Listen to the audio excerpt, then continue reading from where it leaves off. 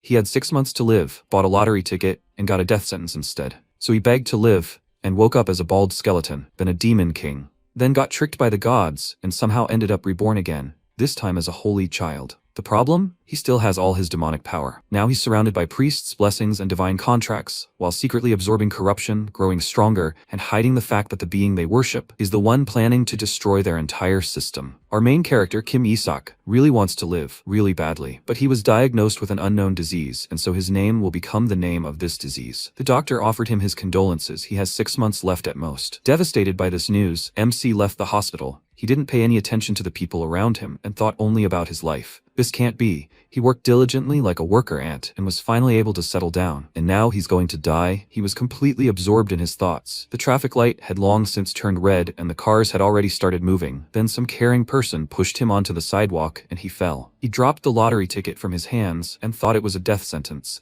But it was so unfair, especially on the day he won the best lotto. He wants to live so much, he doesn't want to die. He grabbed this lottery ticket and shed a tear, thinking that he would be happy in any case, only if he lived. Then he looked up to the heavens and asked their inhabitants not to let him die. However, he didn't ask to stay alive in this state. Fate played a joke on him. He simply had to reincarnate as a skeleton. He can't even go to the toilet in this body. Now, in this body, he fights monsters. One of the creatures pounced on him from behind. He quickly turned around and swung his heavy sword, killing them, and there was only one enemy left. A huge monster pounced on him. He wanted to slap it, but he managed to jump in time. He prepared himself and thought that finally it would all be over. He pounced on his enemy, rushed forward, and dealt him a crushing blow, thinking it was the last one. When the monster's head flew off, he rejoiced, because the enslavement of the rebels was complete. After reincarnation, he became a demon of the lowest rank, a skeleton. As he advanced in his ranks, he evolved into a demon king, a lich. He revived the criminal demons that were almost destroyed, and they recognized him as their ruler. He may be bald, but he was the demon king now, and he was very happy about it. The monsters began chanting his name and praising the king, whose name comes from his bad temper and cunning. They shouted Isaac's name several times, and he exclaimed in irritation that his name was actually Yisak. How many times did he have to tell them? He thought they were idiots who couldn't even pronounce his name correctly,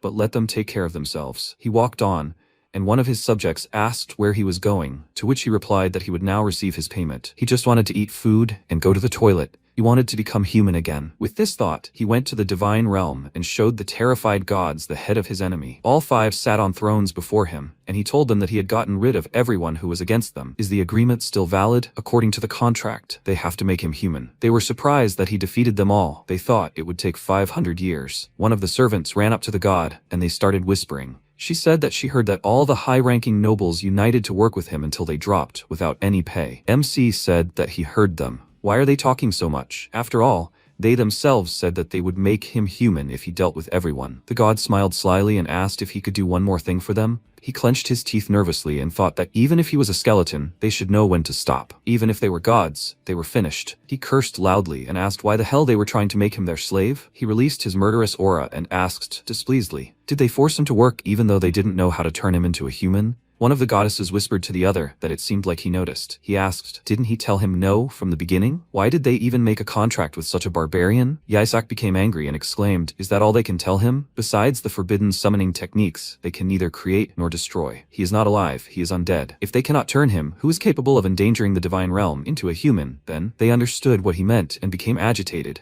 asking him to give them more time. If he fulfills a few more of their requests, they will do it. But MC didn't believe them anymore. He said that as payment for them failing to keep their promise, he will kill them all. He threw up his hands, gathering more energy, and exclaimed that they will all remain skeletons. His magic flared. He laughed, watching the swaying flames, and then suddenly everything disappeared, and he realized that he could not move. One of the gods said with a smirk that his attempts were useless. The one whose name he was writing here couldn't move. He showed him a beetle with his name written on its shell, but here's the catch. It was spelled incorrectly. Isaac instead of Yisak. He said it was destruction, eradication. In the past, this high-class divine technique was used to seal away disasters like him. The god asked, how dare a mere demon do such a thing? He should be grateful to them for making him an extension of their arms and legs. Let him live as a beetle now. MC wondered why a beetle and not a furry caterpillar, and the god asked, was he still obsessed with hair? Suddenly, the beetle glowed brightly, causing them to become confused, and Yisak laughed, calling them idiots. If they were going to do this in the first place, there was no need to wait so long, because he would rather kill himself than turn into a beetle. His entire body began to glow from within. The gods rushed excitedly to him, asking him to wait, and he, after uttering a few last insults, exploded,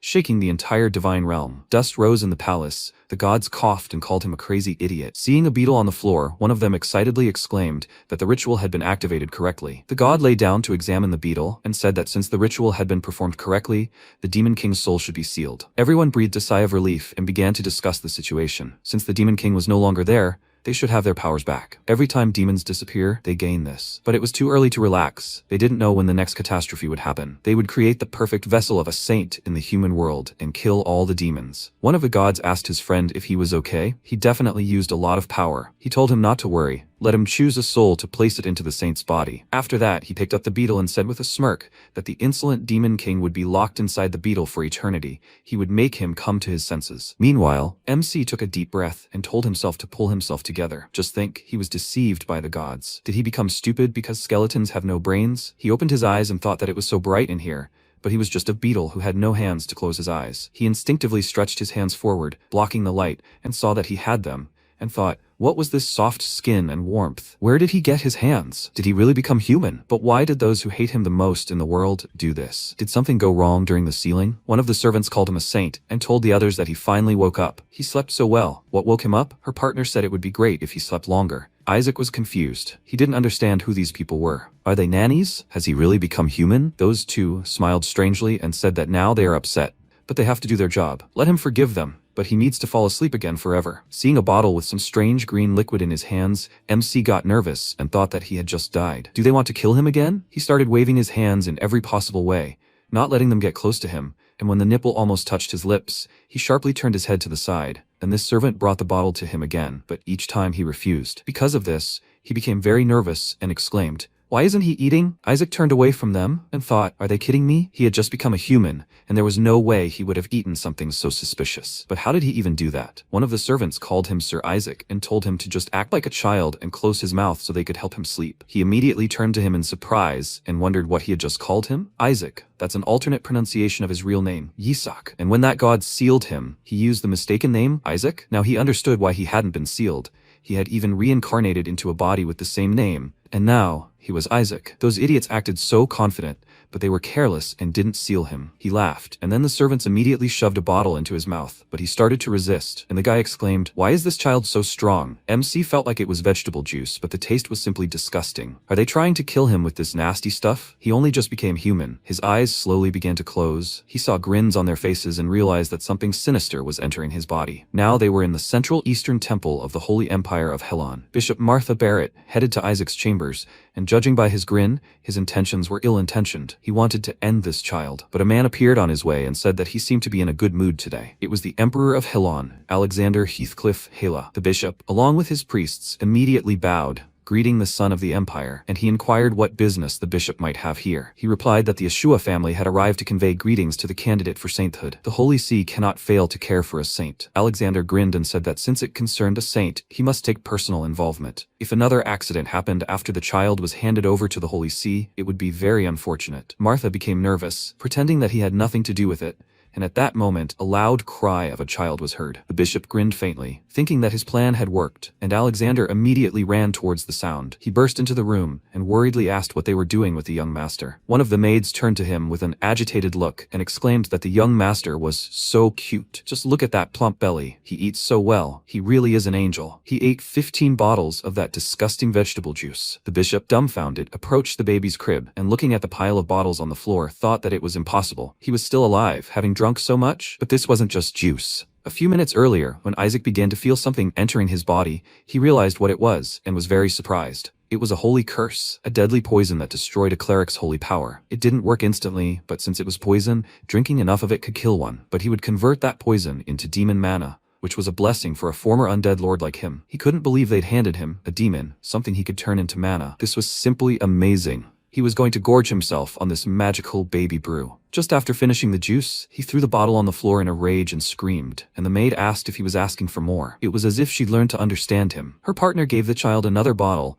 and said they'd be happy if he drank more. Apparently, vegetable juice didn't work right away. MC happily reached for the bottle and, starting to drink it again, gave it a thumbs up and thought that now he needed to exit the world of consciousness and enter the world of the subconscious. Go to the deepest point, the world of origin, where the mana core is created. He would be safe here. Now he needed to concentrate. He would gather the mana he had absorbed into the mana core. The core was needed to use magic, and if he wanted to cast spells in the future, this was absolutely necessary. As soon as he gathered the clod of mana, it glowed brightly, and he was already scared, thinking it was a magical explosion, but something else happened. Usually the mana core is 3-colored, but now it was white. He realized that the problem wasn't the color. He hadn't even properly gathered his mana in this small core. What kind of energy was this? He grinned and thought that this exceeded all his expectations. He walked toward the core, overcoming the powerful energy currents that hindered his steps, and wondered how many blessings had fit into this young body. If he worked on it, he could become a much greater monster than he could ever imagine. He reached out to the core with a smile, his new name appeared,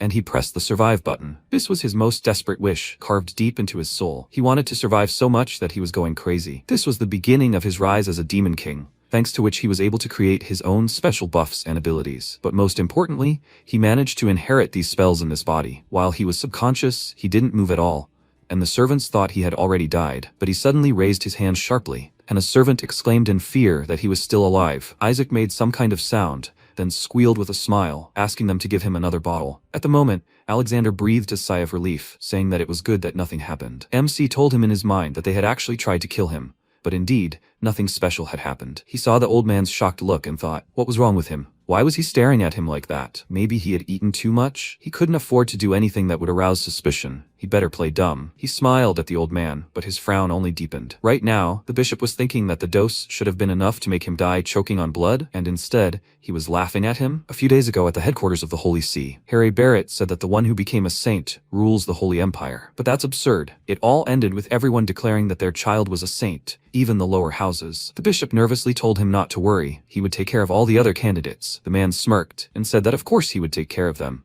But he had heard unpleasant rumors that there was a candidate for sainthood from Eshua, House of Eshua, the emperor's right hand. Martha became nervous, saying that they could do nothing with them, and then the man in a rage threw a goblet of wine at him and said that he should be dead by the time he arrived. It would only be necessary to confirm the presence of a body. He had already decided everything. The saint would be a child from the House of Barrett. Now looking at this child, the bishop became very nervous and thought that he had said that the saint would die. But why was he still alive? It was simply impossible. Alexander extended his hand to the child and said that this was quite interesting. He had shining curls, the hair color of the founder of the Holy Empire. He turned to the bishop and asked, "He's right, right?" He became flustered, asking how he could say such things. Isaac looked at him in surprise and thought, "This man is an emperor?" Alexander said with a smile that he felt closer to God than the current pope. As expected from the latest candidate for sainthood, MC was very surprised by this news. He kept wondering why they all kept talking about some saint. Realizing that the emperor was starting to favor him, Martha decided to stop it and awkwardly asked him for permission to examine the child. He asked why he needed this, and he answered that something was wrong. It was incomprehensible that a newborn drank all that juice. The emperor asked what could be wrong with the food of a candidate for sainthood. They continued to discuss this, and Isaac rolled over onto his back and thought that he, the demon lord,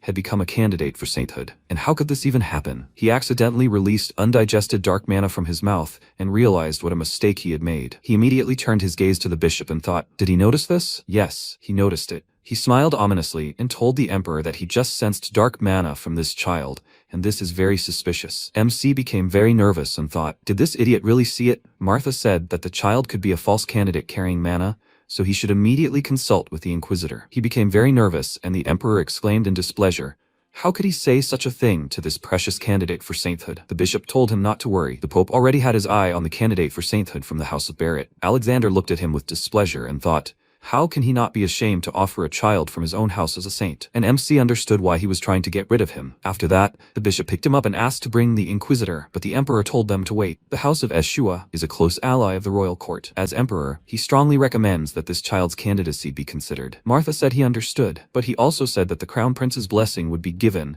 after a decision was made on the saint. Alexander became nervous. He understood that if he didn't support the child he chose, he would refuse to bless the crown prince. He asked, so this is the will of the Holy See? Isaac thought irritably that they were all corrupt idiots here, and it would be bad if they found out who he was. The bishop said that otherwise they could test it right now with his power of exorcism. MC took the bottle of juice, mentally telling him that this would not happen, and the bishop said with a smile that if he was human, nothing would happen to him. But if he was a demon, they would know immediately. MC didn't let him finish, hitting him in the face with the bottle with all his might, even knocking out his teeth. To avoid suspicion, he began to act like a cute baby and make different sounds, and Martha, shocked, thought that the bottle hit him too hard. Seeing a divine glow during the impact, the knights were only convinced that the child was definitely a saint, and Isaac thought that he felt divinity within himself. After that, he swung and hit him in the face again, laughing joyfully, and did this several more times. The bishop thought it was definitely dark mana, and the emperor and his servants were very happy since they saw divine light. MC thought that he would simply cast strengthening magic to make the bottle harder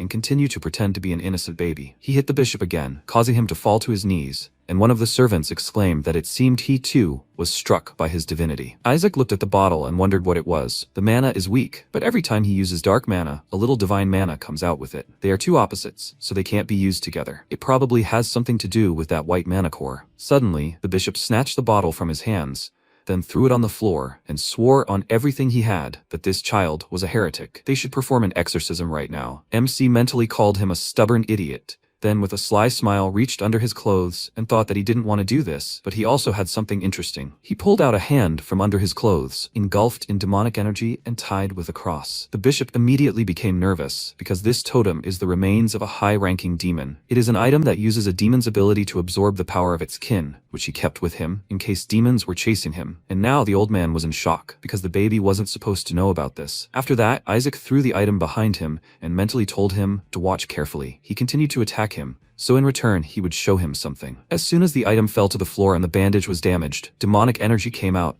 and as soon as MC snapped his fingers, a demon appeared. Everyone was shocked by the appearance of a shadow lich in the holy temple, and the emperor called out to the bishop, asking what all this meant. Martha nervously asked, "Didn't he see? The child just pulled out this totem." He didn't let him speak and said that the totem is an item that binds dead demons, so how could he revive it? He waved his hand and ordered the holy knights to protect the child from the evil demon and the bishop. They immediately took Isaac from his hands, and he smirked, thinking that it served him right. He decided to see how strong this bishop was, and when the holy knights surrounded the demon from all sides, he suddenly became furious and exclaimed that he would kill the saint. MC didn't understand what was going on. The demon rushed towards him and the knights lined up to protect him. Isaac thought, what's wrong with him? He knows that he revived him, but why did he attack him? Even though he has holy knights on his side, will they definitely protect him? But one of them was immediately hit and fell, and he thought, are they really holy knights? The demon waved his claws in rage, shouting that he would kill the saint and save the imprisoned king, and another holy knight was defeated. MC sighed heavily and thought that he should stop him first. No one would notice his mana in this chaos. The lich pounced on him, and he thought, why are so many in this life trying to kill him? He managed to save him, but he is still trying to finish him off. As soon as the lich approached him, his eyes widened, and he released his king's aura, calling this lesser demon stupid. Seeing his master, he stood there in confusion, and Isaac's body released divine light, illuminating the entire room, and the demon screamed, unable to resist it. He fled in fear, and the knights exclaimed in surprise. This was holy power, wasn't it? Young Master Isaac defeated the greater demon. This is so amazing, he is still so young. MC at this time looked at his hands in surprise and thought, is this really holy power? The divine light slowly faded, and he thought that this couldn't be. This body really converted his mana into holy power? But how then is he supposed to gather dark mana now? The Holy Empire is already lacking it. Meanwhile, the knights had taken the bishop into custody, and he angrily ordered them to release him. They were all fools if they couldn't see that this child was a heretic, using the power of demons. A demon dared to set foot in the Holy Empire? He turned to the emperor and said that he would show him everything, that he would reveal his true face. Alexander said that was enough, accusing an innocent candidate for sainthood of heresy, and a greater demon at that, in the presence of the royal holy knights. Even if he was a person from the Holy See, this would not end well for him. Martha nervously clenched his teeth and thought that the seeds of doubt had already been sown in his mind. He would soon learn of the spy, and if that happened, it could negatively affect the Holy See, and even if it cost him his life, he must save the people of his family. He drew a magic circle with his finger, summoning a wolf, and thought that he should at least kill the candidate for sainthood. The divine wolf ran straight toward Isaac. He sighed heavily, thinking that the stubborn old man had finally shown his true colors. Did he really think he could kill him with such a weak attack? He wanted to respond, but realized he had run out of mana, which made him extremely nervous. The enormous wolf's mouth was already in front of his face.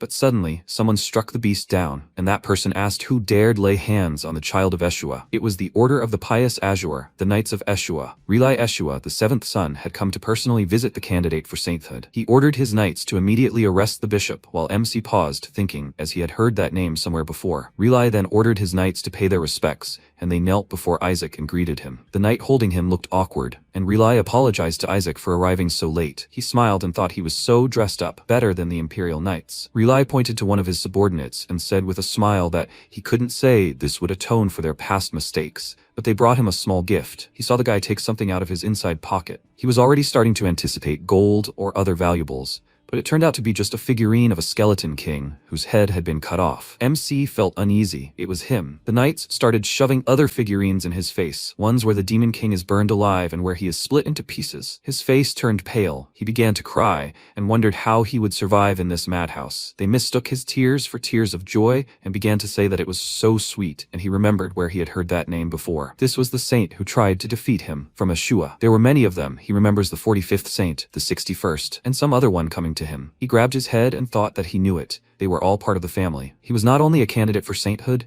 but now he was born into a family of saints. What crime did he commit in his past life to deserve all of this? Suddenly, the bishop began to curse Ashua. He shouted that he knew they were all heretics. Where did they get this devilish creature? He will reveal their true nature. How could they bring this monster with them? He will definitely destroy their family. R'lyeh did not tolerate the insult and swung his sword, cutting his neck, after which he told him to be grateful that, by the grace of Eshua, they did not cut off his head. Isaac thought he could be useful, since he didn't mind attacking the bishop for speaking ill of his family. Perhaps he would agree to go against the Holy See under certain conditions. The knights surrounded him from all sides and began to calm him down, saying there was no point in listening to this. In his mind, he called everyone idiots. He remembered those Ashua. They were powerful opponents. He was sure his former subordinates would shudder at the mere thought of them. Two knights showed him a demon king toy and demonstrated how its head could be removed, and he mentally asked them to stop. There was nothing sacred about them. Alexander turned to R'lyeh and said that he owed them a favor. Since they were already talking about it, would he share the news that the imperial family was interested in raising the young master? He turned to him and, with a note of displeasure, said that he must be joking. MC was delighted that the imperial family had shown interest in him, and Alexander explained that both internal and external forces of the Holy Empire would target the young master. He is sure that he understands this himself. The pious Azure was powerful, but would they be able to protect the child? R'lyeh remained silent, and Isaac wondered what they were even talking about. Alexander added that he found the situation quite unfortunate. The child had the same hair color as the founder of the Holy Empire. Besides, the Demon King might be hunting him. He mentally exclaimed that this was all slander. He was the Demon King. Why would he persecute himself? R'lyeh took him in his arms and asked the emperor for forgiveness. Since this child belongs to the Eshua lineage, they will raise him as one of them. Be it the Pope or the Demon King, the Eshua are more than capable of handling them. Moreover, he thinks the previous Saint Melissa would be happy to meet the Skeleton King again. Alexander smiled and said that he was sure so, and R'lyeh asked how they could allow a direct descendant of Saint Melissa to be given to the imperial family. MC remembered that name. After all, this was his last opponent before the attack on the divine realm. She is the most difficult and insane saint he has faced. Not only was he born a saint candidate into a family of saints, but he is also a direct descendant of Melissa. What is wrong with his life? So who are the saints? After the Demon King defeated him countless times, they decided to create the saints, the ultimate weapon, the mace of God, meant to punish evil. Saints use attacks imbued with divine light. The light of the Holy Empire is the highest rank for the Knights of Light. Stunned by the fighting prowess of the Saint Sisters, people thought the Demon King would soon be defeated, as they possess great strength and defense rivaling that of a god, and a survival instinct similar to that of a cockroach. They have selfless attacks, become stronger over time, and have a long lifespan, and are generally wonderful individuals. However, the Skeleton King was cruel. He defeated them but did not kill them. Killing them would only hurt him. When saints die, all their energy returns to the gods, allowing them to use it to create new, improved saints. However, the last Saint Melissa was so powerful that he almost died because of her, and now she's his kin. R'lyeh smiled and said that a saint is a person who desires nothing more than to destroy the Demon King. Eshua are the only ones who give birth to such people. Their main mission is to defeat everything that opposes God, and he is confident that they are more than capable of protecting this child. Alexander remained silent, and one of the knights asked if he knew how many saints have fallen at the hands of the Skeleton King. Isaac gritted his teeth nervously. They didn't die at the end of the battle, after all. The knight explained that the Demon King once locked a saint in a labyrinth, deeming her unworthy of his presence, and MC thought that he actually let her go. How was he supposed to know that she was bad at navigating it? The knight exclaimed that 5 saints had died of despair, and he cursed silently. They just needed to go to the hospital. R'lyeh told the child not to worry. Even if he was cursed, they would do everything to protect him. He waved his fist in rage and thought that it was just the opposite. R'lyeh lifted him above himself and said with a smile that they were happy that he was born. His parents only wanted one thing for him, that he wouldn't grow up like that evil Demon King. But it wasn't meant to be. Isaac closed his eyes and apologized to his unknown parents for ruining their hopes and dreams. The emperor asked him not to jump to conclusions. The Skeleton King had been sealed 150 years ago. MC thought, so much time has passed, Doesn't that mean Melissa should already be dead? She was 50 when they fought for the last time. Alexander said that over the years the demons had been growing stronger. He would be the perfect chance to strengthen the influence of the Holy Empire. The young master is very important to the imperial family, but Saint Ashua currently doesn't exist. More than a year has passed since the saint gave birth to this child and disappeared along with her husband. Isaac was shocked that his mother was a saint, and Riley told the emperor that even so, the matriarch was still strong. Ashua was more than capable of protecting this child. MC's face turned pale, and he thought that nothing would surprise him anymore. His mother was a saint. This was the end. The emperor asked, "Didn't they say that Lady Melissa went to confront the Demon King's subjects?" Riley told him that she would return soon. The matriarch would surely be happy to see her grandson. Hearing this, Isaac was very surprised and thought, "She lived for more than 200 years? How is she still alive?" He grabbed his head, and Alexander noticed that the child seemed upset. "Is he okay?" Riley told him that he would get better soon, and MC thought, does he really think so? Will he get better when his sworn enemy is still alive? As soon as Melissa finds out, he will be burned at the stake. He doesn't care about others. She's the last person he wants to encounter. Therefore, to survive, he needs to make this choice. He grabbed the emperor's finger and winked sweetly, as if asking him to take him with him, and he was very happy. He told Riley to just look at him. He wanted to go with the imperial family. He replied that he was actually just being very friendly,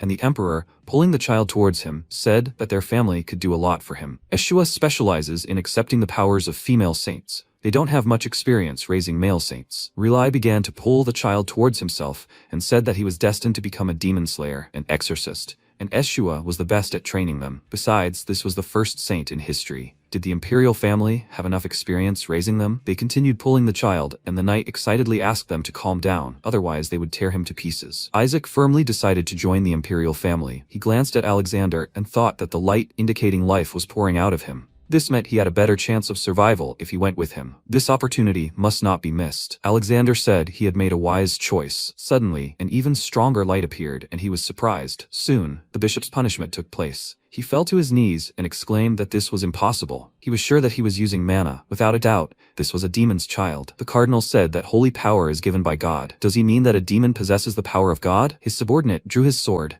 and Martha, frightened, said that he was sure it was mana. How could he confuse mana and holy power? The cardinal said that the Holy See heard his statement, and before the bishop could object, his subordinate executed him, calling him a blasphemer. One of his subordinates volunteered to organize an attack party, but he said that it was unnecessary. The emperor will take the child with him, and since there will be plenty of chances in the palace, they will decide everything. This time, they will make sure that he dies. But everything turned out differently than they expected. Right now, MC was riding in a carriage to the Ashua estate. How did this happen? A few days ago, he saw a light, so bright that it blinded him, and it came from Riley. He told the emperor that he agreed. Ashua is not the best place to raise children. He probably considers it a place littered with the remains of demons and manacores, but the most valuable thing in Ashua will be the body of the Demon King. The light became even brighter, and Isaac thought in surprise, so they saved his body? You should have told him about this earlier. He immediately switched to his side, took his finger, and gave him a thumbs up with a smile. Riley was very touched by this, and now he is on his way to Ashua. Even though he was being taken away from the imperial palace to the warriors,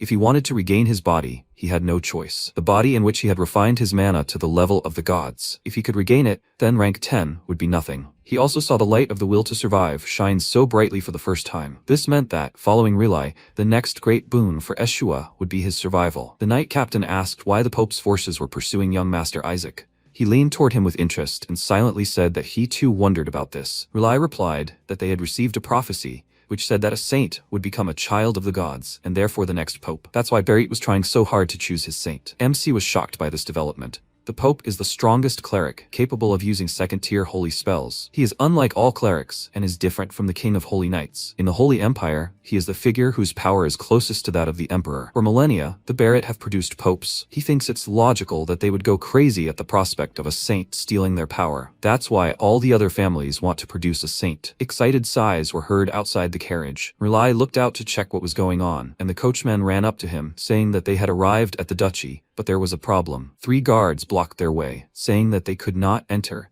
and Riley got out of the carriage and exclaimed indignantly, "What impudence! Don't they recognize the Ashua coat of arms? Where were they trained?" It turns out they were demons. They showed their true faces, and said that they could not enter, because they had to erase this child who had inherited the blood of a saint. Isaac also looked out of the carriage and wondered what was going on. He's sure he forbade them from attacking human territory. What's the new Demon King doing? The demon said with a smile that their venerable king ordered them to kill saints and priests without hesitation, and Isaac thought he knew a new Demon King had ascended the throne. throne. But that wasn't true. The demon said that in the name of their great skeleton king, His Majesty Isaac, they would kill the saint, and he screamed, wondering when he told them that. The demon said that if they left the baby, His Majesty the Demon King Isaac might well spare them. Suddenly, lightning struck the demon. His charred body fell, and his comrades backed away in fear, while Riley exclaimed in rage, "How dare he say such words to the exorcist Ashua? Apparently, they don't want an easy death." He swung his sword and told the demons to listen to him carefully. For the sake of protecting this world, the Ashua family would destroy all evil. They will pursue them to the very depths of hell to destroy their entire race. He and his knights enveloped their swords in aura. He smirked and told the demon king that he couldn't believe he used his subordinates to take over a body. The demons immediately pounced on him, as he had insulted their king. And while Reli was facing the enemies, his subordinate took Isaac and ran into the forest. MC was completely confused. He didn't understand what was going on here at all. Was someone really impersonating him? Having found a safe place, the knight put him in a bush and asked him to wait for him here. He would return soon. He closed him in a protective barrier and left. And he thought that even a high-ranking demon couldn't penetrate it. The barrier was very strong. Since nothing could penetrate from the outside, it meant that he wouldn't be able to overcome it from the inside either. He closed his eyes and focused on his desire to survive, and released magic. He called for the one who watches, the one made of magic but intelligent. The demonic creature answered his call, Whisper. It immediately appeared before him and joyfully began to greet him. But Isaac covered its mouth and told it was a long time since they had seen each other, but to be quiet, otherwise they would be caught. Whisper said that he thought he would never be able to behold his majestic form again, and Isaac replied that he too thought he was finished. Whisper is a detection spell, but it is also self-aware. He created it because using detection magic and immediately analyzing it was too painful. Gradually, it developed a personality, but it is still quite cute. Whisper congratulated him on successfully capturing the child's body without an ounce of guilt. His Highness's villainy was greater than ever. It began to circle near the barrier and asked how those vile gods dared do this to his master. No matter how vile his master was, he couldn't believe they'd placed him in the body of such a nasty child. He asked him to stop and go look for the enemy. Whisper immediately obeyed and flew away, saying he'd search within 100 meters. There were 88 enemies here, all monsters, but they would never compare to his great master. MC wondered if they were crazy. Were they really going to start a war? It would be unpleasant if the territory's security increased and it became more difficult to summon his subordinates. He had to finish this before the Ashua family caught him. Even if it took all his accumulated mana, he'd have to do it himself. Suddenly, Whisper noticed something strange. He said there were currently 51 enemies. The number of enemies was rapidly decreasing. Now there were 31. He was surprised, not understanding what was going on. Meanwhile, there were 13 monsters left, and one of the knights informed Riley that something was approaching. He ordered all forces to form a defensive line. Only 4 monsters remained. A shadow thickened above them, and one of the demons looked up, saying that their brother had finally arrived. He offered to join him in killing the saint, but the Shadow Lich, on the contrary,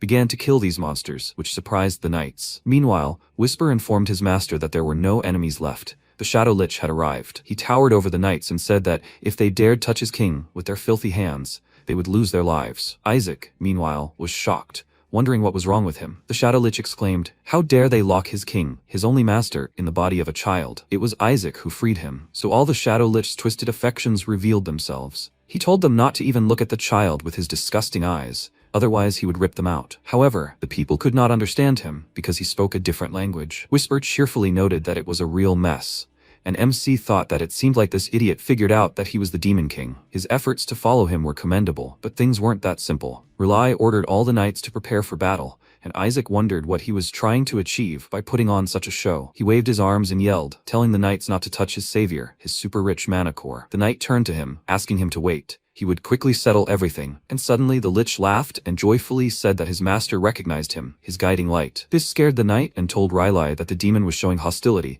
after which the Shadow Lich rushed towards Isaac, and Riley rushed after it. The Lich began cursing at those vile holy knights. How dare they seal him in this vile body? MC was delighted. He had caught his attention, as he couldn't stand watching his mana core being expelled. He told him to start by breaking the barrier, and he struck with all his might, exclaiming that he would carry out his orders. Seeing the barrier collapse, the knights were terrified for the child, but he smirked and told the Lich that he had done an excellent job, then grabbed his hand and added that he could now rest. Realizing that he was sealing him, the Lich burst into tears and asked why he was doing this to him. After that, his body returned to the totem, and the knights stared at him in shock, asking, did he deal with that demon himself? As soon as they entered the duchy, the holy knights began tossing him joyfully, saying that he had sealed the demon in the totem on the first try, It was simply a miracle. This is a holy spell that can only be used by someone of at least saint or cardinal rank. Isaac told them in his mind that it was actually mana, and Riley doubtfully said that it was definitely a holy spell. But even though he used a holy spell of such a high level, he found it strange that he didn't feel any holy power from it. The knight didn't suspect anything strange in this and said that it was similar to how a person's true worth is revealed during emergencies, and that Lich rushed towards the young master. He was sure that he instinctively sensed danger and hastened to eliminate the source. Their young master is simply magnificent. He is convinced of this and is absolutely certain that he is a saint. Riley thought he had said everything correctly. A demon tried to kill him. Even if he is not a saint, there is obviously something special about this child. However, he does not understand why it has to be a boy. Was he born like this because of the Demon King's curse? Suddenly, his subordinate said that he had decided everything. As the captain of the Knight's Order, he will protect Isaac's future, which will become the future of Eshua. Riley stared at him in surprise, rethinking everything and smiling, saying that he was a fool and only feared the Demon King's curse. Now he was sure that this child would elevate the name of Eshua. He took him in his arms and said that he, his uncle, would teach him many things. He was talented, so he would raise him to be an incredible holy knight. MC smiled and thought that he didn't care, as long as they gave him his body back. And then Riley said something that made him nervous. Even if he didn't live long, he would save him, no matter the cost. His name would spread across the continent. Isaac started making different sounds, because he had just said something very strange. Riley said that he knew he would like it. As soon as they returned home, his uncle would start teaching him how to curse that shameless skeleton king. MC became nervous and thought they were crazy. Soon they arrived at the residence. Isaac looked around. There was only wealth everywhere. His mouth dropped open in surprise, and he thought that they were so furiously tearing demons apart, while they themselves were living in luxury. How much money had they invested here? He worked himself to the point of baldness, trying to do everything possible to feed his children. Whisper said that this place was on a completely different level than their shabby palace. If they sold at least a couple of these sculptures, they could buy 10 Demon King castles. MC irritably told him to shut up. He already knew that. Riley picked him up and said that this was the Eshua residence. It was here that the exorcism and extermination of monsters on the continent began. He brought him to the window and told him to look at them. When he grows up, he will become just like those children. Right now, on the green lawn, children were beating up a Demon King effigy, sparing no effort, while making various comments about how they would rip off its limbs and such. Riley smiled, watching them, and Isaac was shocked, thinking, what are they even teaching children? What kind of cult is this? But it doesn't really matter. He will infiltrate the Holy Empire, burn the Emperor alive, and turn this place into Isaac's empire. Whisper asked, does he hold a grudge against the children playing? How petty. He ordered him to shut up and search the surroundings. He quickly did his order, and MC saw many glowing dots in different parts of the estate and asked, are those all mana cores? There are dozens of them. Whisper said that this is the first time he has seen so many cores in one place. How many demons did they kill? The carriage stopped. Riley got out and told the butler to tidy up his room since Isaac would be staying with him. The butler became agitated and said that they had received orders to bring young Master Isaac to the annex. He frowned and asked for the reason, to which the butler replied that the 5th young master had told him never to bring young Master Isaac to the main building. He nervously gritted his teeth and asked, does he want to send Isaac to that damned place to meet his end? MC thought that things weren't as good as they seemed in this family. Eshua was falling apart. Riley said that his brother was messing around, and he nodded, agreeing with him. He could live in the mansion, so why was he sent to the annex? But when Whisper said that the mana cores were there, he immediately changed his mind. Riley ordered the butler to step aside and headed toward the estate, saying he couldn't allow his nephew to remain in that place with the ghosts. MC waved his hands, saying he needed to go to the outhouse, but no one understood him. Riley told him they would go to his room, and he would read him holy scriptures about how great saints fought the Demon King as a bedtime story every night. When they finished, he would tell him about exorcism methods developed specifically for the Skeleton King. He was terrified, because for him, this was tantamount to death. But suddenly the 5th son of the House of Eshua, Gol, appeared on their way. He asked why they were making such a fuss over a child. He was sure he had said to send the child to the outhouse. Was he planning to turn against his brother, showing up for the first time in a long time? MC looked at him in surprise and remarked that he looked like a hooligan. Gol pointed at the child and ordered him to put it down. It would go to the annex. Riley asked if he was joking, as this child was Eshua's descendant. There was no point in sending him to the annex, the place where they had exiled people in the past. Isaac glanced at the guy and called him rude. He obviously belonged to a faction that wasn't happy with his presence. Riley ordered him to step aside. He would read the child the story of the Demon King's exorcism in his room. MC became nervous. He didn't need anything else right now except that annex. But Gul wasn't going to let them go that easily. He poked Isaac in the cheek and asked where he got this child from. Was he really their descendant? Because he said it mockingly, MC became angry. He liked his desire to send him to the annex, but he didn't understand what was wrong with this idiot. Is he a member of the church or just a punk? But none of that matters. Let them just send him to the annex where he'll suck out all the mana cores. Relai stepped back with displeasure, not allowing him to touch the child, and asked, he thinks he doesn't know why he wants to place him there. He wants people to think he's cursed. He's opposed to his candidacy. Isaac grew nervous and thought, this won't do. He was going to become a saint, squeeze everything out of the duchy, then become a pope and take revenge on the gods. Gul chuckled and asked, does that mean he wants people to think this? He heard a demon was following this child, so he might already be cursed. The knight captain exclaimed, that's not true. Young Master Isaac had played a role in exorcising that demon. The fact that the creature had come specifically for him spoke volumes about his importance. Another knight confirmed his words and said, this whole thing is ridiculous. How much effort had they all put into covering up a pile of trash? If they want to call him the next saint, then let them show him his power. MC was furious at his words, and Whisper suggested he show him what he has, like summoning a meteorite. Gul quickly looked around, searching for something, and stopped, saying that if they want to call him a saint, then he must prove his power. Over there is their family symbol or something. Why doesn't he try to revive what their lord likes so much? The saint tree died because of the dark mana of the demons, so if he really has what it takes to become a saint, he should be able to revive it easily. If, of course, he really is a saint candidate, as he claims. Relai asked, did he even hear himself? Isaac was also perplexed. Melissa fights well, but her descendants are real idiots. He remembered that the first son disappeared. The second was adopted, and an idea occurred to him. Whisper asked what was going on, and he responded by asking, what do you think? He grabbed him and threw him sharply toward the tree, telling him to gather everything there. Relai then said that the tree had been dead for 70 years, and he wanted a child, who couldn't even speak, to restore it. Suddenly, there was a roar, and they both looked at the tree, and right before their eyes, it came to life and grew leaves. Gul was shocked, because even with the help of healing and purification magic, it continued to die. They didn't understand how this could have happened, and MC smiled smugly, thinking it was nothing. There was some dark mana near the roots. He simply absorbed it. Whisper burped, because he had absorbed all the mana and gorged himself, and the knight captain, shocked, turned to Riley and asked what he had done. He told him that he hadn't done anything, and the knight looked at the child, asking, so it was his doing? Isaac said with displeasure that there was so little mana, what a waste it was. Whisper asked, does he want to throw up? Realizing that Isaac had revived the tree, all the knights were overjoyed, and Gul grinned nervously and said that they were crazy idiots. No one in this house could do anything with the tree, so how could a small child? Someone had to help him, but no one was listening to him now. Everyone was busy praising the young saint. First he performed the exorcism, and now the purification. Gul clenched his fists in rage, and told Relai that he did it. He didn't understand what he was talking about, and then he pounced on him, grabbed him by the clothes, and shouted in his face that the saint had helped him.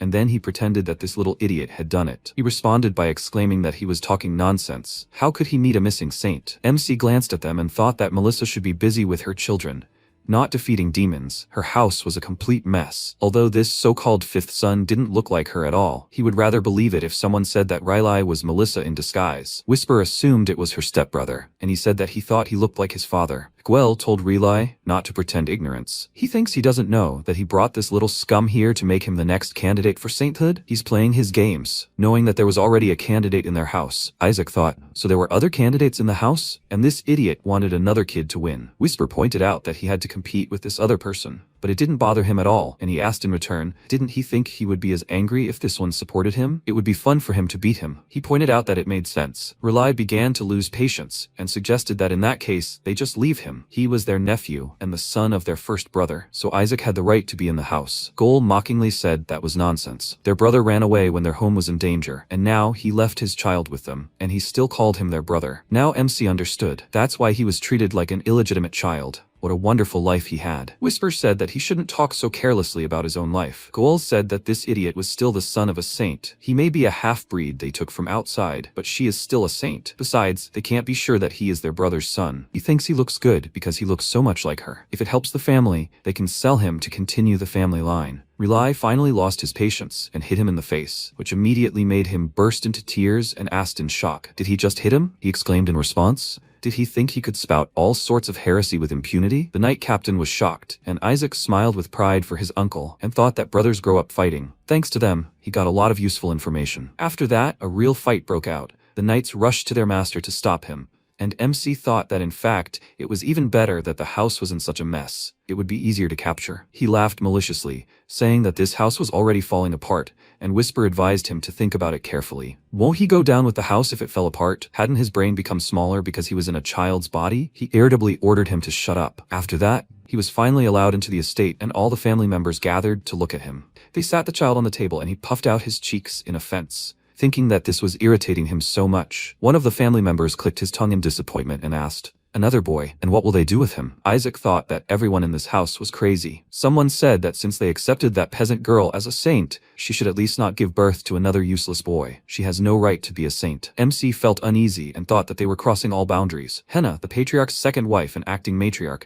ordered everyone to be silent. She turned to Relai and said that they had decided to raise this child in a juvenile home, away from prying eyes. Why did he allow this child to come to these lands? Isaac noticed that she was openly hostile. She must be behind those trying to send him to the annex. Gol told Relai that their acting matriarch was asking him a question, so why was he silent? Now MC realized she was this idiot's mother. Relai asked if his father was gone. Henna told him that he had left town all because of the situation with the saint candidate. He closed his eyes and said in disappointment that it was such a shame. He needed to hear the news that his grandson, Isaac, had revived the holy tree. Everyone immediately jumped from their seats in surprise, and Goel exclaimed that it was a coincidence. How could a small child do such a thing? In his opinion, the Ashua family's prayers must have been answered. The old woman agreed with him. Even their patriarch couldn't find a solution. How could such a child do this? Henna agreed. To begin with, there was no proof. The man said the current matriarch was right. It was a great blessing that the sacred tree had returned to life. MC threw up his hands and thought that if they wanted proof, then let them have it. Seeing what he was doing, everyone was very surprised. The child showed them a shining crystal, and they all immediately understood the energy it emanated. It was the energy of the sacred tree. Relai said that apparently Isaac had gotten rid of the mana that was destroying the sacred tree. The man, confused, confirmed that there was mana on the tree. But for a baby to handle this, the woman asked, isn't that the only possible explanation? He created a physical form from mana. The man said that this method of purification might work, but it was definitely not simple. If something went wrong, the tree could die. It was not for nothing that the patriarch chose a stable method of purification. Gol's mouth fell open in shock and he wondered, what are they talking about? There was no way a baby could have managed such a thing. Relai stated that Isaac could have instinctively expelled the mana, and he smiled proudly. A child, still breastfed, had accomplished something that no one from the Holy See had managed in the last 70 years. Gol considered all his words nonsense and slammed his fist on the table, asking the elders, do they seriously believe this? Purifying a tree by the hands of a baby? He can't even speak. They will become a laughingstock when the whole world finds out about this. Let them look at him. It's hard to believe that he even belongs to the Ashua clan. Who knows? Maybe he's actually from some unknown family? Relai addressed the elders and asked them to listen to him. This child would definitely become a saint, and moreover, there was a high probability that he would become the next pope. He nodded in agreement, and then Relai solemnly raised him and declared that he would also kill the Demon King. MC didn't like this, and he had started off with such a good speech. At the mention of the Demon King, the elders immediately began cursing, calling him a vile creature, and Henna smirked and thought Relai was digging his own grave. She said that if he was so confident they should test him. She would request the use of the Divine Relic Vault. Sometime later, in a dark forest in the northwest of the Holy Empire, the patriarch of Ashua, Eli, got rid of the last monster in the area, looked around the pile of bodies, and noted the chaos. His faithful knight approached him and knelt before him in greeting, informing him that his confidant had requested use of the Vault of Divine Relics. Eli replied that he had already told him that the Holy See had no right to use it,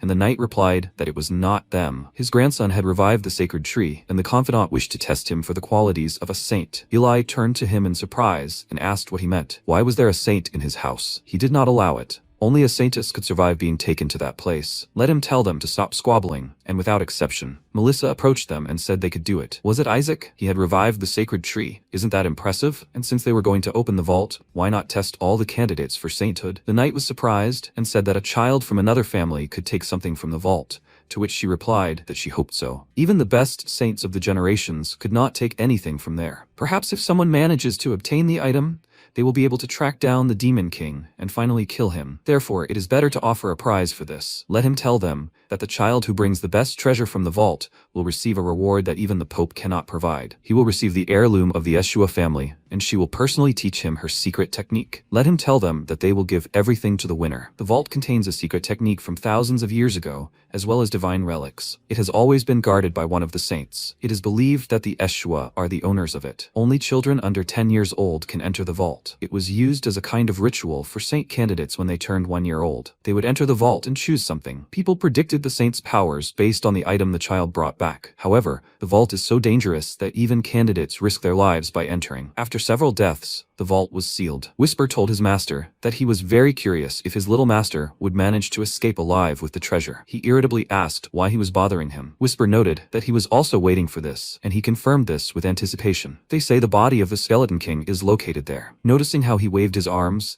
the captain of the knights picked him up and asked if he was so happy. The matriarch opened the vault for all the candidates. He began tossing him, and excitedly said that children of all families would be here. The 5 major houses are participating, although the family of the current pope will also come. He is confident that the young master will still win. Whisper noted that they are exaggerating, and MC thought that this is excellent. The more people, the less attention. It will be much easier for him to get his body back. Relai caught him and told him that he should be careful. Demons captured on the battlefield guard the treasure inside. Isaac smiled and thought that he was sure that all of them were rank 6 and below. Since they were captured, he would just use force and take the treasure. But if everything were that simple, Relai said that there were rank 8 demons there. He returned him to the crib and he thought, what the hell are rank 8 demons doing there? The knight noted that a rank 9 dragon would be worse than all of them. To which Riley replied that this was true if you look only at ranks. Whisper sighed heavily and noted that their whole family had gone crazy.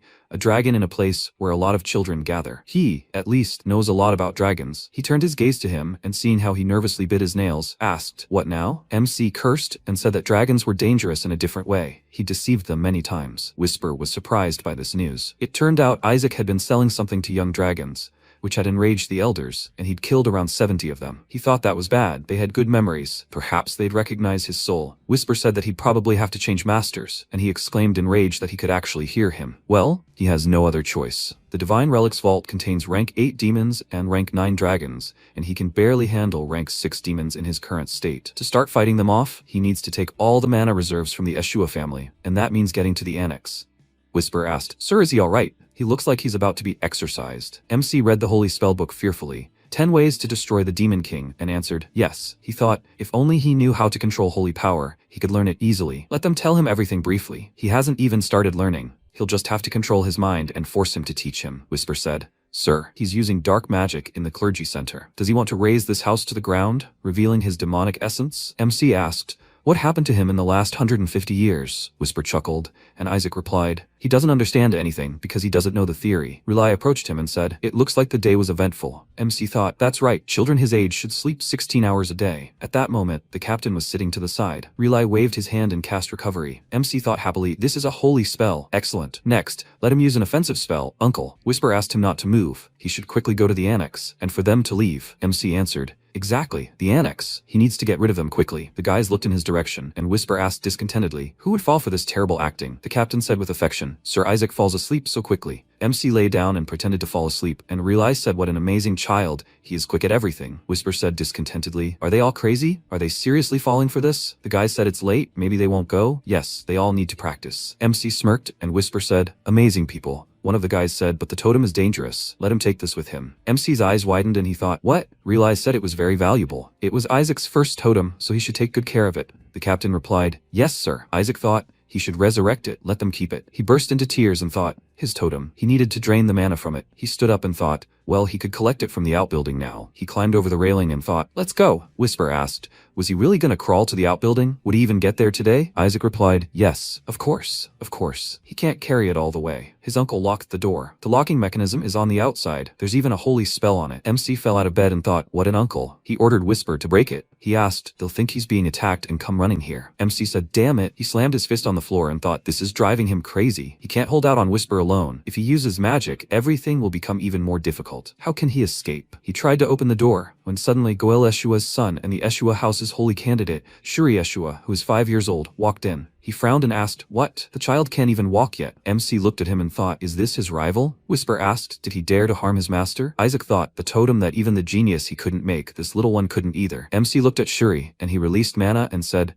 He is the one who will become a saint. How dare he do what is his plan to escape Eshua's curse. A baby rattle fell on his head and MC mockingly pointed his finger at him and said, he found someone to carry him. Shuri burst into tears and screamed. Does he even know who he is? Isaac thought, he looks like that bully uncle, so he must be his son. And he saw him gathering holy mana to attack him. Idiot. So he deserved a couple of hits. Isaac hit him a few times. He ambers. And Whisper said, well done, master. MC thought, insolent idiot. He should just accept that he will be his porter. MC tried to hit him again, and Shuri put up a magic shield and screamed, he thinks he's so special? Isaac looked at him thoughtfully, and Shuri cried out, is he surprised? At his age, no one can use 3rd tier holy magic yet. It's too early to be surprised. 3rd tier holy attack magic, radiant holiness. He directed it first upward, and then towards MC and ordered him to receive. MC looked at it and thought, that's impressive. 2 projectiles of radiant holiness. He smiled and said, thank you for the food. Shuri looked at him puzzled and screamed, such a big defense spell? Isaac cupped his hands over his ears and thought, wondering how he would use it, since his uncle hadn't taught him. He happily thanked him for the lesson. Shuri started running out of the room and screamed, no! MC pointed his finger at him, and Shuri, frightened, ordered him to stop.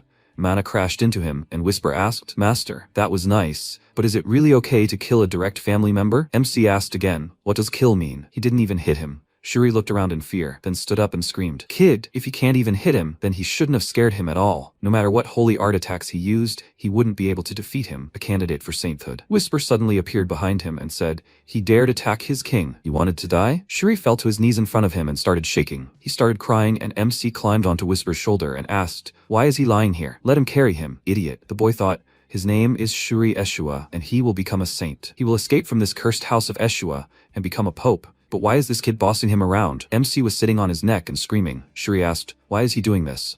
Does he know who he is? Whisper told him to move before he tore him into pieces, an insignificant human bug. Shuri thought, they know what? They just need to focus on staying alive. He asked someone to save him. After a while, MC screamed, yes, left. He said left. He wants to die? Let him get it together. Shuri asked displeasedly, where was he going in the middle of the night? He looked up carefully and said, this is it? A haunted house. MC thought, this is the second extension of the Eshua mansion. Shuri wondered why this crazy kid had brought him here. Several people had died here, so the patriarch had forbidden entry. Whisper laughed and said, it looks like several dozen had died here. To accumulate that much mana, you would have to train for decades to the point of death. MC pressed Shuri and mentally ordered him to go. Shuri asked fearfully, did he want to go inside? No, they couldn't. The adults had forbidden it. Whisper ordered him to shut up and go. After a while, they entered, and Shuri was shaking with fear. Isaac said, everything inside was in much worse condition. He saw the mana and thought, that's it. Whisper said, the entire building is sealed, sir. There's some kind of protective barrier on each door. MC said, what a pain. Shuri suggested he go back. Everything is locked here anyway. Isaac screamed and tugged at Shuri's hair. He cried out in pain and asked, why? He ordered him to let go of his hair. He walked up to the portraits and asked, the past patriarchs? He wanted to take the place of the patriarch now, but it was pointless. He would be the next patriarch. MC screamed loudly and threw a rattle towards the portraits, and Shuri screamed in fear, their ancestors. Is he crazy? What is he doing? Isaac frowned and asked why anyone would put barriers on the portraits. Whisper said, the barrier is broken, sir. MC thought, great. He jumped off Shuri's shoulders and said, let's go. Shuri asked, where is he going? Isaac rolled on the floor and Shuri screamed loudly, idiot? Where is he going after all he's done? MC rolled to the wall and screamed in joy, amazing. Whisper let him close the door. Shuri ran after him and screamed, wait a second. Wait, what is he doing? MC thought, a kid like him doesn't need to know. Shuri screamed, you're a minor. Isaac sat down on the floor and released mana. He thought he would start. Shuri ordered him to get out of there. Hurry, he will tell the adults everything. He banged his fists on the door and shouted, he will tell them everything, and they will kick him out. Suddenly, the sound of footsteps was heard behind him. Rayleigh said, Shuri, what is he doing here? Shuri turned around and said, Uncle, he came just in time. Isaac, he is a monster. Gertrude interrupted him and screamed loudly, what is he doing, Shuri? He knows that entering the annex is forbidden. What was he thinking? Bringing Isaac here? Shuri asked fearfully. What? Gertrude screamed. How many people did he think saw him carry Isaac here on his back? On top of that, traces of holy attack magic were found in his room. Is he responsible for all of this? Shuri answered, no. He brought him here, and some of the holy attack magic was his, but Rayleigh sat down next to him and said, Shuri, this time he's gone too far. Whatever it is, he's picking on a baby who's not even weaned yet. He asked where he locked Isaac. Shuri burst into tears and screamed, he didn't lock him anywhere. Isaac came in himself. Rayleigh went to the door and asked, Isaac, is he there? Someone asked, did he lock the door? Oh my god. Rayleigh opened the door and saw Isaac crying behind it. Gertrude asked, is he okay? Oh my god, he looks scared. Rayleigh picked up MC and said, thank God, he's okay. He looked scared, but it didn't look like anything was wrong. He turned around and said, he should be ashamed, Shuri. He burst into tears and said, no, it's not like that really. MC thanked him. He turned around and said, thanks to him, he ate his fill. Shuri screamed loudly, he's an idiot. Gertrude asked, Shuri, why does it look like his blood pressure has suddenly risen? Is it because it's so cold here? MC put his hand to his chest and thought it was more than he expected. He received as much mana as it would take him 100 years of training and all in one go. With that amount, he can finally put that plan into action. Riley looked at him and thought it looks like Isaac was really scared. After a while, Riley said, Isaac, he would like to introduce him to someone. This is Asili. She will be his assistant. Asili put her hand to her chest and said, Paladin of the House of Eshua, Asili Lark. She knelt before MC and said she will serve him until death, young Master Isaac. MC wondered if they assigned someone to keep an eye on him because of what happened last time. He frowned in displeasure and said, She's fired. Get out of his sight. Everyone looked at him puzzled, and Asili asked, Young Master Riley, can she squeeze his cheeks? Isaac wondered why there are only crazy people in this house. Riley reached into his inside pocket and vest and said,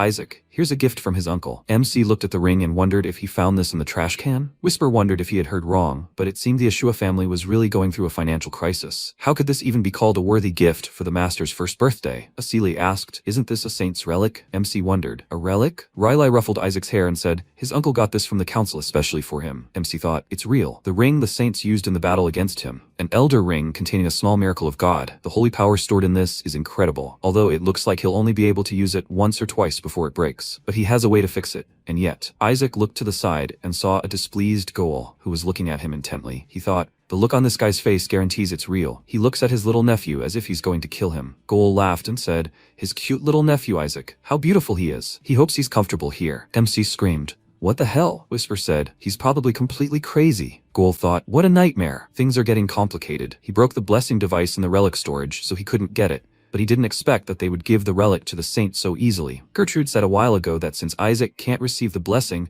it would be fair if they gave it to him. Goal asked, the relic of the saint? He ordered to give it to his child. Gertrude asked, Shuri? She waved her hand and said, he has already received the blessing from the Holy See. No need to be so greedy. Let him go. Currently, he thought he was going to take it and give it to the Holy See. He won't even understand the true value of the relic. Goal exhaled and said, if he was going to give him a gift, he should have chosen a good one, not this trash. Riley asked again, useless? Brother, how can he talk like that about the things of the saint? Goal answered, Isaac and his precious nephew. How could he give him such a useless thing? He took out the box and said, this ring is imbued with blessings directly from the Holy See. It should be of greater use in the relic repository. Riley will never be able to get it for him. He handed him the box with the ring and said, here, let him take this. MC reached out for it, and Goal said to give him this old and dirty ring. Isaac hit him and told him to get lost. He closed the box and said, let him take this horror, it stinks of daddy. He threw it out and said, he can give it to the dogs. The ring fell into the water, and Goal screamed, what are they doing? We need to find the ring immediately. Riley looked at MC and thought, this looks 1,000 times more expensive than what he gave him. But he still chose it. He held out his hand and said, Isaac, his wonderful nephew. He tossed him up and said, he will give him the best. Asili said, hooray for young Master Isaac. At that moment, Goal's servants were trying to find the ring in the water. Goal ordered them to find it at any cost, as if their lives depended on it. Isaac thought,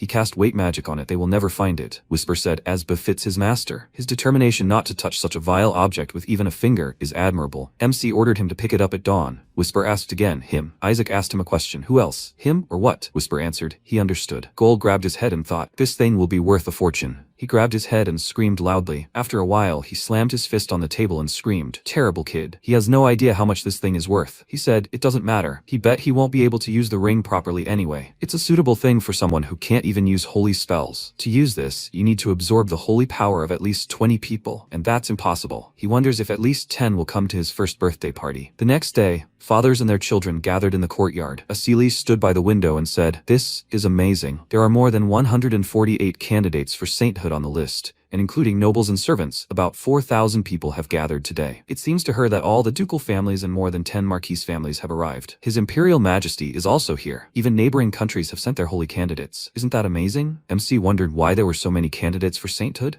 Had the gods gotten lazy and just scattered them everywhere? Whisper said, well, they're just the type to do that. Riley said thoughtfully, he didn't expect that. He thought no one would come, that it was a trap. Count Simon Age, the head of one of the 3 trade unions of the Empire, and a friend of Riley, entered the room and shouted, of course they wouldn't think that, his friend. They haven't seen each other for a long time, Riley. Riley asked in surprise, Simon? Is he here too? Simon smiled and answered, the rumor had spread throughout the Empire. How could he not come? Everyone realized that this wasn't a trap and decided to attend. After all the weaklings from the House of Eshua are here. Not to mention that the family had put the head of Eshua on the line. How could he miss such a moment? Even Dad's family would come. MC thought, what? Riley said, Dad's family would never attend. Simon said, he also thought that arrogant royals would never show up on Eshua lands. They hate everyone except the Barrett family. Riley ordered Simon to keep quiet. Simon asked again. Why? His son Armin is also a candidate for sainthood. After all, this event is being organized by the Yeshua family. The Pope's family has no reason to interfere. Relay ordered him to be careful what he said. Simon replied, he just doesn't want to see snobs who always wrinkle their noses like they've stepped in dirt. Suddenly, a voice came from behind him. Relay entered the room and said, there's an old saying that no one is as dangerous as a vulgar friend. And alas, the wisdom of the ancestors is never wrong. Everyone stared at him in surprise. Relay said, Bishop Barrett. He smirked and said, to think that a weakling from the Yeshua family is organizing such an event. He hopes his baby will bring something from the relic vault to save the family's face. He was curious to see the child of Yeshua, who dared to declare himself a candidate for sainthood. But he can't even see him. Asili looked at him with displeasure, and Harry said, well, this is a wonderful opportunity for him. He sincerely prays that the candidate for sainthood will bring glory to his family. Relay wondered if this was a ploy orchestrated by the Holy See. The fact that the strength of the candidates for sainthood had grown from 25 to 148 in the last week alone raised questions. The only explanation is that the See turns a blind eye to the fact that saint candidates appear out of nowhere. Everyone strives to make their own child a saint candidate. Once such children are placed in the vault, they will inevitably discard the weakest, trying to push the competition aside. They might even harm him during the chaos. He clenched his fist and turned around, thinking that if that happened, Isaac would be in danger. A boy from the Yeshua family, except for his outstanding appearance and family reputation, he was completely useless. However, for those who covet the superior Yeshua genes, or those trying to earn the inclination of the Pope's family, who hate the line of saints, this child was the perfect prey. Some time ago, a man in a robe handed over a vial and told him to give it to the Yeshua boy as a little prank, so that he wouldn't die but would be unable to do anything. You need to mix it with water and use holy poison. You need to teach the boy a lesson about how cruel the world can be. You need to expose him to public ridicule and proclaim that a child of Yeshua can never become a saint. MC wiped it off and cried out, good job. The boy turned to him and said, guys, I'm scared. How many bottles did he drink? After a while, Isaac threw a bottle at the boy's head and screamed, let them bring more. This poison can't kill him. He said, more. The boy burst into tears and said, he wants to go home. The other guy said, that's scary. The guy put his hand to his face and whispered, what's wrong with this kid? He thought he put laxative in it. The other guy replied, maybe he took the wrong bottle? He's weird. He thinks it's him. They need to just leave. Shuri grabbed his head and thought, why does he keep draining bottles of poison? Stop slandering Yeshua's name. He should be able to tell there's something wrong with this, being a candidate for sainthood. He snatched the bottle from MC and screamed, stop drinking. Is he dehydrated? He handed him another bottle and said, if that's what he wants, let him drink this. Isaac threw it at him and screamed, it's not poisoned. He ordered them to give him super poison. A guy came up to him and shouted, why is he so energetic? But this is holy poison. Another guy came up to him and asked, is he crazy? Will he die if he drinks this? MC shouted, holy poison. He rushed towards the guy and ordered him to give it to him. He started fighting, and the kids were discussing on the side. It seems he has incredible resistance to poisons. They heard a person can reach the level of natural poison breakdown by training their holy power. What? He thinks he has already reached that level. But then why is he drinking from poisoned bottles? Maybe he wants to make sure others can't drink from them because it's dangerous? Shuri was sitting near the wall and thinking, this is nonsense. A guy came up to him and asked, really? They mean to say that this is self-sacrifice? Shuri jumped and widened his eyes at him in surprise. He thought, Kina Barrett? What is Barrett doing here? He never heard of Dad's family being involved. He is the direct heir to the Pope's family, Kina Barrett. The girl looked at him in surprise and asked, wait, isn't that Kina Barrett? The boy asked, what is the Pope's family doing in the repository of the saint's relic? It seems the winner is already decided. MC sat on the boy's back and looked at him questioningly. He thought, so this boy is practically guaranteed to become a saint, right? But is it even possible to have such a pure hair color, being from the Holy See family? Did they dye it or something? Everyone else in this family has hair the color of mud. Kina said, there is nothing strange about a person from the Pope's family ending up in the repository of the saint's relics. The Pope's family is the head of all the clergy. Therefore, the repository of the saint's relics also belongs to their family. Shuri looked at him puzzled, and Kina said, he is only here to take what is rightfully his. So why do they find this so strange? MC smirked and thought, judging by the arrogant way he speaks, he must be from the Pope's family. But this little brat, he's a real monster, no? His holy power surpasses that of a bishop, as expected of a saint candidate. Kina asked, they use such vulgar methods to humiliate the master, right? And they call themselves holy candidates? How disgusting. What's the use of bullying a child? There's no way a kid can be resistant to poison. It must be the power of a saint trying to protect him. He sat down next to Isaac, who thought, stupidity runs in the family. Kina released mana and said, what a pity. It's okay. He'll cleanse him of the poison. Someone asked, can he use a holy detoxification spell yet? I need to look at the size of his holy power. It's at least tier 5. MC looked at him and thought, he's really trying to pull off some kind of nonsense. He's trying to use it to show off his skills, right? He's great. He'll give him what he deserves. MC screamed loudly and slapped him in the face. Kina looked away questioningly, and the boy pointed his finger at him and screamed. Holy power. Did it disappear? Kina's eyes widened in surprise and thought, his holy power? Did it disappear? Impossible. A kid like him? He thought fearfully. Is he stronger than him? An Eshua insect. Isaac asked displeasedly. What was he looking at? A miner. He'll smash his skull with that bottle. Shuri grabbed him and screamed loudly. No, you don't have to do that. Someone asked. Is he looking after him because they're family? He punched the one who tried to save him in the face. That's not nice. Did they really think they had a chance against Daddy's family? Does he think he can protect him? Shuri thought, idiots. If it weren't for him, they would have gotten hit in the head with a bottle a long time ago. Kina exhaled and said, it's okay, he could surprise him. After all, he's still a kid. He waved his hand and said, he wishes them good luck, the children of Eshua. They should try to return with at least some dirt to save face for their family. MC looked after him in irritation, and Kina turned around and said, but of course, the best treasure here will be his. After all, Eshua doesn't dare even get close to the Demon King's body. Isaac's eyes widened in surprise, and Shuri said how disgusting he was. MC grabbed him by the shirt and screamed. What did that idiot just say? Shuri screamed in fear, and MC asked what he said about the Demon King's body. Shuri asked, what's wrong with him? Make him stop shaking it. The head of the family promised to pass on the secret technique to whoever brings the Skeleton King's body. MC grabbed his head and asked, Melissa, she dares mock his body? He sighed and thought, his body had accumulated many centuries of mana. If he could get it, reaching rank 10 wouldn't be a problem. But now that all these kids are looking for him too, there's no way to drag him away. Fine. He'll just step over anyone who gets in his way. A man entered the room and told everyone to gather. Departure is soon, so let them listen carefully to what he has to say. The relic storage, the Holy of Holies. This is where the previous ones left. Isaac looked at him with displeasure and thought, he's starting with history. At this rate, they'll grow old here. He crawled to the side and said, he's going. Shuri whispered fearfully.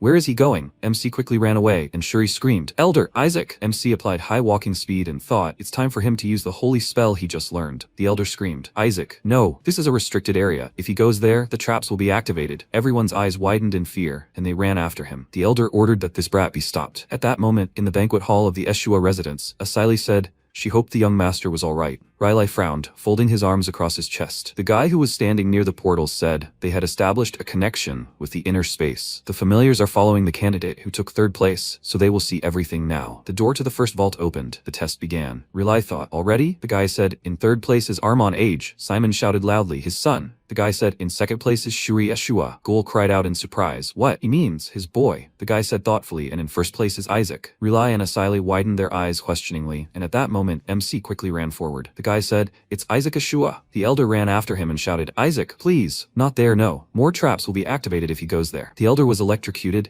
and Shuri screamed in fear. Elder! All the children were asking for help in fear. Shuri screamed, you're crazy. Why did he go in there and do all this? The vault test is already life-threatening, and now they have to dodge traps that are designed for intruders. MC crawled to the doors and said, so, this is the door to the second vault. The second trap has been activated. Now they are entering the side doors of the second vault. Shuri screamed loudly, Isaac, not there. Whisper said, amazing, master. Thanks to the mana he absorbed in the annex, he has received a boost. Isaac replied, good. Now he can work even harder. Whisper said, nightmare. MC ordered him to go and get it. Whisper replied, yes, sir. The children stood to the side and talked. They didn't know it would be so difficult. The boy said, that's why the saint is so powerful. Another boy pointed at the hovering Shuri and asked, isn't that Eshua's child? Someone else replied, yes, his name was Shuri, something or other. How does he fly? His family must have taught him beforehand. How unfair. Shuri burst into tears and thought, no, they didn't teach him, idiots. He's flying against his will. Please, let him let go. Whisper threw Shuri to the floor and said, master, he brought the informant. Shuri asked to stop this madness. He doesn't know how he passed the test of the first vault, the test of choice. But with the second vault, a single mistake can kill him. He must overcome his fear and choose the difficult path to develop feeling. At that moment, he was hit by mana, and MC thought, he's noisy. Isaac said, never mind. Let him explain what's in the second vault. Shuri said, once he enters the vault, he should never attack enemies. Does he understand? You can't attack them. MC asked, what nonsense. Why not? Shuri said, this is the only way to get past the second vault. Whatever appears, he just needs to stand still for 3 minutes until they disappear. Let him say he understands. Otherwise, they will both die. Isaac thought, what nonsense. This is a test of his patience, right? Shuri said, someone actually died from this. MC said, okay, it's not that difficult at all. He crawled to the side and asked, he just has to not attack, right? 3 minutes won't be a problem. The voice said,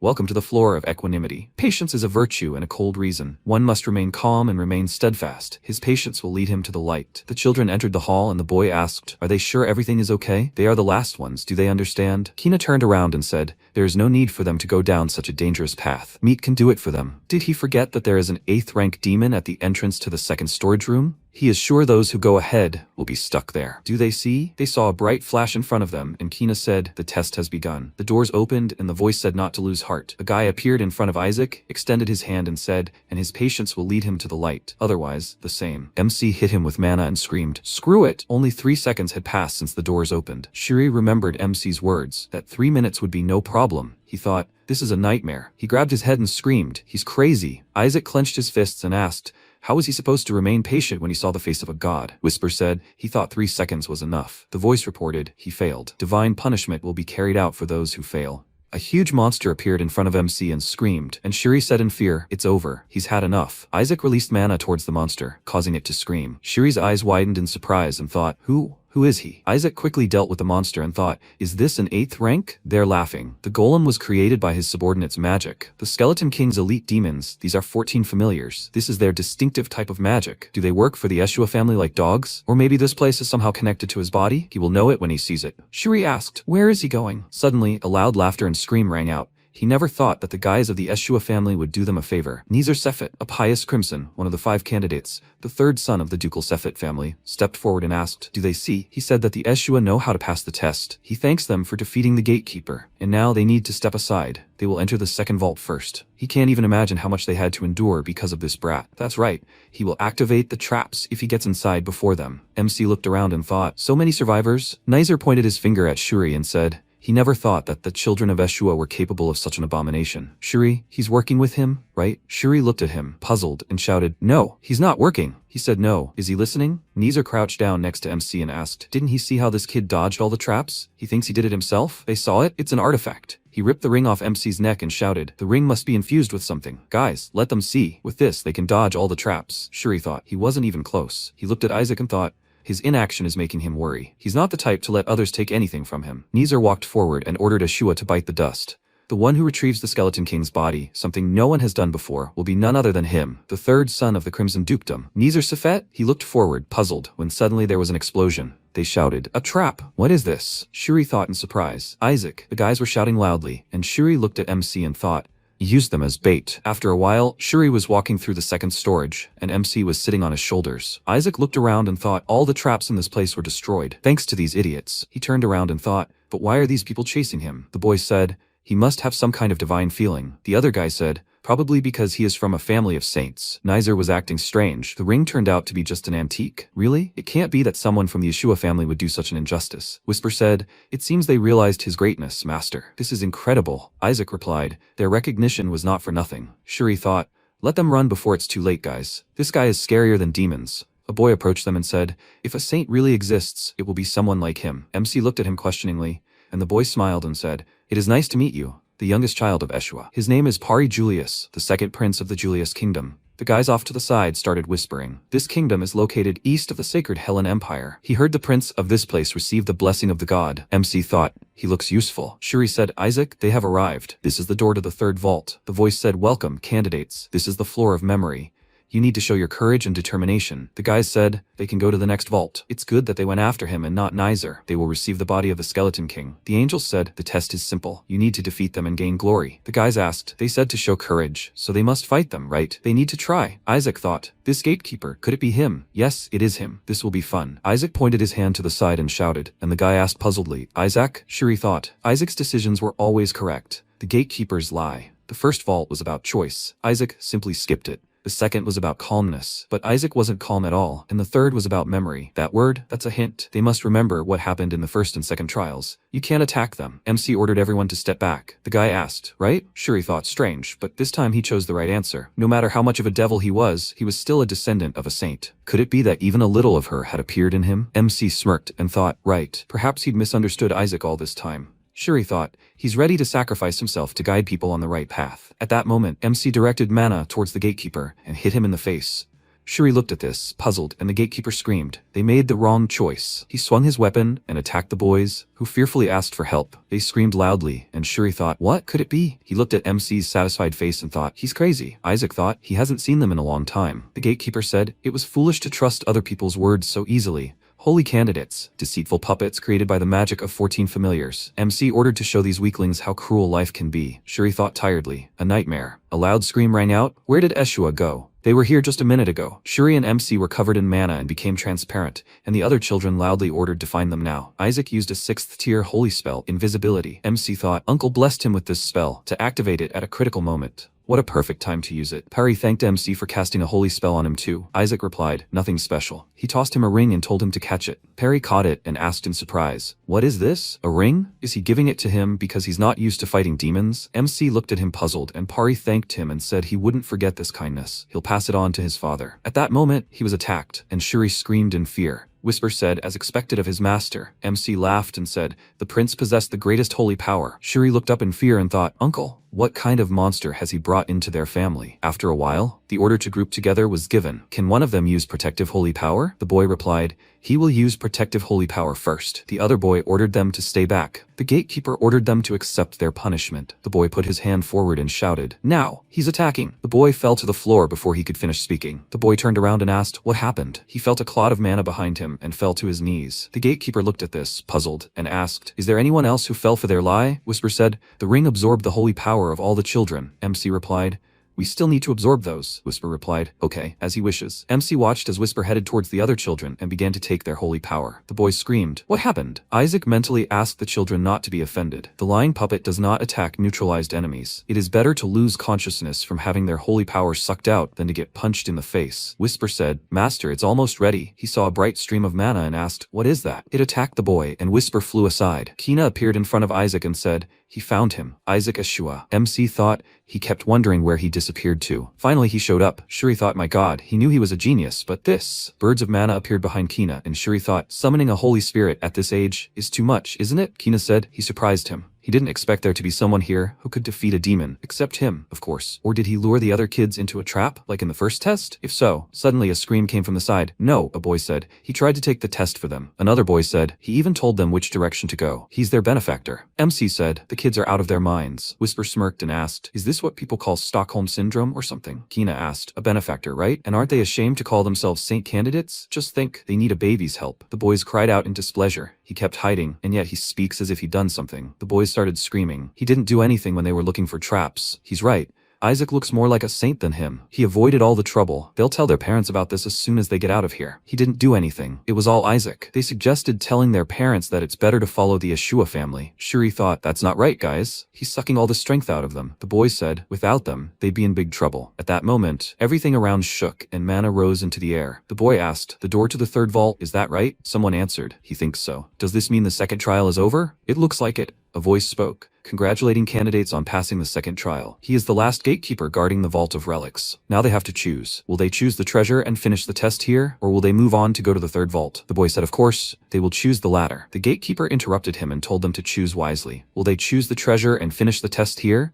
or will they move on to go to the third vault? If they pass the test, they will find the treasure of the third vault, but if not, they will die. Everyone's eyes widened in fear, and Whisper said, Master, judging by the mana he feels from this voice. MC replied, yes, it is a dragon. He hasn't seen them for a long time. He frowned and thought, so what he said about death is also true. The boy said, and yet he wants to pass the test. They have overcome a lot to get here. The other boy said, that's right. If they can take the treasure from the third vault, they will become saints. The other children also began to talk. They want to go to the third vault. The gatekeeper said, so they want to pass the test despite the danger. Okay, they will have a test. MC and Whisper reacted to this happily, while the other guys were scared. The gatekeeper said, the last test is quite simple. They need to offer a prayer to their friend. After a while, the kids asked, what? Another statue? A statue of their god? The gatekeeper ordered to show respect to their god. Only those who have proven their faith will go to the third vault. The guy asked, all they have to do is kneel in front of the statue and pray? But this test, they think, would be too easy. MC thought, no way. He's not going to kneel in front of this terrible man. Not in front of the idiot who deceived him for hundreds of years and eventually tried to seal him away. The guy grabbed his head and said,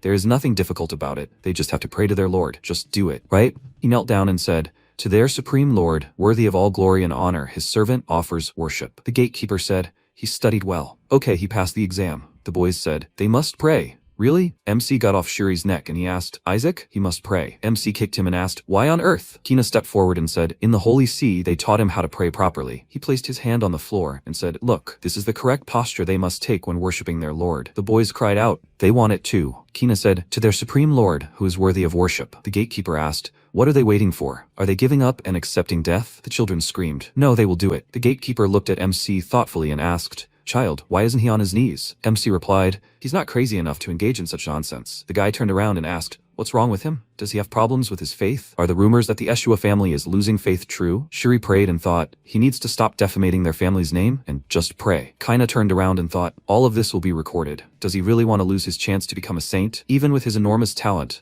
all of this is useless without faith. He shouldn't have paid attention to him at all. The gatekeeper said, such behavior is very disrespectful. The child of a saint family. MC replied, so what? He'd rather die than kneel before this idiot. Let him just kill him. The gatekeeper released dark mana towards him and said, blasphemer, he needs to perish. Isaac sent him and shouted, he will smash this statue. Whisper said, sir, this is dangerous. MC clenched his fist and released mana, ordering him to die. The gatekeeper said, excellent. Isaac looked questioningly at the statue, and the gatekeeper said, he passed the exam, the little candidate. Let him go to the third vault. Kina cried out, wait, what? He said they must show their faith to pass. He didn't even pray, but he passed? This is nonsense. The gatekeeper said, this child, he is the only one who can pass through this door. Only he showed his faith in God. Do they really not understand? He knelt before the statue, not before God himself. Is their faith worship of an idol? Shuri thought in surprise. Even if this is a statue of their Lord, it is still an idol. They have been deceived. The boy cried out, but this is nonsense. The statue looks just like their Lord on holy images, and the Bible says that one cannot worship statues. The gatekeeper ordered to look at the child. Even in the face of fear of death, he did not give in and kept his faith. Therefore, only this child can enter the third vault. Whisper asked thoughtfully, faith? MC ordered him to shut up. Kina turned around and said discontentedly, he can't accept this. He stepped forward and said, the child can't even speak yet. It's impossible to prove that he knelt down without faith. Whisper replied, well, he's right in a way, he didn't mean to. MC smirked and said, that's right. Kina said, moreover, if this child had such faith, how could he not have a stigmata? Stigmata are marks that sometimes appear on the human body and are usually associated with strong religious experiences. Someone asked, not possessed? He has one right here. How can a candidate for sainthood not have a stigmata? Everyone turned to look at MC, who was confused. Kina smirked and thought, he's the only one among the candidates who doesn't. He should give up. He doesn't deserve to become a saint if he doesn't even have a stigmata. The gatekeeper asked, a candidate for sainthood without the stigmata, he says? Because he is still a baby. Kina's eyes widened in surprise, and then screamed, does that even make sense? Wait, could he move all this time? The gatekeeper answered, he was serious. He was still just a child. Let him trust him. Kina then ordered to let him in too. If someone without the stigmata can enter, then he should too, because he has it. Someone said he is right, he has it too. This proves that they are candidates. The gatekeeper said, he must understand that he did not get this because he is special. Does everyone think the same? Everyone answered yes. The gatekeeper asked, does this mean they all want to get into the third vault? Everyone answered yes. The gatekeeper thoughtfully said, well, it can't be helped. He will send them all there. Everyone cried out joyfully, yes, they can enter the third vault. Shuri thought in surprise, was he letting them in so easily? The gatekeeper said, if they wanted to jump into the fire like moths, so be it. Everyone looked at him puzzled, and the gatekeeper said, of course, he would let them in. He vanished and opened the doors. All the children clutched their necks and started breathing heavily. The gatekeeper asked, could they feel it? Dark mana emanating from the Demon King's body. Let them know their place, idiots. He planned to spare those who could withstand this mana. The guy said, it's unbearable. MC thought happily, there it is, his body, the body of the Skeleton King. His precious thing lies there. He never thought the day would come when they would be reunited after self-destruction in the divine realm. God, how much dark mana is leaking out of him. The gatekeeper ordered to look at this child who proved his faith. This is the face of a courageous warrior. The guys thought in fear. His eyes were practically lighting up. What kind of child is this? The gatekeeper said, it's not too late. Those who are unable to smile in the face of death can turn around and leave. If they lose now, he will allow them to choose the treasure from the second vault. Shuri thought, damn it, how is he supposed to get through such dark mana? The guy suggested not to go in there. They might die. The boy asked if they should just choose the most beautiful item from the second vault. Kina stepped forward and said no.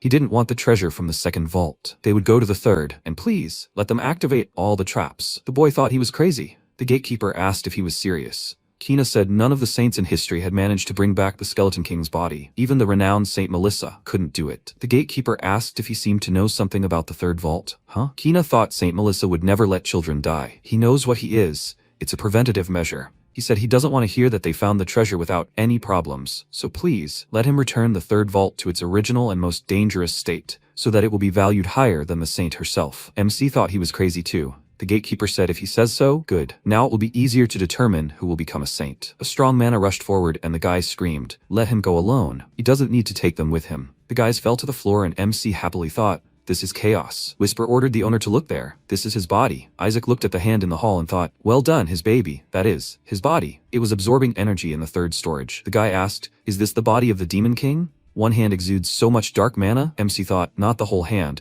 just the thumb. Is that all that's left of him? The rest is just a copy. Suddenly, a creature appeared in the hall and the guys screamed loudly. A demon. They thought they wouldn't appear after the second trial. The gatekeeper said, they asked to remove all protection. MC thought, stop this. A loud scream rang out. They insects. How dare they covet the body of his king? The guy pointed his finger at Kina and said, this is all because of him. How will he take responsibility? Kina went forward and asked to trust him. He will make sure everyone leaves here with the treasures. He thought, 14 familiars, elite subordinates trained by the Skeleton King, and the fools captured by the Pope's family. He prepared a holy spell that would work against this creature. The treasures are his. He flashed his eyes and commanded the monster to fall to its knees. The creature screamed loudly, and the boy was greatly surprised. He said, this is the light of the Pope's family. Kina thought, good, it worked. Now he will declare. A voice asked, is it him? The monster looked in his direction and said, the one who dared to covet the body of his king. At that moment, voices were heard at the entrance to the relic vault. What's going on there? The connection is broken, so. The boy screamed, big trouble. The demon seal in the third vault has been broken. Everyone looked at him in surprise, and Simon asked, Relay, isn't this one of the 14 familiars? Relay thought, how did this happen? If there are 14 familiars, everyone in the vault is in danger. The man asked,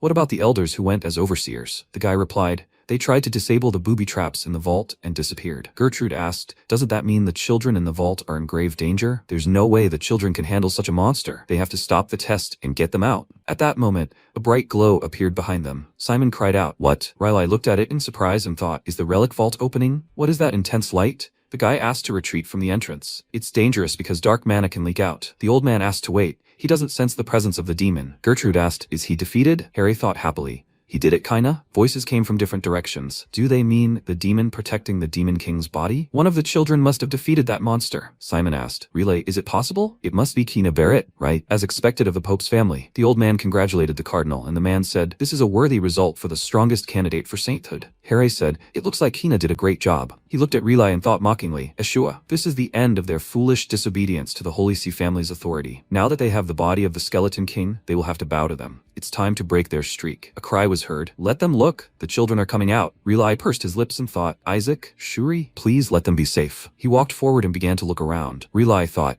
some are injured, but there are no serious injuries. Thank goodness. The guy said, the children who went into the third vault have not returned yet. Another man asked, are they in trouble? Relay frowned, after which a cry was heard. The last group of children is approaching. Armand, Shuri. Simon rushed forward and screamed, Armand, is he okay? Relay screamed, Shuri. Gol grabbed his son and screamed, Shuri, is he okay? Is he hurt? Relay thought fearfully, where is Isaac? Isn't Isaac with them? Harry screamed, Kina, what is that in his hand? Where is the Demon King's body? Kina looked at him in shame, holding a small artifact in his hand. He tried to say something, and Harry asked, who told him to bring him such a useless thing? A bright glow appeared above them, and the man ordered him to look there. A wolf? The golden wolf was holding Isaac in its jaws, and the man asked him to stop. Is that Isaac? Relay rushed forward and screamed. Isaac. Asili ran to him and said, Lord Isaac. But, young Master Relay, isn't this wolf the young guardian dragon who guards the relic vault? The holy dragon? Relay thought. She's right. It's the beast protecting the relic vault. Although it resembles a wolf in shape, the creature's spirit belongs to a holy dragon. It is the one summoned to the relic vault by the matriarch, who is deeply connected with dragons. The creature's mere existence is noble. What is that sound? He looked at MC's mouth, and the man pointed his finger forward and shouted,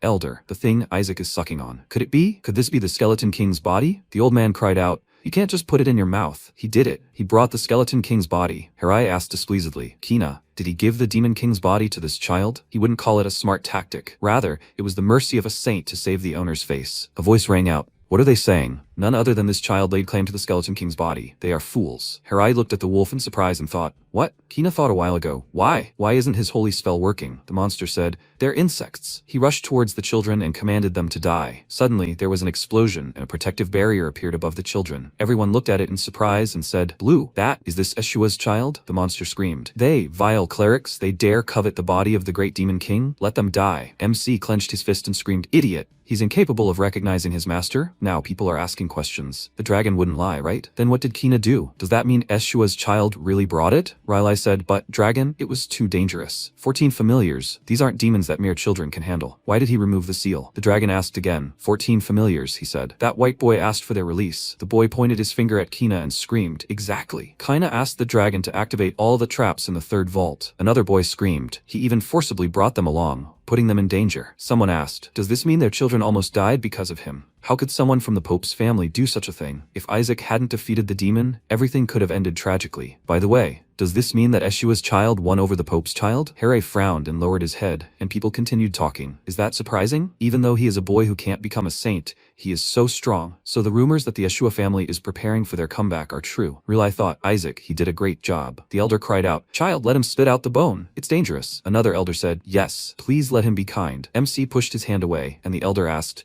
why is he so strong? Isaac thought, he has so much mana now. Probably because of his survival, he was able to absorb it all at once. Gertrude said, Isaac did a great job. The matriarch will be happy to hear it. Riley replied, it seems so. Gertrude said, with this, they will finally track down the Demon King. They will be able to find the Skeleton King's soul with a spell. MC looked at her and thought, wait, so that's why they wanted his body? The elders held out their hands and ordered Isaac to give it up. They offered to track down the Skeleton King and tear him apart. MC wondered what was going on. The old man said, they will finally be able to resolve their century-and-a-half-decade-old grudge. Let him give it up now. The wolf crouched, and MC quickly swallowed the bone. The elder's eyes widened in surprise and shouted, Isaac! The dragon started to fly away and thought, what lunatics. After some time, one of the bishops approached Gertrude in surprise and asked if she had found it. She pointed in the direction and replied that she didn't think it was there. They couldn't understand why they were having trouble. The protagonist watched the scene with amusement, musing that they could search all day and still find nothing. He looked around and said that what troubled him most was what had happened in the relic's storage room. There had been a loud explosion and a scream about not being able to recognize his master. When he recalled this and how he had attacked his opponent,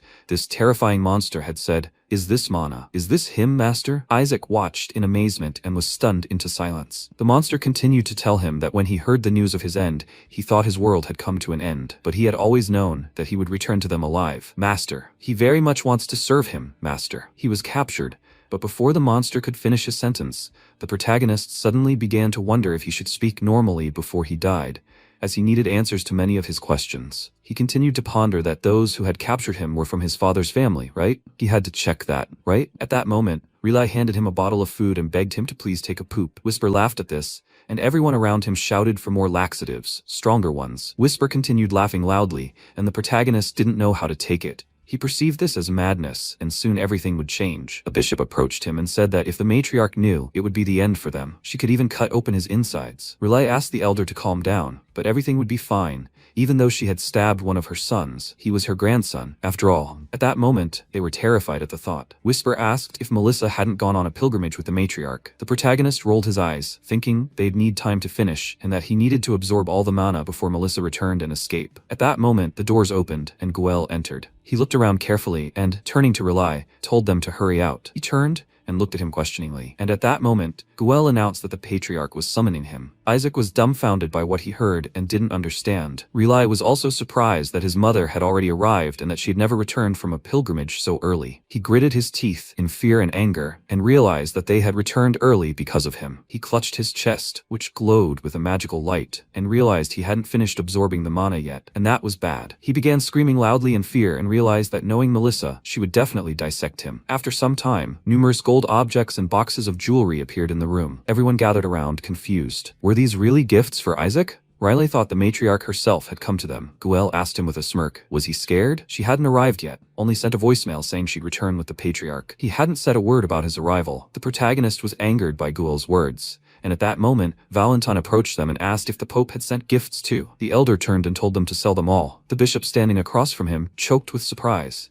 And Valentin said that the Pope's messenger would hear them. They were waiting over there. When they turned around, they saw a man who announced the Emperor's extreme interest in this event. It had been prepared by the people as an apology for their gratitude to Joshua's family. One of the messengers approached them and said that they didn't seem thrilled with the Pope's gifts. However, they would definitely like what he held in his hands. He opened the box that everyone was interested in, and a bright light began to shine from it. Riley realized that the cardinal had said this could greatly help Isaac. Everyone was dumbfounded and realized, Was this really the Triple Crown? Isaac was surprised, wondering what it was. Whisper replied that it was a medal, a disgusting sign with the Pope's seal. He asked again, a medal from the Pope? That simply couldn't be. At that moment he turned to Riley and said, take this. This is for Isaac. Riley was dumbfounded and didn't know how to act. The protagonist also didn't understand. It was for him, wasn't it? Why was he giving it to his uncle? Riley shook and asked, did he really say to give it to him and not Isaac? He answered, yes, and smiled. He had been ordered to make sure that he received it. Riley became angry and clenched his teeth in rage, when suddenly the elder began shouting. Was he really giving something that belonged to Isaac to another family member? Is he even in his right mind? Is he really doing this knowing that passing the medal on to another family member symbolizes the recipient's death? The protagonist was stunned by what he heard and didn't react. The saint smiled and said, please don't misunderstand him, because these are Pope's good intentions. He smiled and continued to say that he was only instructed on this matter because Isaac was still too young. The elder shouted, what's with the ribbon on the medal then? Don't Pope's people know that a sunflower symbolizes a dead person? So he really wants him dead. Pope had lost his mind. At that moment, Gertrude cried out, damn the Pope and his house, who mock their family's curse every time. Guel asked everyone to calm down, because they had to hurry. The elder asked, does he think they should relax? He didn't answer that this might look like Joshua's open hostility toward Pope's house, but making a mountain out of a molehill wouldn't do their family any good. He didn't understand that this was a way of saying, know your place. It was probably the cardinal's doing. He was close to their family, but it was still somehow improper. This meant that Riley and this brat wouldn't be able to achieve much, so much the better for him. Guel turned and asked, what is he doing, Riley? He should accept this and be grateful. Riley exclaimed, but, brother. He told him not to get excited. Isaac understood that this wouldn't work, and at that moment, while one of the saints stood with an open magical box, a blue flame began to emanate from it. Suddenly, the box tore from his hands and a bright light began to penetrate everywhere, scattering throughout the room. Guel gaped in shock and didn't know what to do. A bright magical flame rose directly above them. They exclaimed that it was a holy flame, but who used it? The saint began to shake in terror and spoke in a trembling voice. A medal. It was Isaac who extended his hand toward the flame, and everyone was stunned by the sight. Isaac sat on the floor and smiled a wicked smile. The saint exclaimed, what does this mean? The medal was presented by the Pope himself. Is he going to rebel? Gertrude turned around and asked, does he mean to say that they did it on purpose, right? It was a child, a mere infant. Why are they persecuting a child who can't even accept the medal? At that moment, Riley said that, unfortunately, the accident happened before he received the gift, so they will act as if they received nothing at all. The saint exclaimed, is he in his right mind? Riley replied, or, if they really want this, then they should accept the medal sent by the Pope himself, even though it melted in the child's flames. Those around him were stunned by the melted medal, and couldn't understand how it happened. The saint asked them to give it to him, as he must have brought the wrong thing. At that moment, the flame touched his entire body, and he was stunned by the horror he felt, and began screaming loudly in pain. The elder grabbed Isaac by the lips and said that little Isaac loved to play. He silently begged them to let him go before he set their butts on fire too. The saint cried out in pain and clutched his body,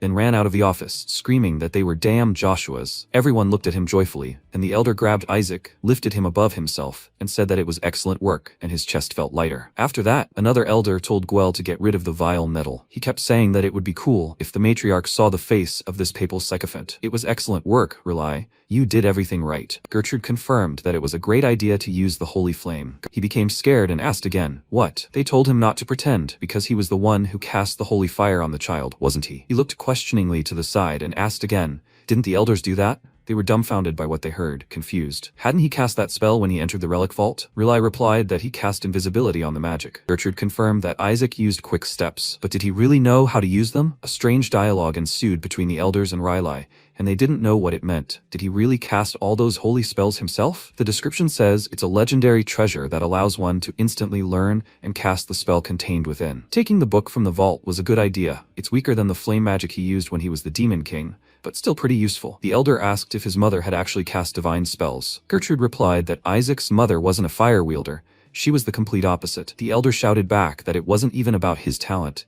It was like writing poetry without even knowing how to write. Gertrude remarked that even the genius Saint Melissa had mastered reading before casting her first holy spell. They were all making such a fuss because he didn't like it. At that moment, Asili ran in and shouted at the elder to forgive her, but wasn't it even more surprising that he was able to destroy the Pope's blessing? They all turned around. Right, the elder shouted for the medal. He had to check it out for himself. Riley replied that he would do so now, but suddenly noticed that the medal was missing from the box. When the elder saw this, he was dumbfounded and shouted, what? But the medal was there. Guel scratched his ear and replied that he had thrown it away. He had thrown it away when one of them told him to get rid of this vile detail, because they had told him to do so. The elder pointed his finger at him and shouted that he shouldn't have said that. He told them to gather people and go search. Guel chuckled and thought about melting down the Pope medal, which was supposedly made of infusible metal, the Joshua leaders shouldn't hear about it. It turned out that the metal was in his pocket, and he understood that they couldn't confirm everything that had happened without proof. A few days later, west of the Joshua Duchy, the patriarch stopped and shouted,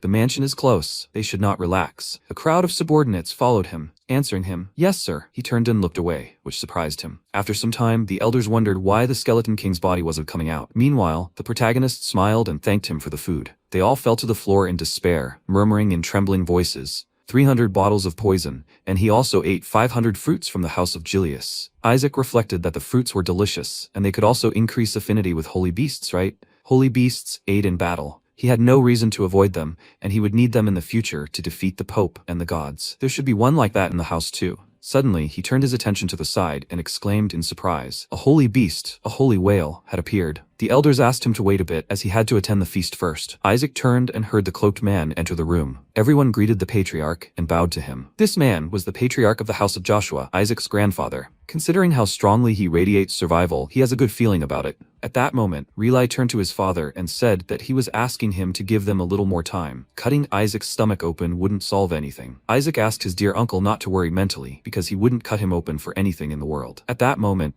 they turned to Isaac, who was sitting on the floor, and the patriarch terrifyingly spoke of sending him into the flames, pointing a finger at him. Reli was dumbfounded by what he heard, and began to beg his father not to do it. He screamed about this, and the protagonist wondered, had he misunderstood the meaning of survival? Why did he need to be burned? Were they completely insane? Was it only on his side? Reli screamed that he was too young to enter the flames. Isaac thought that this sounded like they would burn him. He begged his father to please reconsider, and Guel confirmed that this was true, because for him, this was too great a reward. Isaac didn't understand what the word reward meant in this context, and became angry. He replied, "Of course, if they throw Isaac into the fire, they'll be able to retrieve the Skeleton King's body, and besides, he'll likely become stronger thanks to the fire's blessing." Isaac was surprised by the word blessing, and began to ponder it. Reli begged for a little more time, and Guel told him to simply cut him open. Reli became angry and exclaimed, "It's better to throw him into the water." At that moment, Isaac was dumbfounded, and realized these people were quite strange. Guel replied that this wouldn't happen since the flames and water in the temple were the house's secret treasures used to raise saints, and he was proposing to use them on a weak, snot-nosed infant? He exclaimed, "Not powerful. How could he say such a thing?" Isaac realized that anything he was losing against was good for him. At that moment, Guel explained that Shuri was perfectly suited to replace him, and that they should remember that it was Shuri who defeated the demons in the relic vault. Reli asked again, what was he talking about? Isaac had defeated the demon. Even the sacred dragon had spoken on his behalf. He chuckled and replied that the dragon must have been mistaken. How could a boy who couldn't even walk do all that? Reli told him not to tempt fate as he was going too far. Isaac had even used holy flame to burn the metal sent by Pope. They had seen it with their own eyes. Would he really deny it? What if he had simply conspired with the elders? Besides, there was no evidence here. When suddenly the patriarch had said, "The metal. Is this what they were talking about?" He pulled the metal out of his pocket and showed it to the boys, who were dumbfounded by what they saw, unable to understand what it all meant. The only one with a connection to heaven was Pope, and the object imbued with the blessing of the figure mentioned was blessed gold. He couldn't melt it so easily even as the Demon King. How could this have happened? Had he become more powerful in this body? Reli ran up to him and asked how he found it. He replied that he picked it up along the way, from the bottom of Lake Elisif. Reli shouted for his father to look at it, saying that the power of your flame is so great that it could melt Pope's symbol. Isaac mused that now they could prove that Joshua's house was superior to Pope. Reli suggested that he could expose the Demon King to the flames. The elder replied that it was true, Patriarch, and that Isaac would make a remarkable hunter of the Skeleton King. Isaac turned around smiling, and Reli continued saying that many townspeople had suffered and would discover the demons still lurking in the shadows, correct? The elder replied that it was true. If this problem was ignored, a new era of the Demon King would dawn. Whisper approached him and whispered that both then and now, it seems their imposters are wreaking havoc, Master. He wondered, of course, who it could be, but overall, it wasn't that important. It would even be better if they attracted more attention. Whisper said that it made sense when he suddenly exclaimed that not just now.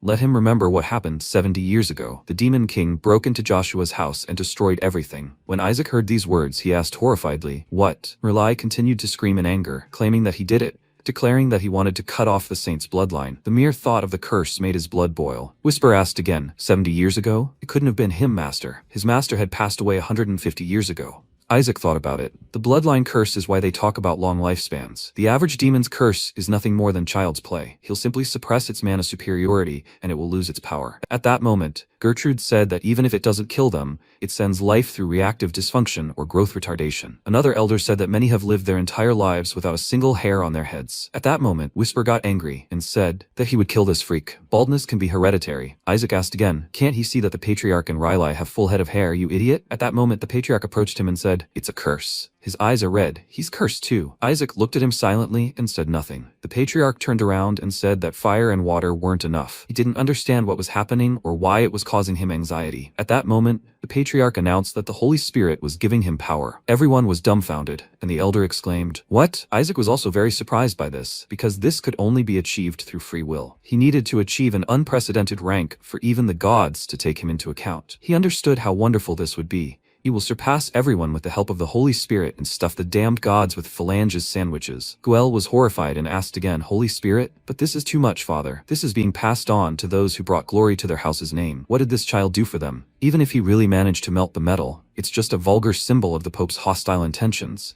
Does he really think they'll leave it at that? Isaac was angry that this idiot had brought this up again. The patriarch asked, when they sent this so-called gift, what did he do? The heavens had dared to insult them in their own home. He had unwittingly delivered them back safe and sound, and now he was protecting them? What had he done but belittle his nephew, and now intended to keep him? Even animals protect their family, and the house of Joshua stands on the principle of protecting the weak. A small child whom they must cherish and nurture helps them restore their honor. Isn't this an example of honoring the name Joshua? At that moment, Guel fell to the floor, and the patriarch called everyone from the main house to grant Isaac a blessing. A few days later, Relay asked, he won't just give it to him? What exactly does he mean by that, Father? He asked again. Doesn't Relay understand? If they place him in flames or water to extract the demonic particles, he will suffer. The antagonistic properties of the temple's fire and water are too strong, and he won't be able to master the rites of exorcism. Relay assumed that Isaac would then not grow beyond a 5th-rank priest. His father confirmed this thought, as he would forever remain at the 4th rank. He picked up several magic balls and said that he would give Isaac a choice between flame, water, and the Holy Spirit. That would be enough for a test. At that moment, Guel rejoiced. He knew he wouldn't give the boy the Holy Spirit so easily. He then extended his hand with the magic balls to Isaac and told him to choose. Relay, looking at all this, thought about the energies of flame, water, and the Holy Spirit, and Isaac let him choose the white ball. He mentally implored him to do so, and Isaac reached for the ball and grabbed the red one. He held it above himself and rejoiced. Guel grabbed Relay's hand and told him not to be too upset. 4th rank wasn't bad either. At that moment, they saw a bright flash of light emanate from the magic ball. It appeared to be splitting, and a bright flame of fire emerged from it, spreading throughout the room. The elders, frightened, began to scream. What was going on? Wasn't that the temple flame? At that moment, the goddess of fire appeared amidst the flames, and everyone was stunned by what they saw. When they saw this beautiful girl, the Holy Spirit, they didn't know how to react. They began screaming and becoming frightened.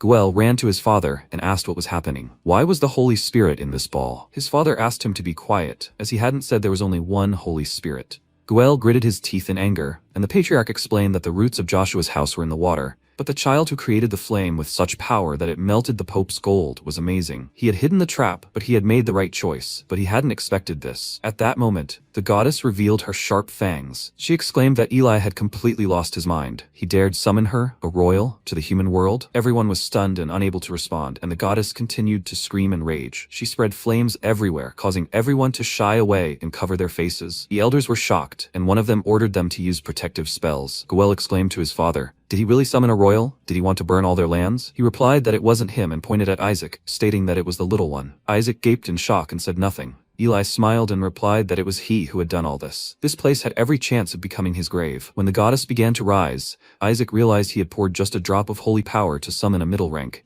But how did the royal one come about? He asked again. What is it even made of? They even wondered what he would summon if he really put in the effort. They were both dumbfounded by these thoughts, and the goddess began using anti-demonic flames. She became angry, and Whisper realized that it was flames that transformed mana into holy power. He shouted that this would help him a lot, Master. Isaac realized this was true, but he didn't understand how to make it obey. At that moment, everyone inside the room began to scatter in different directions and scream. Whisper replied that he could somehow figure out how to do it. Isaac mused that besides that, spirits of royal rank are connected to the heavens, and for now, he can't get too close to these damned gods. Whisper confirmed that this was also a correct idea. All spirits are close to the gods. The elder shouted, Patriarch, let them send this spirit back. They were incredibly afraid of what was happening. After all, this was a crazy spirit that even the gods had abandoned. Relay replied that if he were condemned for his hair color, he would also have severed his connection with the gods. Apparently, it all started because of prejudice against black hair. So that's why they were distracted from this spirit? The Holy Spirit began screaming, then became silent. Did they see anything there? The goddess continued to destroy and smash everything in the room, screaming with incredible anger. What was he thinking? Summoning her to the ritual of subjugation? Eli replied that he hadn't summoned her. She asked again, what was the point? He must have used his authority as patriarch to do this. But before she could finish her words, Eli pointed to little Isaac and announced that it was him. The goddess was stunned with surprise and screamed that he had clearly lost his mind. Had he really sacrificed a baby to summon her? But he replied that nothing of the sort had happened. The goddess continued to scream that even if his house was falling apart, it was too much. What had he done with this newborn? He paid attention to him, and they both didn't understand what was happening to him. He wondered, capable and innate to the gods, he would definitely take it. He would use it as a filter for his mana. At that moment, the goddess raised her hands and cast a spell, shouting that this was excellent, and she would see for herself. If this child really was the one who summoned her through the subjugation ritual, he would withstand the attack. She cast the spell and began to attack the protagonist, and suddenly, Rulai came to his defense. The goddess laughed and said it would be better to meet him between the ends at her hands, when she suddenly saw that Isaac was still alive. Eli asked, was she convinced now? And it was this Isaac who called her here. She was dumbfounded, and Eli offered her the choice of making a pact with this child or refusing and accepting punishment. She tensed and asked again, punishment? He thinks a spirit of her rank cares? Then it's better if Joshua burns down our house here and enjoys his freedom. She held out her hand and told him to watch his land burn, the stupid idiot, when suddenly Isaac did something incredibly strange, and the elders were dumbfounded. She screamed that he was a brainless idiot, and Isaac absorbed the goddess right into his mouth. The elders began pulling their hands towards him, clutching their heads, shouting that he couldn't eat that. He shouldn't dare swallow this time. The goddess was in his jaw and couldn't understand how this had happened. She asked again, was this really not the first time? They were crazy. How were they going to take care of this baby? They would just wait for her. The idiots. The goddess couldn't escape his grip and said she would retreat for now, but they would pay for it. At that moment, the protagonists sensed the goddess teleporting and shouted that they would see each other again. Moments later, an awkward silence fell, and all the elders reached for the child. Whisper chuckled at what was happening, and with a sudden, brilliant realization, realized she couldn't do it. She didn't understand what was happening. Although magical energy appeared around her hands, the elders were dumbfounded and shouted that it was dark mana. Eli announced that he had invited the Demon King, and the goddess asked what he was feeding this child. Isaac mused that spirit flowers are the purest beings of the entire saint faction. They literally entrust holy energy to flowers, but are weak to dark mana. When the goddess clutched her mouth and screamed that it was a curse, she was losing her strength and became extremely weak. She started begging Isaac to stop doing this. He continued laughing, and Eli scratched his ear and said, what a pity. The Skeleton King's power was too strong for them to get close to him. The goddess exclaimed with a terrifyingly frightened expression that they all seemed to go crazy and attack at the mere mention of the demon wing. And he was telling her this nonsense? Eli replied that if she stayed with his grandson, she would cleanse all the dark aura from the royal seat, and he would send her back. She screamed. Did he even know who she was? Eli told her not to hesitate, to stay and be eaten. She got angry and said that they were just crazy. That's why she hated them all. If they didn't belong to the saint's lineage, she would make cutlets out of them. She will destroy this damn brat. When Isaac heard this phrase, he began to push the goddess even harder into his throat. She cried out in pain and fear and screamed.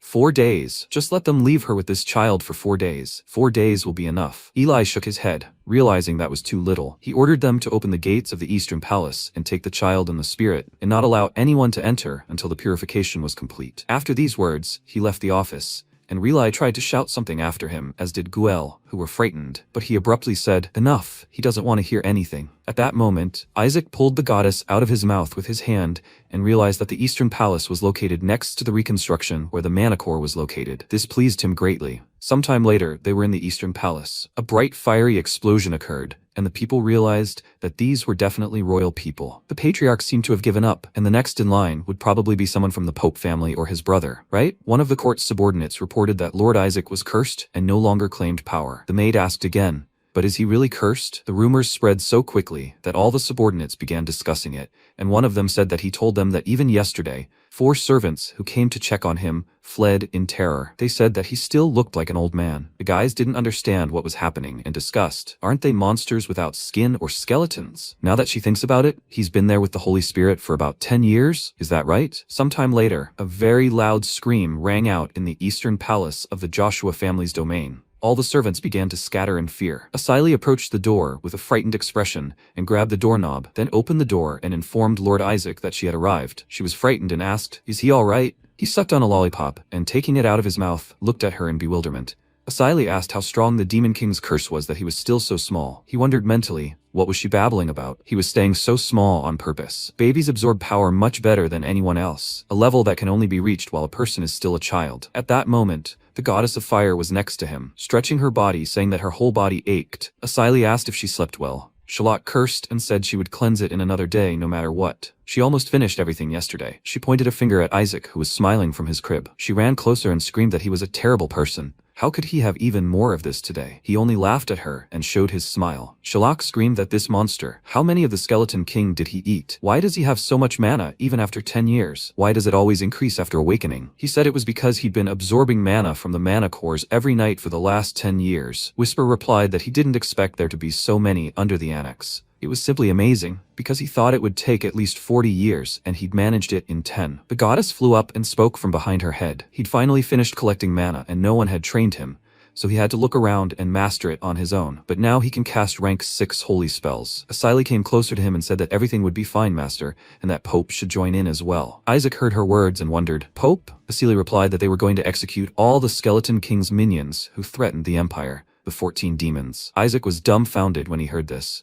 And she continued to say that they would soon be able to extract the Skeleton King's last mana from him, and that he shouldn't worry. Isaac screamed loudly, asking, are you crazy? Did she even know how many things he needed to extract from them? What did kill mean? She put him down in his crib and said that now he should eat some candy and rest, young master. He clutched his head and thought, they're damned swindlers. He has to do something about them. At that moment, Isaac heard someone's voice through the open window. It turned out that Guel was walking in the palace courtyard with Shuri. He said that he not only skipped the test but also became the youngest priest. He had heard that even the princess would be present at his initiation. Accompanying her, being at the top of his class, was a great honor. Shuri was delighted and said that it was all nonsense, because after all, he was his son. He kept saying that it was true. He was also very humble. His son had grown up so smart, everything was going so well for him. But before he could finish his sentence, Shuri suddenly disappeared from that spot. Guel turned around in fear, not understanding what was happening, when Shuri suddenly fell into some kind of magical portal and screamed loudly in fear. When he landed, someone called him by name. He looked ahead with tears in his eyes, and Isaac asked, did he really want to die? He can't stop himself from lying, can he? Or does he think he can escape just because he entered the academy? Shuri was scared because he saw that madman in front of him again. Isaac replied that he achieved all this only thanks to his training. Shuri shouted that he also tried his best and thought it was easy, being dedicated and the best in class. Isaac replied that it would have been impossible for him to do it alone. Shuri clutched his chest and said in a trembling voice that it was true,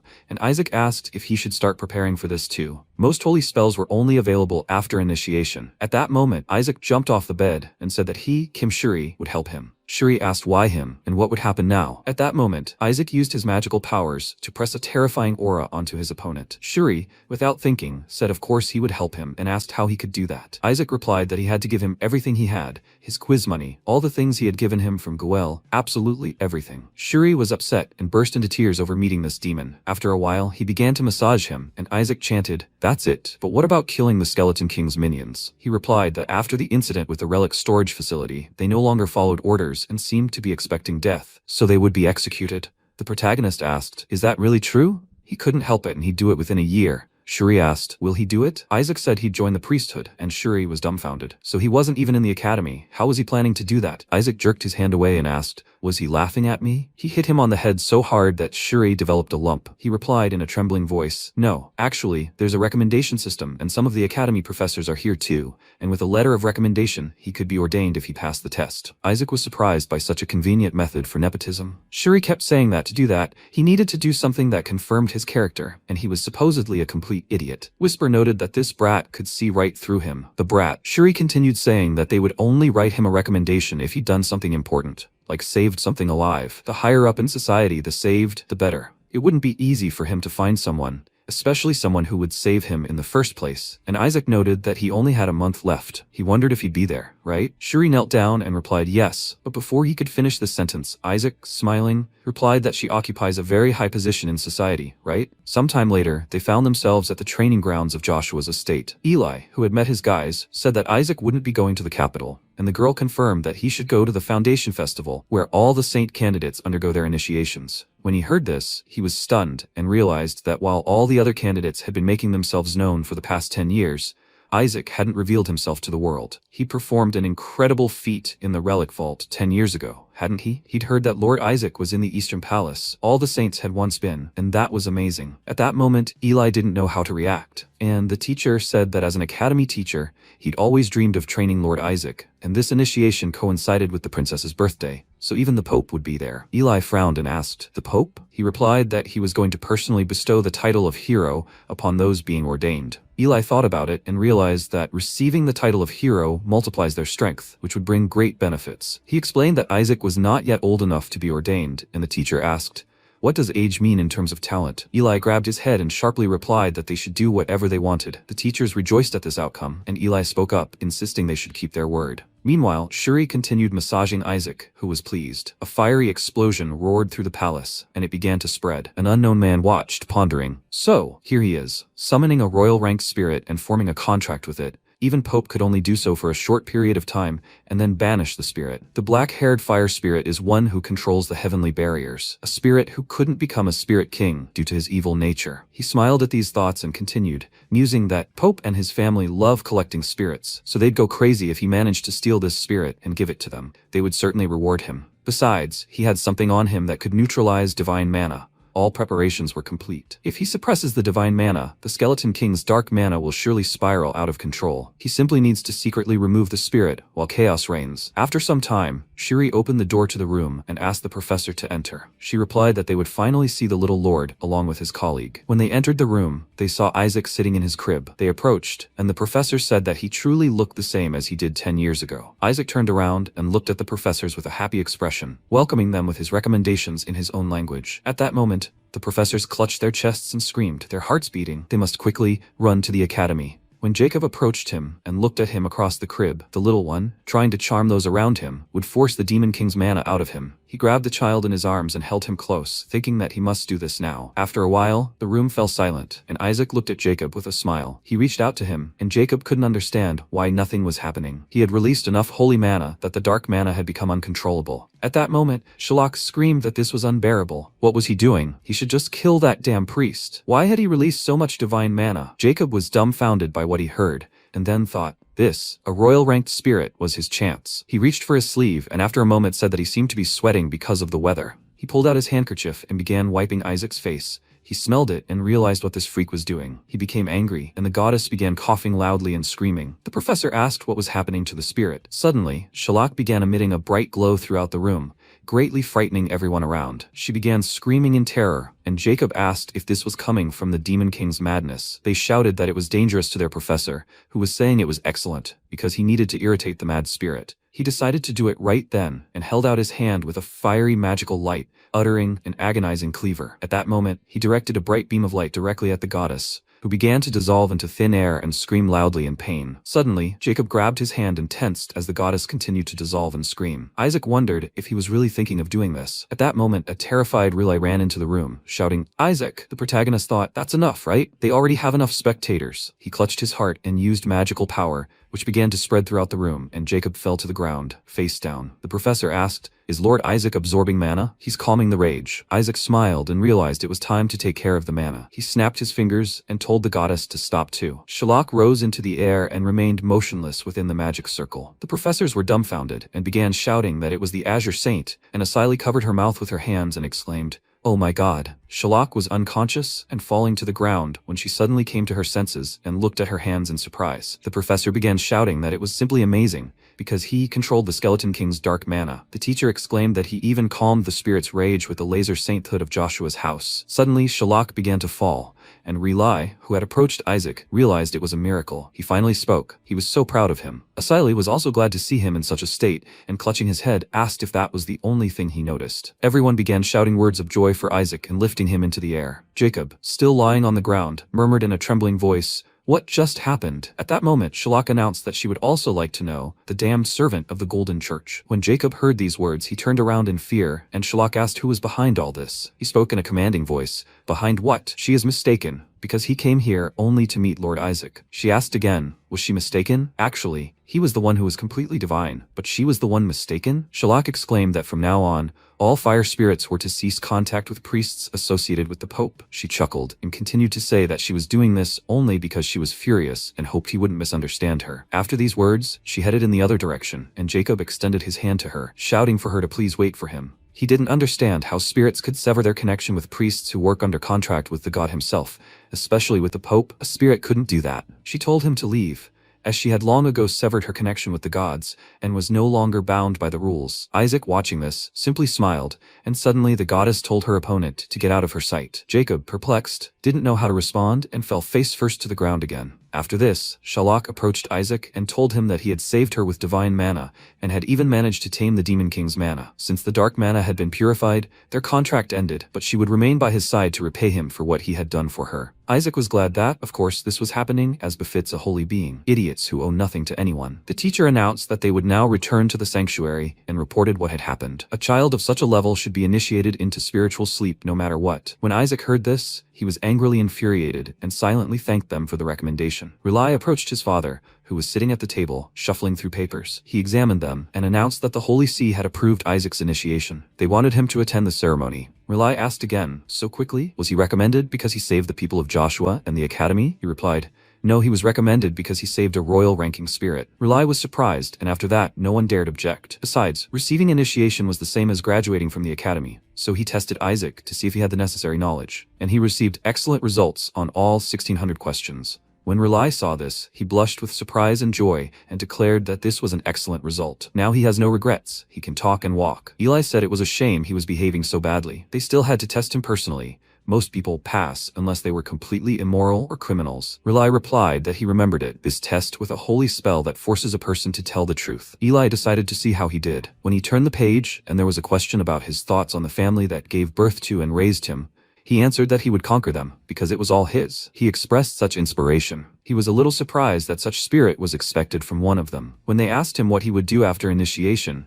Isaac replied that he would bite off the heads of gods. They looked at this question questioningly, and then turned to the next question. He was supposed to tell his dreams and aspirations as a priest of the sacred Hellen Empire. He answered to get rid of this country. When Rylai saw this, he crumpled the paper in front of him and stared at it, dumbfounded. He was incredibly frightened, and looked at his father, whose face was also dripping with cold sweat from terror. He declared that only they had seen the results. If Isaac passed another such test after his ordination, he would be executed for heresy. Rely clutched his head and trembled. At that moment, Eli became enraged and slammed the table, declaring that he would be ordained in his place, and in the meantime, he was to keep Isaac in the house. First, he needed to get an education. Sometime later, evening arrived. The protagonist opened the window in his room, and Whisper asked his master if he had already made a decision. He confidently answered, yes. He packed a bag of things, placed it on his back, and, opening the window, began to climb out, muttering that he was trying to escape. He did so with an incredible smile and hope. Sometime later, the capital's Rylai Academy, the Holy Spells Department. People were discussing what they'd heard about a 10-year-old child being ordained to the dream this time. It was crazy. What had he done to be ordained so early? This graduation ceremony would be special. The boy smiled and said that a toddler who couldn't even walk was being ordained. What kind of nonsense was that? Nicer scoffed at this news,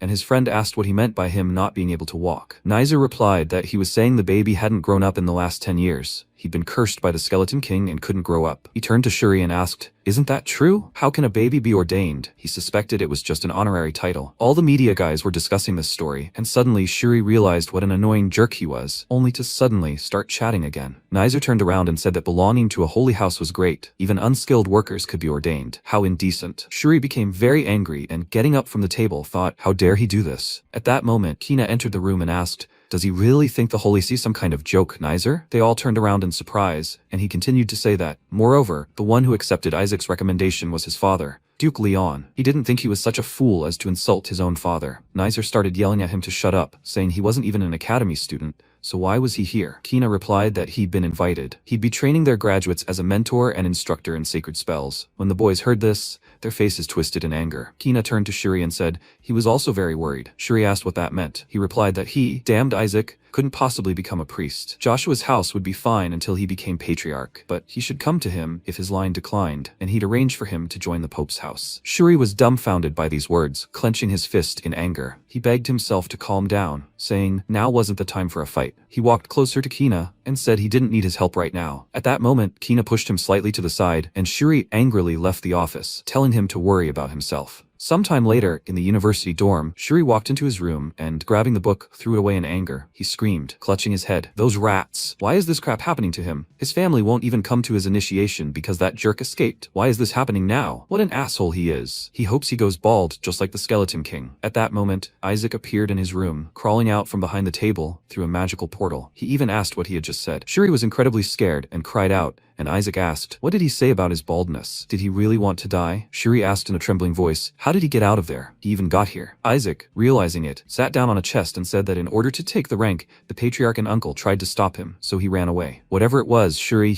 But before he could finish this sentence, Shuri began screaming angrily. What happened again? Was he trying to tell him? Isaac pulled out an interesting object and said it was just weak. Was he really going to accept the offer from the Pope family? Shuri exclaimed in anger. No, that's not it. But the protagonist hit him with the object and shouted at him to shut up, because these freaks know how to disrespect the name Joshua. Isaac became enraged and began hitting Shuri from all sides, continuing to scream with incredible anger that Joshua belonged to him, let him be allowed to insult them, and only he was allowed to destroy everything. Shuri didn't understand what nonsense he was talking, and Isaac shouted at him to remember this. Shuri, he will be the one who burns down Joshua's house. Shuri was incredibly scared and pressed his head to the ground, crying and thinking about being rid of this freak. Isaac tossed the object aside and told him not to be a child, and to get up, letting him lead the way. Shuri asked again where he was going. He grinned and replied that he wanted to deal with whoever had messed with him. After a while, all the boys gathered in the dining room. One of the girls turned around and asked what was going on and who had brought this little boy here. They marveled at how beautiful and smooth his hair was. At that moment,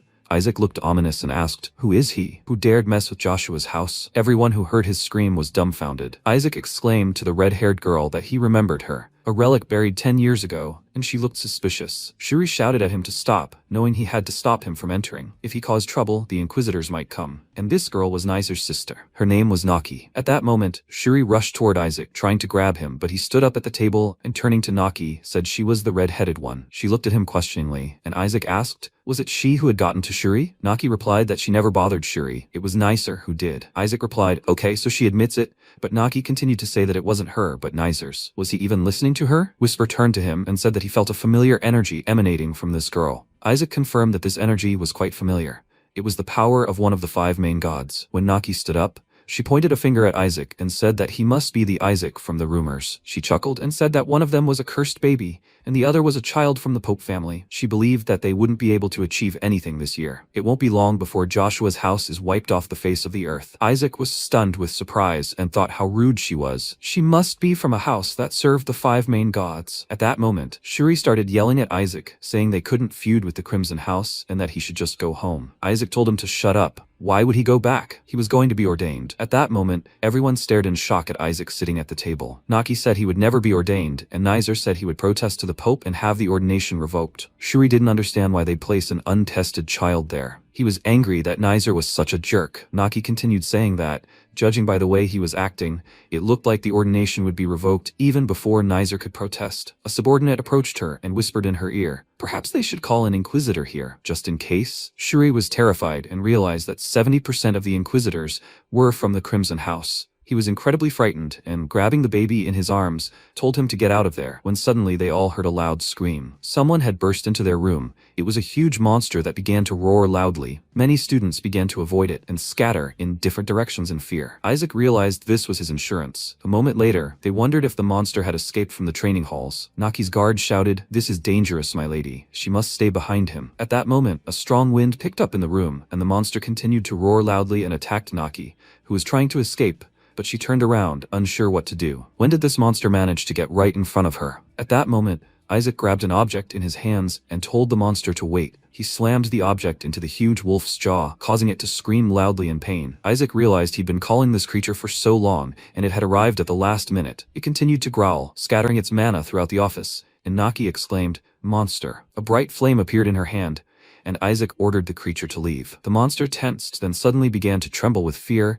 and began to calmly walk out of the room. It whined, and Whisper said, "This is its master." He pulled out the monster, which had been resting peacefully, beat it, and drove it away. Isaac grinned and asked, "Who's having it easy now?" At that moment, the Inquisitors burst into their office, shouting, "Where's the monster?" They must get away from the monster immediately. Some thought it had run off in one direction. They should contact the monster control department. One of the house's subordinates ran up to Naki and asked, "Is she okay?" Shuri realized it was an Inquisitor and, frightened, picked Isaac up, telling him to leave. At this point, the Inquisitor stopped him and said that he could not leave the premises until the investigation was completed. Shuri realized it was all over, and turning around, laughed awkwardly, claiming he knew nothing. He continued laughing, and Naki screamed for them to leave, as this child had saved her. She pointed at Isaac, and Shuri looked at her, stunned. They didn't understand what was happening, and Naki asked, "His name is Isaac, right?" She apologized for what she said earlier, but she wasn't exactly grateful to him or anything. Did he understand that? Shuri and Isaac gritted their teeth in bewilderment and looked at her questioningly. They had no idea what was happening at all. He had received a recommendation after saving people, so it was true. The people around realized that the child was the one Brother Helen had spoken of. Sometime later, in the estate, in Eli's office, he started screaming, "Oh my God, why do they keep refusing, Cardinal? Is it really that bad if he's ordained again? Just let him be present." Eli told him to shut up right now and covered the magic ball with his hand. His subordinate continued to say that his shining creature would be furious about this, but Eli replied that it wasn't his problem. He would be educated at his estate until he grew up. He was told that keeping the child locked up would cause serious problems in the future. He became angry and realized he already had problems. The man continued to say that he didn't know if he'd heard the news, but a blonde-haired child was wandering around the academy. Eli rose from his anger and realized it was Isaac. After a while, he called Relai to him, and a frightened Relai entered the office and asked what the problem was. He didn't even have time to ask the question completely when Eli suddenly interrupted him and shouted that they were going to the capital immediately. They had to make it by tomorrow. Relai looked at him and didn't understand what was going on. He kept saying that even the shortest route would take at least a week. Eli replied that they had 23 hours and 48 minutes left. They would run there. The next day, Shuri tried to burst into Isaac's office, shouting,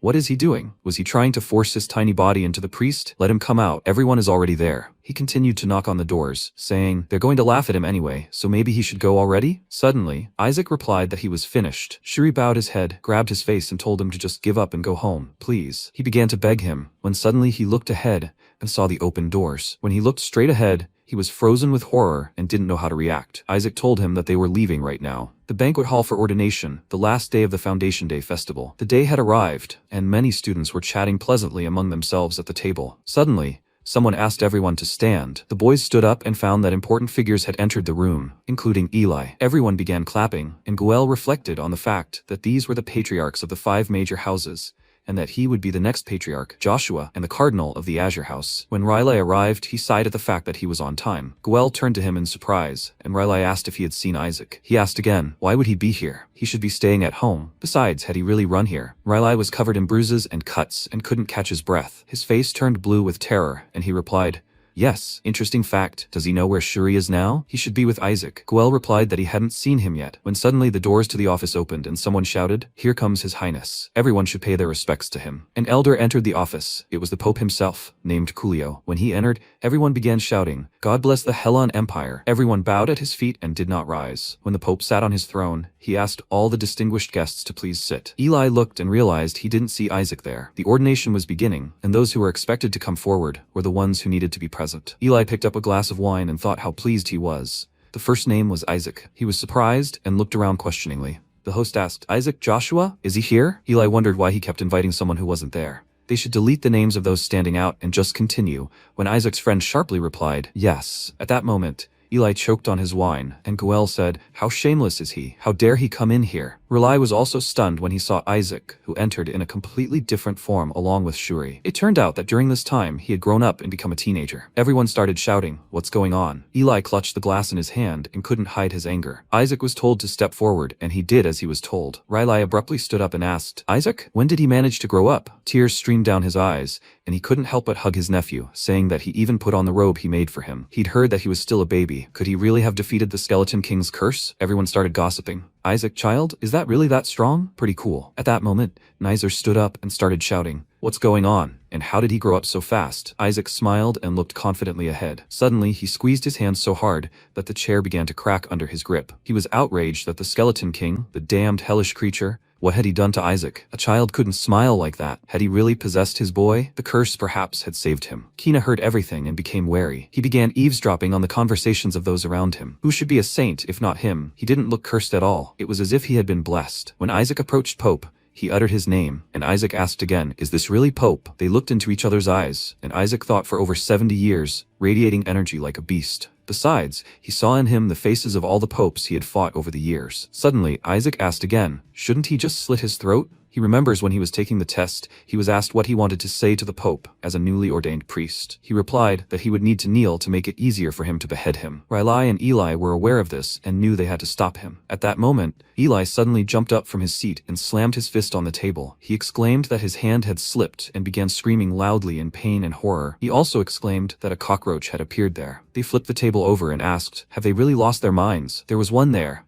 as big as his head, a brother. At that moment, the host asked them to be quiet, because Shuri was next, and he was supposed to go forward. Shuri was furious that these jerks were trying to stop him. He scratched the back of his head and stood up, moving closer to the Pope. The Pope looked at him silently and informed the host that the initiates would next pay their respects to God. The two boys stood together, and those around them debated whether it was time to choose gods, which god would bestow his reverence upon their child. Riley and Eli continued to watch from the sidelines. Eli said perhaps the patron saint of Azure. Riley replied, please, so be it. He meant that the evil god wouldn't come to him here, right? Eli said that then they would have to destroy him, and Riley asked terrifyingly, what? He saw Eli's expression and feared for Isaac. Maybe he should get rid of the bowl of holy water. When Isaac came closer, he cut his finger along with Shuri's, and they reached for the bowl. At that moment, the holy water began to bubble, and magic spread throughout the room. Goel smiled and cried out with joy. As expected of his son, the patron saint of Azure had appeared in person. He cried with joy and did not stop. Shuri happily descended. Isaac wondered what it meant that the god his family served was the same god of light, the stingy god of the pure heart. He also cut his finger and declared that he would be angry with whoever came to him. At that moment, he dipped his finger into the cup. When Pope suddenly noticed something amiss and froze, he was horrified and realized what it was. When the blood touched the water, dark magical energy spilled out of the cup, spreading everywhere and intimidating the surrounding people. Eli exclaimed, what is this? A terrifying skeleton with bright red eyes emerged from there, frightening everyone. It turned out to be the Demon King. Everyone cried out in fear and continued to scream and squeal. Suddenly, Eli jumped out and shouted, Demon King! The protagonist was enveloped in these magical powers, and Eli swung his fist at the Demon King to kill him, but he grabbed the boy with chains and chanted that he was waiting for the arrival of this saint. Isaac didn't understand what was happening. The demon kept saying it would destroy the sacred empire piece by piece. The creature laughed loudly and said it would all start with Isaac. He didn't understand what was happening. It looked exactly like him, a disgusting feeling. Whisper started screaming, who is this imposter? His master was an even bigger loser and idiot than this one. At that moment, Julio and Leon approached them, extending their magical powers toward the demon, who continued to tangle Isaac with his chains. A bright flash of light erupted in the room, and suddenly Riley shouted for everyone to run back. Eli used his magical energy and swung at the Demon King, causing the creature to scream and moan loudly. Suddenly, magic began to spread throughout the room and glow even brighter. The demon muttered, Azure Patriarch, his powers are limited by the curse. It would be better if he stayed where he was. He replied that he truly didn't want to do this, that he might destroy this building, and suddenly became angry, saying he was talking too much. At that moment, he cast a terrifyingly powerful spell, and the entire room glowed with his blue magic. The demon went crazy over this, then pulled Isaac along with him and asked, does he really want this little saintly boy to die? Isaac didn't understand what was happening. His grandson is being held hostage and he caused something like this? He replied that the saint wouldn't die from this, the crazy freak. At that moment, a bright flash of light caused a violent explosion, sending rocks flying, and the building began to collapse. Many people tried to protect themselves and shield their heads from the falling rocks, but the building continued to collapse. Dust billowed around, and people tried to catch their breath from the horror. Goel couldn't understand. Did it really hit him? The others were discussing among themselves. Oh my god, the Skeleton King is back. He hasn't been active since he cursed Joshua 70 years ago, right? Had he really gathered his strength and been biding his time until now? At that moment, the protagonist realized, no, this idiot is an imposter. He tried to get up, but Eli shouted at him, Isaac, is he okay? He knows he's Joshua, but is he really okay after all this? Didn't the Skeleton King call him a saint? The Skeleton King is dead, right? He thinks so. Azure simply tore him to pieces with his sword. When Riley ran up to Isaac and patted his head,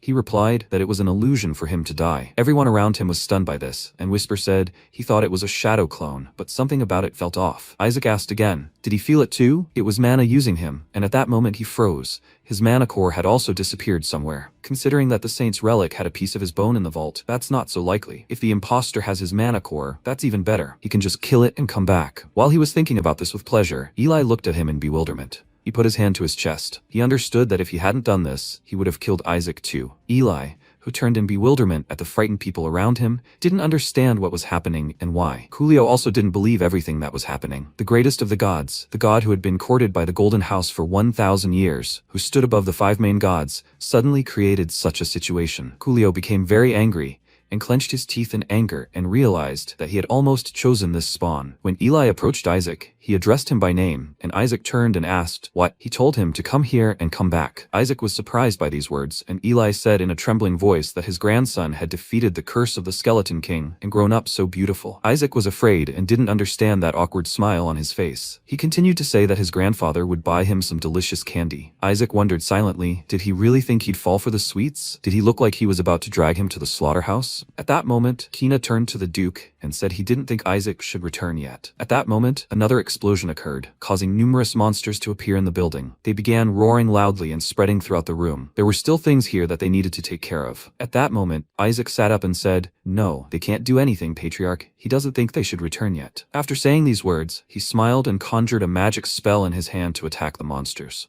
They both stepped forward, and Kina thought he was an arrogant idiot. He grew up so quickly and now he's a saint? Isaac, meanwhile, smiled and thought that he had no idea why he was doing this, but he would get some use out of it. They prepared to show who the real saint was. MC raised his hand, gathering energy, and then raised it into the air and cast a purification spell. The cloud of energy flared, blinding the monsters, and everyone around was amazed by his magnificent technique. Such a clear light hadn't been seen in 100 years. But why doesn't he attack instead of using a purification spell? The man said it purifies mana, so maybe he's trying to prevent it from recovering. In fact, Isaac only had Salak to learn spells, but if you reach rank 6 of purification, you can deal area of effect damage over time. Meanwhile, the monsters began coughing up blood and wheezing in pain, and then Kina ordered Isaac to step aside. He couldn't defeat them with his magic. He gave him the middle finger, and Kina thought he was using 5th tier magic. He was certainly 1 in a billion, but he could compete with him, with that level of talent. He gathered energy into a ball with a smile and told him to watch closely. He needed to use powerful holy magic and attack from multiple sides to defeat them. MC couldn't help but chuckle, after which he began to openly laugh at him,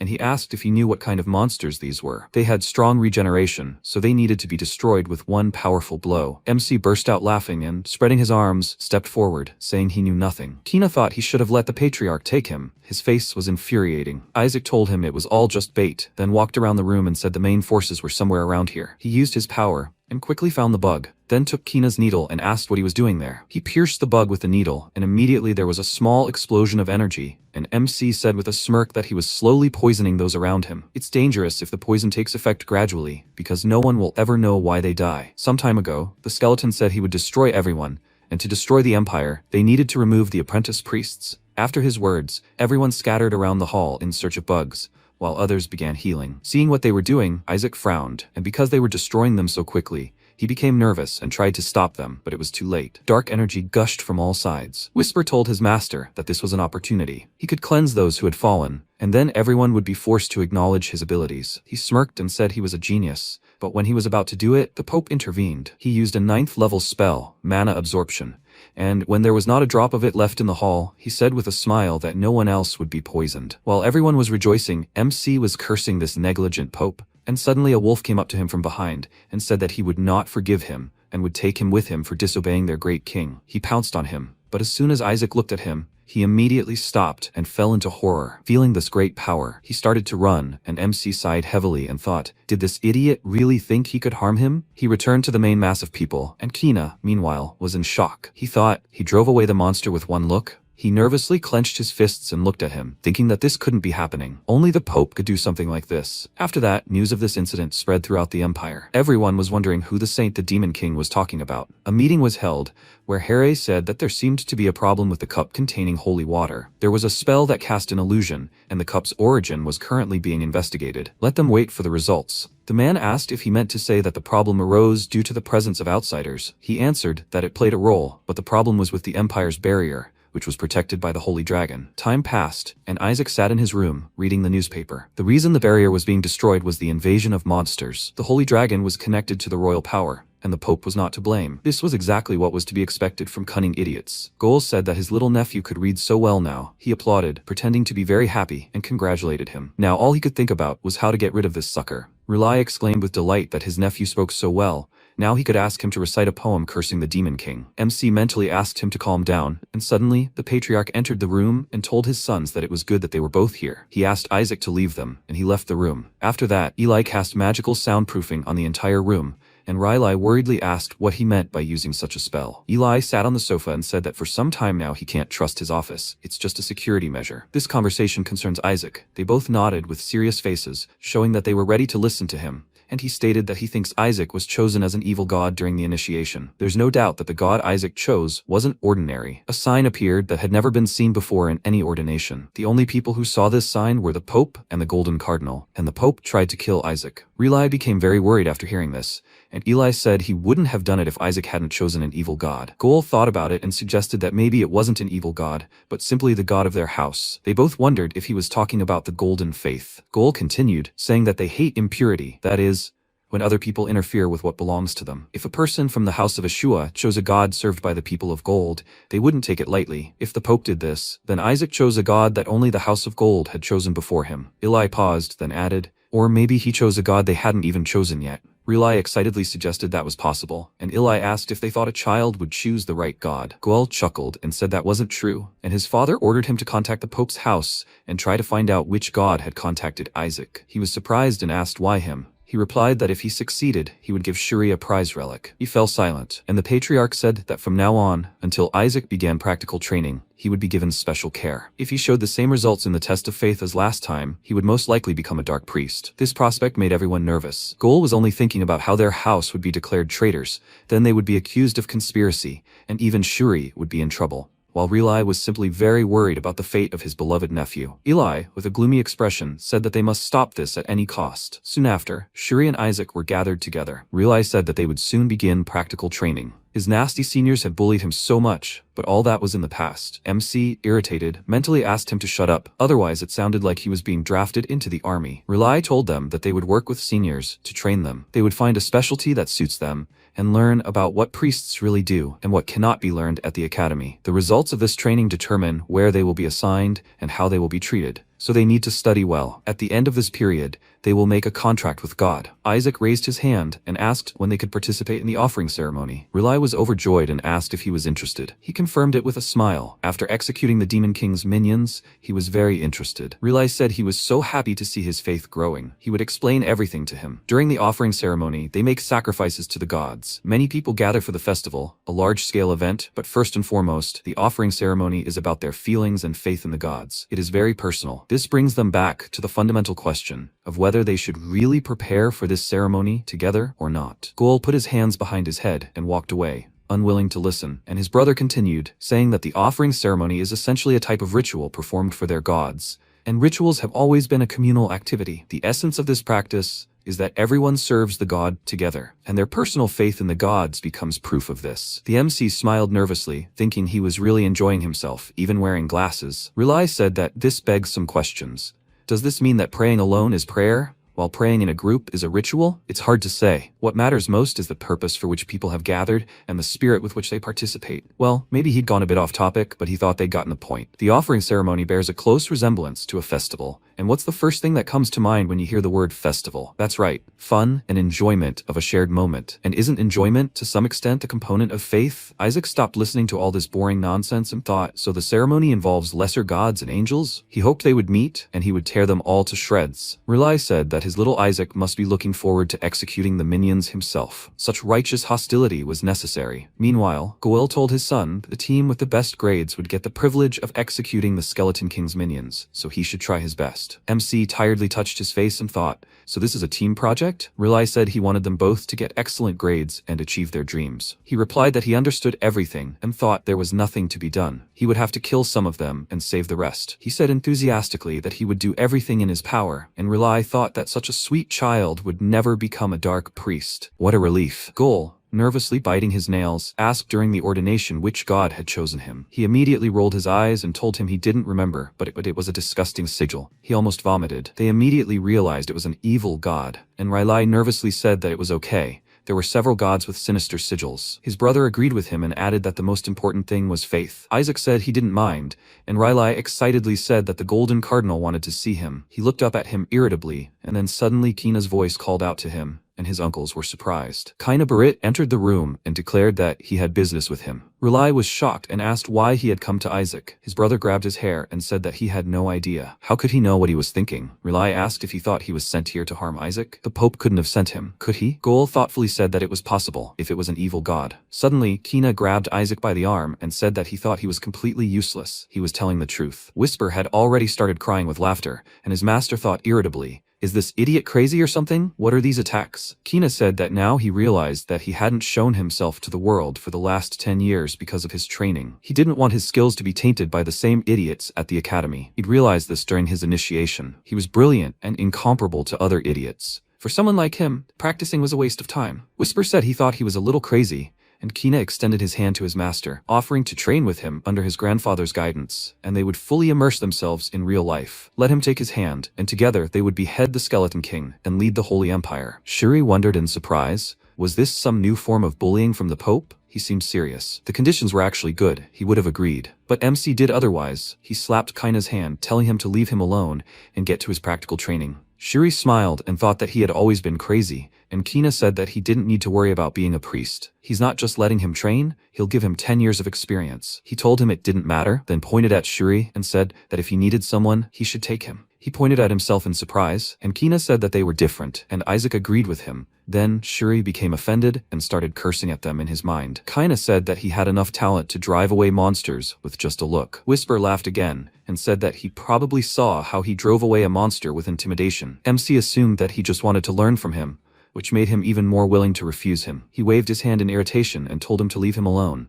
The thought of being taught by the Holy See made him sick. The boy's face darkened, and he indignantly asked, "Who's calling his grandfather a man who makes him sick?" He confirmed this and wanted to say that he would have torn his head off, but Eli shut his mouth just in time. He grabbed him and quickly ran aside, after which he said that his grandson was busy and he did not want him near their child. Kina wanted to start indignant, but the patriarch said that if he communicated with him, he would fall under his bad influence, which took him aback. All the family members supported him, and Isaac thought that he would get rid of them all. After a while, the Pentagon is an exam that all training priests must pass. White, gold, azure, black, red. This is the order in which the tests are taken, with the cardinal of each faith as an examiner. So everyone must pass this exam to receive official status. After that, MC went to study. He stopped in front of the door and thought, are his classmates here? Unite 30 children of similar origins or faiths. Do they want them to start a faction war? Shuri had recently assured him that everything would be fine because their group consisted of his friends. He smiled and thought that sending him to school before him was a good idea. He was going to use these idiots to get through the Pentagon and save his henchmen. He opened the door and immediately started smiling to make a good first impression. But he was not received very warmly. The atmosphere in the room was heavy. The kids looked like they were about to beat him up. He was confused by their behavior, and one of them approached him and asked if he was the one who had been bullying Shuri all these years. His friend said that the elders would have to teach him some manners, even if he thought of it as a little game, but he would be dead if he told Shuri about this. Isaac thought it was such a shame, and while they were chatting, he pulled out something from under his clothes, the sight of which immediately made them burst into laughter. The boy exclaimed, "Is that a rattle? They say he was a baby until recently. It seems to be the absolute truth." He suggested to his friends to hang him somewhere, but this rattle immediately flew into his face, and he fell unconscious. Everyone was shocked by what just happened, and the MC returned the rattle and said that they were right. They better get closer, do some team spirit exercises, and get good grades. They simply must become best friends. After that, he taught them a lesson with all kindness. When Shuri came, he raised an eyebrow in confusion and said that he did not understand him. And this is a bonding exercise? Isaac used them all as a throne. These guys asked Shuri for help. He is his family after all. And he looked away and awkwardly thanked them for entertaining his cousin, and then whispered to him that the first test will be based on their team harmony. What is he doing? He asked in response. Can't he see this pyramid? Where else more harmonious? Shuri thought that these were just people submitting to an irresistible force. He was crazy. After that, the MC handed him a piece of paper. It was a list of idiots who were trying to profit from him. For the past 7 years, they had come up with various excuses to squeeze everything they could out of him. He knows that the Ashua house is known for not expecting anything in return, but this is too much. The boy, crying, said that Ashua doesn't need anything from them. Whatever they offer will be of no use to them anyway. Isaac said that actually, they have something to give. They have all their limbs and fresh organs. He doesn't ask much from them. He just wants a healthy relationship in which they receive as much as they give. So this is a group activity. They must work hard, with purity in their hearts. He smiled evilly and asked, "Did they understand everything? Are they not going to answer him?" They excitedly said that they understood everything, after which he got off them, and the pyramid fell apart. He went to the exit, and Shuri asked worriedly, "What if they fail the exam?" He clicked his tongue and said that he would show him something, and that he should follow him. Shuri exclaimed that if they got even one bad score, they would fail the assignment immediately. The first assessment was based on group harmony. He told him not to worry, he had a plan, and then opened the closet and showed him the boy he had kept tied up there. Shuri was horrified when he saw this. He immediately grabbed him and exclaimed, "Is he crazy? What is he doing? This guy is from their group, and he is also the son of their uncle's friend. He doesn't remember him from the relic storage." He said that the problem is that he is in their group. He has a letter in which he says that he will stop spying. Shuri immediately stopped scolding him. He turned his gaze to the boy, opened his mouth and asked, "Was it Neezer who put him up to this?" He burst into tears and immediately began apologizing to him. He couldn't disobey him. He had his reasons. MC reached for his rattle and ordered him to simply say what he wanted. He replied that he told him to make sure Eshua's group failed, and said that because of the test, Shuri would listen to most requests. So he told him to constantly ask for outrageous things until the group gave up. He burst into tears and said that his hostility towards Isaac during the entrance ceremony was because Neezer told him to do so. He wanted to be the one to destroy the Skeleton King's minions. MC remembered that idiot and thought not only did he show hostility towards him, but he also wanted to execute his minions. Apparently he would have to teach him a lesson. A few days passed, and that boy came to Neezer and exclaimed, "Why is he refusing? Is it so hard for him to be a spy? And how many of them have already quit?" He awkwardly scratched the back of his head and apologized to him, saying that they were having team-building exercises, so he can't be a spy. Neezer was furious. He told him to leave, and one of his friends told him not to worry about it.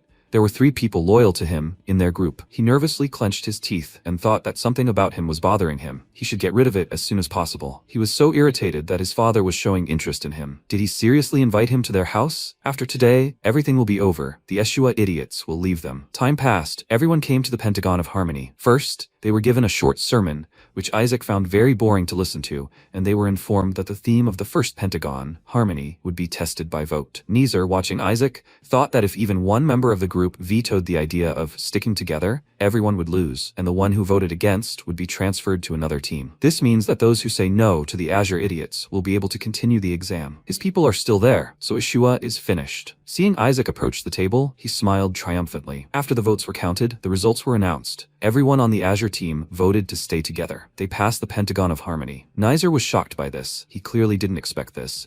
And then MC turned to him with a smirk. When they left the building, Shuri caught up with Isaac and asked how he did it. How was he able to convince everyone to vote to stay on the team? He asked in response, did he remember how the Golden Cardinal was looking for him a few days ago? He confusedly confirmed this and added that despite being just an apprentice, he refused him, as if he were crazy. Because of these words, he got angry and asked, did he want to die? In short, he asked him to give him a golden pill if he wanted to meet him. Shuri's mouth dropped open in shock and thought, did he ask for something so valuable? This so-called legend pill, rumored to be possessed only by those serving in gold. Does he really think the Cardinal is crazy enough to give it to him? MC said he gave it to him, and then he simply bribed his team members with the pill. This surprised him even more and asked, so he promised to share it with them after the voting was over? He answered that he simply gave it to them before the voting, and he exclaimed, what if they betrayed him? He smiled and said that everything was fine. He trusted his team. Shuri was even surprised. He was becoming more and more like a priest, and this made him happy. But when Isaac entered their room, he saw a terrible picture. All the team members were lying on the floor and writhing in pain,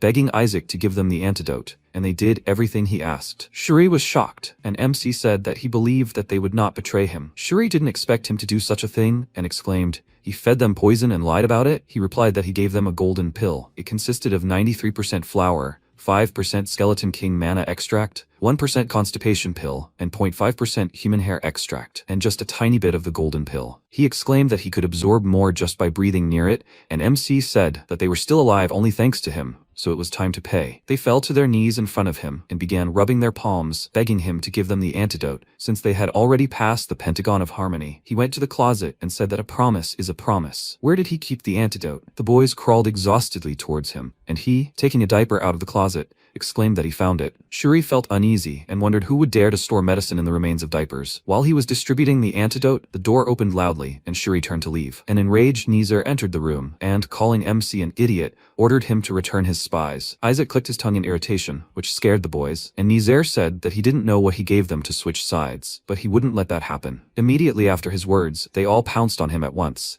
telling him not to dare touch Isaac. Why was he getting in their way? Neezer didn't understand why they were beating him at all, and MC approached him, saying that he heard him tell these children that in difficult times, people reach for an irresistible force. He's completely wrong. People save themselves first. Everything loses meaning in the face of death. The expression on his face scared the boy, and he thought, this can't be true. Could a person really have such a look? Sometime later, in one of the offices of the Holy See, there was a knock on the door. Hare gave permission to enter and thought it was so terrible that he had to wait 7 whole days to see the student. A man entered his office and nervously asked him for forgiveness, saying that Isaac would not come. He was surprised and asked, will he not come even after taking the gold pill? The boy scratched his head in confusion and said that this was what he had asked him to convey to him. He also wanted him to convey one more message. Next time, have him send him a large piece of gold. Hare, enraged, broke the pen and ordered him to use everything at his disposal to bring him to him. Some time passed, and Neezer left the room and began cursing at Isaac, calling him a criminal. But he realized something. The guys said that something was wrong with him. Something was preventing him from engaging in conflict with the Inquisitors. He would definitely find something if he searched better. He noticed some guys standing at Isaac's door and exclaimed,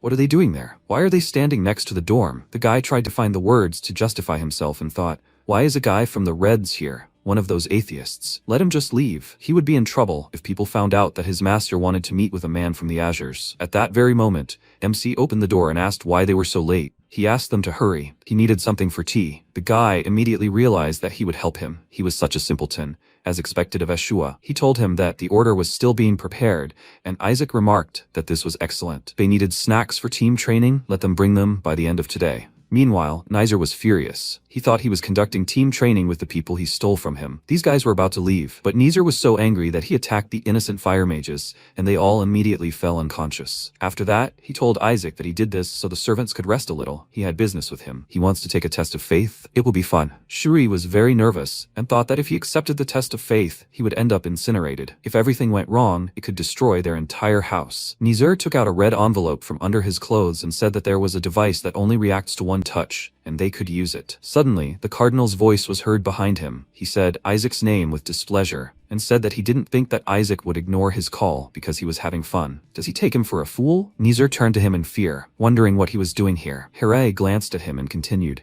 saying that he hadn't expected to be so close to the Reds. Just think, a red man was trying to attack him. Hearing this, Neezer became very nervous, and MC, with an innocent expression, asked the cardinal for forgiveness. As he saw, young Neezer had told him not to interact with the golds, which is why he couldn't answer him in time. Hare glanced sideways at the boy, and he excitedly exclaimed, when had he ever told him that? Besides, what did it mean that the cardinal called him? He thought that no bishop was allowed to interact with students during training. Isaac barely held back his laughter, and the cardinal told Neezer that he had given him time to get to know his team better. But it seemed he had had too much now. He allowed him to be like this because he knew his father. Neezer began to explain to him that this was not the case. And when the cardinal said he would deliberately give their team more work from the throne, he became very nervous. While he was clutching his head in despair, Hare approached Isaac and invited him to his room, but he refused, saying that he first needed to see the Red Cardinal, since he had also called him. Neezer immediately looked at him in surprise and said that he just happened to have plans and would see him if the conditions were better. Hare was also surprised and asked, did he just call him? He confirmed it, and Neezer thought that he hadn't told him that he was being summoned. How did he know that? At this rate, Cardinal Barrett wouldn't approve of him, and he would have a bad review. He needed to get out of here. He walked up to Isaac and put his hands on his shoulders, smiling and saying that he had come here to summon him and would take him with him. But the cardinal didn't seem to believe him. He was nervous that it hadn't worked, but to his surprise, he didn't dwell on it and told Isaac that he had other things to do, so let him go. Neezer breathed a sigh of relief, thinking that even a cardinal didn't want to cause trouble for his house. But Hare said that he had caused trouble for the House of Gold,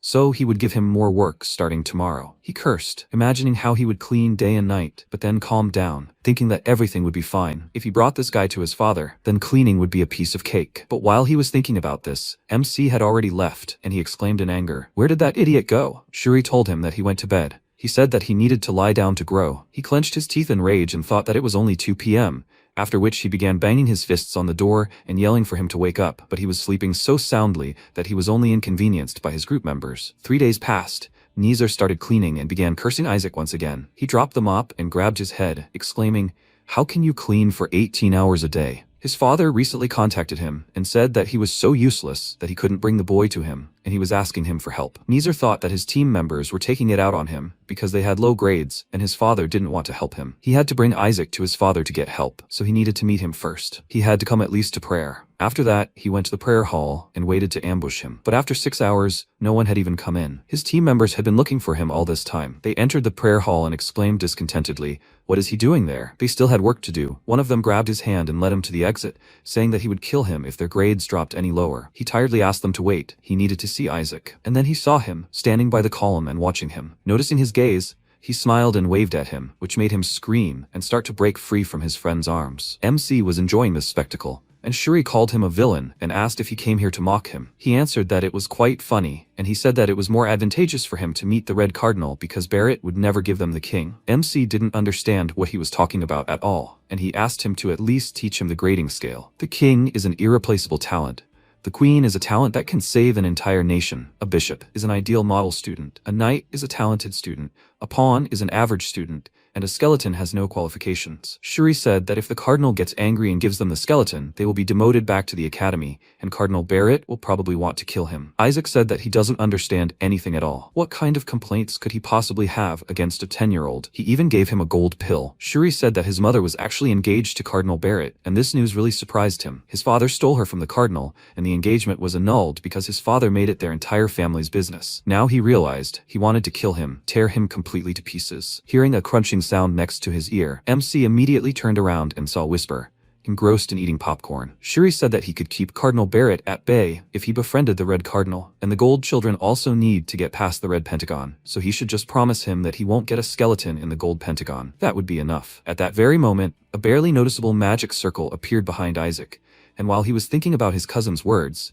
someone grabbed him and covered his mouth to keep him from screaming. Shuri heard his broken voice and turned to check what was going on, but he was already nowhere to be found. Meanwhile, there was a knock on the Cardinal's office door. He gave permission to enter, and the door exploded. MC entered his office and, calling him a kidnapper, asked how he was doing. He was acting like a gentleman, but ordering servants to kidnap him? Harry turned to him and called him a brat. Actually, he had something to say. MC spread his arms wide and said that it was obvious. Didn't he call him here because he had been ignoring him all this time? And then the Cardinal said something unexpected. He declared his desire to adopt him as a son of the Golden House. Isaac was shocked by this and at first couldn't even believe his ears. He nervously thought, what kind of nonsense is this? Is he mocking him? Or is this some new plan to keep Eshua under control? Noticing his doubts, the Cardinal said there was no deception here. He was offering him to leave Eshua and go under the care of the House of Berit. He thought that this made everything even more suspicious. Why would he adopt him at all? Is it because the false skeleton king called him a saint? But he didn't care about their intentions. He asked what he would get if he became his adopted son. If he was offering a deal, he should at least outline the terms. Hare smirked and thought, at such a young age, he was talking about a deal. He answered that they would give him everything that Eshua could not provide. The Pope's family could compensate for everything.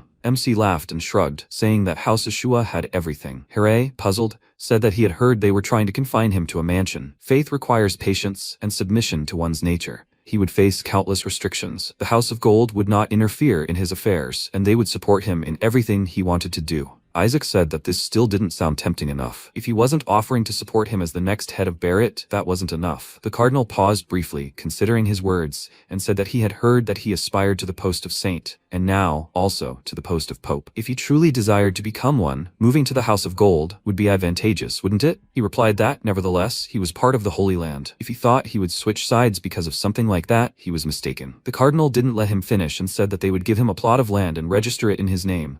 He would have his own territory, a safe full of gold, a private army under his name, exclusive right to tax breaks, and a mansion larger than Eshua's. He would even grant him the status of direct heir. He immediately changed his mind and said that he would think about it, and the Cardinal approached his desk, saying that he was glad that such a profitable deal was being reached. Then they would immediately begin the adoption process. Just let him not tell Eshua anything for now. He answered him that everything would be fine. He would definitely keep it a secret. He deliberately emphasized this, and the Cardinal realized that someone was eavesdropping on them. He quickly peeked out of the office, and Shuri, hiding around the corner, screamed in fear and even fell to the floor, and then started running, shouting that he hadn't heard anything. Following his gaze, the Cardinal sighed heavily and returned to Isaac, saying that it didn't matter, only his opinion mattered. Even if he told Eshua everything, nothing would change. MC noted that, in fact, he simply said that he would think about it, not a word about his already decided. He knows that he would not enter the Pope's family even if he died. The cardinal turned to him with a gloomy expression and asked, even if he died? He confirmed this and angrily clenched the documents in his fist,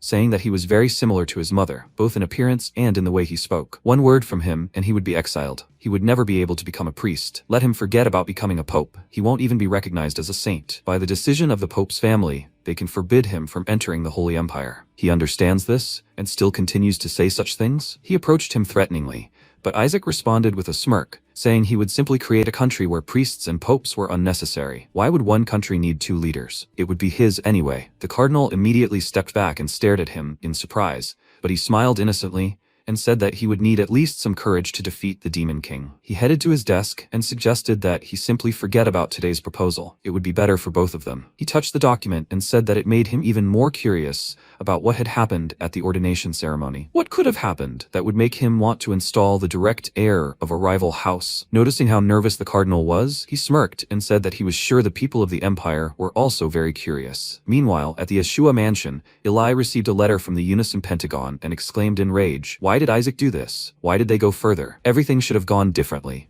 It seemed his faith was not enough. He immediately returned to the altar, knelt down and praised his Lord God, begging him to drive away his grandson. The second son of the house of Yeshua, Benjamin, entered the prayer hall and asked his brother what had happened to the house while he was gone. When did he start using faith to curse others? He laughed nervously and asked if Isaac was really such a problematic child. He waved his hands and answered that this was not the case at all. He was kind, pure, polite, and intelligent. Benjamin glanced sideways at his father, who continued to pray with sweat on his brow, and asked why he was acting like this. Riley told him he thought he was simply overly concerned about his grandson. Benjamin said he couldn't inherit the house because he was the second son. It was good that a child had appeared who could become an heir, but he felt a strange uneasiness. After finishing the prayer, Riley approached them and said he didn't understand. Anyone who received this blessing would be so overwhelmed with energy that they would lose consciousness for 3 days. So why didn't the blessing work on Isaac? His sons thought it looked more like a curse. It would have been better if it hadn't worked. Leah Yeshua, a candidate for sainthood, approached them and said she understood that this child meant a lot to her grandfather. She greeted everyone present and asked how they were doing.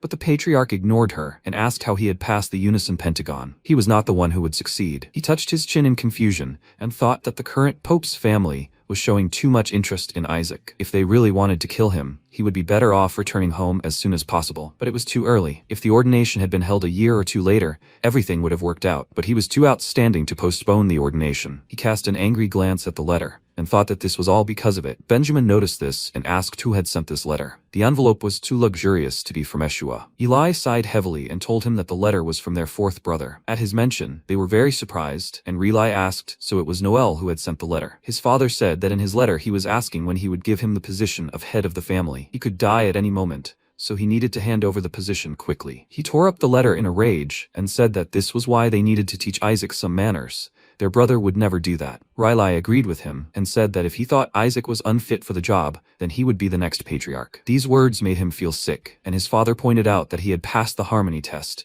which meant there was still hope. Suddenly, Salak flew overhead and exclaimed that this was complete nonsense. The patriarch asked what was going on, and the spirit exclaimed that this idiot was walking around hitting other children with his rattle. What kind of crazy psycho would use healing magic to further harm others? Eli noticed that this was typical of Isaac, and his sons stared at him in surprise. When the spirit exclaimed that he had poisoned and blackmailed his teammates to pass the test, the patriarch winced. He said it was fine, as long as the Pope's house didn't find out. At that moment, an agitated Shuri ran into the hall and called out to his grandfather, saying he had bad news. Cardinal Barrett had called Isaac to become his adopted son. The patriarch's face immediately darkened and he asked, what did he answer? Relai immediately began to reassure him, saying that Isaac was from their family and would never join them. But Shuri told them that he had responded excellent to this offer. Riley immediately grabbed his shoulders and began shaking him, asking, what did he mean? What did he do to deceive Isaac? He became agitated and told him that he had offered too much money for anyone to refuse, and his uncle swore loudly. After that, the servants began to whisper. After all, the money had done its job. The patriarch was very angry. He clenched his fists and said that his grandfather was still alive and breathing, and they were trying to steal his grandson? Soon after, MC received chests of treasure, all from the house of Barrett. The boys were surprised by such riches, and one of them asked, so the rumors about him being close to the Pope's family turned out to be true? Isaac smirked and thought that all this was the price for his silence. He turned his gaze to Shuri, who had also brought him riches for the faith in their family,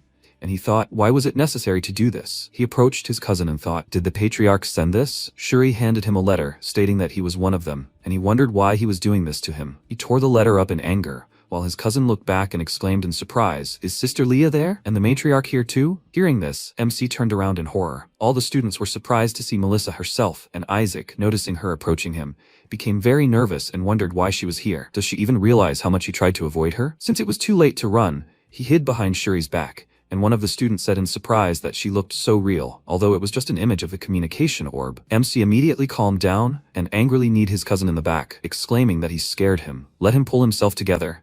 He had already decided that she was here. Poor Shuri fell to his knees in pain and exclaimed indignantly, "What did he do wrong?" Isaac assumed an air of importance, but when Melissa greeted him, he flinched. She said she'd heard he'd grown up quickly, and the rumors were true. He really had defeated the Skeleton King's curse, and she was very impressed. He thought it was good that it was just a communication orb. She couldn't see him in person, so she wouldn't know he was the Demon King. Melissa said they said he'd recently been kidnapped by his troops. That must have been tough to go through. But suddenly, the smile slipped from her face and she said his name, but in a threatening manner. MC immediately became nervous and realized she was addressing the Demon King. Had she really understood this through the orb? She approached him threateningly and asked why she felt the Demon King's power on him. He backed away nervously, thinking he'd be done for if she found out. And then, he excitedly exclaimed that it must be because he absorbed the Skeleton King's phalanx 10 years ago. She thought for a few seconds, then said that she remembered she heard it from Riley. The Demon King would never have been here. Isaac breathed a sigh of relief. It's good that he absorbed that bone. She said that if he were here, she would skin him alive and hang him by his toes. And he thought, how can you even skin a skeleton? Meanwhile, one of Nizer's friends started discussing all this with him and asked if they really came here to watch the priests train. Nizer said that he heard the shrine interferes in family matters. Why are they even here? Leah overheard their conversation and turned to them, saying that because she is interested in him. He was surprised, and she said she'd heard he was supposed to be the next head of the house, but he'd lost all his men in the Harmony Pentagon and been foolish enough to penalize his teammates. The word struck him hard, and Leah looked at Isaac and stuck her tongue out at him. Melissa told him she'd prepared something special for him to reward him for overcoming all his hardships. He smiled in anticipation, thinking it was money, and she said she'd grant him her ultimate ability. It was the most powerful holy attack magic, the one that defeated even the Skeleton King. He closed his eyes in disgust, silently asking her to keep it, and everyone else began whispering, "It's a unique saint skill, the energy of a god. It can't be bought, even with all the money in the world. It's a more powerful version of the holy powers." One of Nizer's friends excitedly said that at this rate, the Azures would overtake them, and he cursed, exclaiming that this would only make the boy even more insolent. Then one of Isaac's classmates stepped forward, fell to his knees, and silently said to him, "Does he think the saint will accept that he poisoned his teammates? He would tell everything and deprive him of the right to be here." He, the eldest son of the ruined Mallet County, or rather Nizer's #1 spy, turned to the saint and exclaimed that he needed to tell her something important. Isaac had poisoned them to pass Harmony. She looked at him in surprise, and he, pretending to cry, asked how anyone could do such a thing. She even looked slightly confused, and Nizer thought with a smile that they were finally doing something worthy. As soon as they kicked him out, he would immediately take them onto his team. After these words, the saint turned to her grandson, which made him nervous, and exclaimed, "Does he think there is enough poison?" The poison was too insignificant to strengthen his spiritual power. He did a terrible thing. The boy didn't expect such words from the saint and was at first confused, but then excitedly said that Isaac had beaten them until they were bruised and black and blue. She became even more indignant and told Isaac to remember, beating someone doesn't help training in the future. Let them break bones, it will make them stronger. After that, she rolled up her sleeves and headed towards the boy, saying that as an apology, she would break everything herself. But Leah stopped her, saying that they would die if she did it. After that, she approached the frightened boy and extended her hand to him, asking if he needed help. She would break his spine with one blow. The smile with which she said these cruel words scared him even more, and MC intervened, telling his sister that everything was fine. He would take care of it himself. He approached the boy and whispered that he should have listened to him when he spoke. From now on, he was his human shield and servant. At that moment, the boy realized that everyone from the Eshua family was crazy. After that, they all moved to a separate room to talk. Leah asked her brother if he wanted to become the head of the family. He confirmed this, and she asked what he would do if he became the patriarch. He answered that he would remove the saints, and Shuri exclaimed that he was a crazy idiot. Leah asked why he wanted that, and he, pushing away his cousin who was trying to shut him up, answered that because they didn't need them, he would destroy the Demon King. He turned to his grandmother and asked why she didn't give up sainthood too. She remained silent, thinking about it, and then said with a smile that she couldn't. She had committed a sin that no one should commit. One day, she told her granddaughter Leah that she had a chance to kill the Skeleton King. It was a perfect opportunity, 1 in a million, but she couldn't do it. Leah asked her why, and she told her that she didn't know, but God hadn't forgiven her. It was because of her that Eshua had this curse, and to lift it, she needed to kill the Skeleton King. It was her burden. Isaac was curious about how things had turned out this way, but Melissa didn't answer him. She just smiled. Her granddaughter thought she was sure there was a reason why she couldn't kill him. Melissa said that was why she wanted to see him today, and then her granddaughter took out the box and opened it. Seeing the necklace inside, Shuri was very surprised. It was a saint's rosary. MC was confused. It was a saint's symbol, the only one in the world. But why was she giving it to him? Melissa said that she kept her power in it because she knew his offensive holy spells were too weak. With this, he will be able to use divine energy whenever he wants. Let him use this instead of offensive sacred spells, for he will not be able to survive in the remaining pentagon using only cleansing spells. Soon she will visit the Empire and teach him how to defeat the Demon King. Then they will see each other. She disappeared, and in his mind he told her to leave and never show her face again. Since the conversation was over, Leah got up from the couch and said that she had better leave too. She approached her brother and suspiciously pointed to his chest, asking, "He has a mana core, right?" Realizing that she knew about it, he became very nervous, because even Melissa did not notice it. He needs to kill her right now. But Leah doubted her words and asked, "Maybe this is the mana core from the annex?" He looked at his core with a bit of confusion and confirmed it, after which he thought that he had forgotten that he had something here that he couldn't absorb. He thought that he could remove the seal with sacred spells, but so far he hadn't succeeded. Leah took the jewelry from her neck and told him that it was a seal, and this necklace should be able to develop it. He took the necklace in anticipation and thought, not only does she know about the mana core, but she can also dispel it? This is just a jackpot. His sister said that she was not sure if he could use it, but she understood that he was trying to restore the secret techniques of their house. He didn't understand what secret techniques she was talking about, and she asked what he would do after renouncing the sainthood. He told her that he would be a rich, unemployed guy, and this made her laugh. After that, she said goodbye to him, saying that they would see each other when his apprenticeship was over. Watching her walk toward the exit, quietly chuckling, he thought she was also crazy. After a while, she approached her carriage and told the knight that they were returning. He called out to her and said that the necklace could help find the house's secret techniques. She climbed into the carriage and told him that she knew it, and he reminded her that it was a family heirloom. The head of the family gave it to her because all direct descendants wanted it. She smiled and said that if someone could steal it,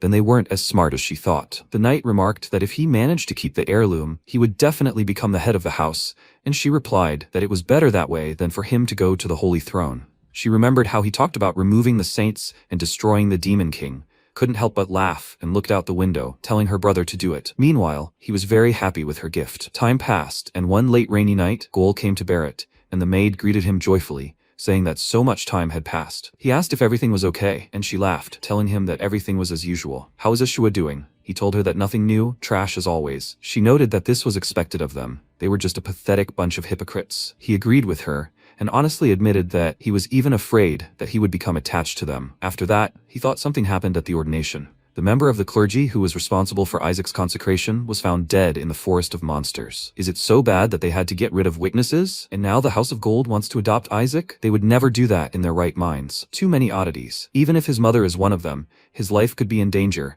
if he started digging too deep. The maid led him to the study, and he told her that he wanted to rest, so she should not go until he called her. He entered the room and thought, has he become attached to them? He, who transferred the right of Ashua to Cardinal Barrett? There are moments when he thinks that maybe he has become too attached to Ashua, but in this house, he does not feel anything like that. He went into the repository of secret information and began to search for at least something about Isaac's initiation, and the search was successful. He discovered the sign of the god who chose him. Everything is with me, greatest god. He immediately slammed the book shut and ran out of the study. He understood everything. That is why House Barrett does all this. This is not about the Holy See. It is about whether House Barrett will survive or die. Perhaps it is about the survival of the Empire itself. A new day dawned. MC threw all his things aside and looked at the treasures, and Whisper asked if this money wasn't enough to find a weapon that would destroy the binding ball. He answered that it was possible, but unlikely. The problem was the anti-demon stone. Whisper noted that this stone not only destroyed all mana, but was also resistant to mana, aura, and sacred powers, a complete headache. Isaac exclaimed, how could they turn the ball that bound his subordinates into an anti-demon stone? They were all crazy. Whisper noted that this was the only way to defeat the demon of the ninth circle,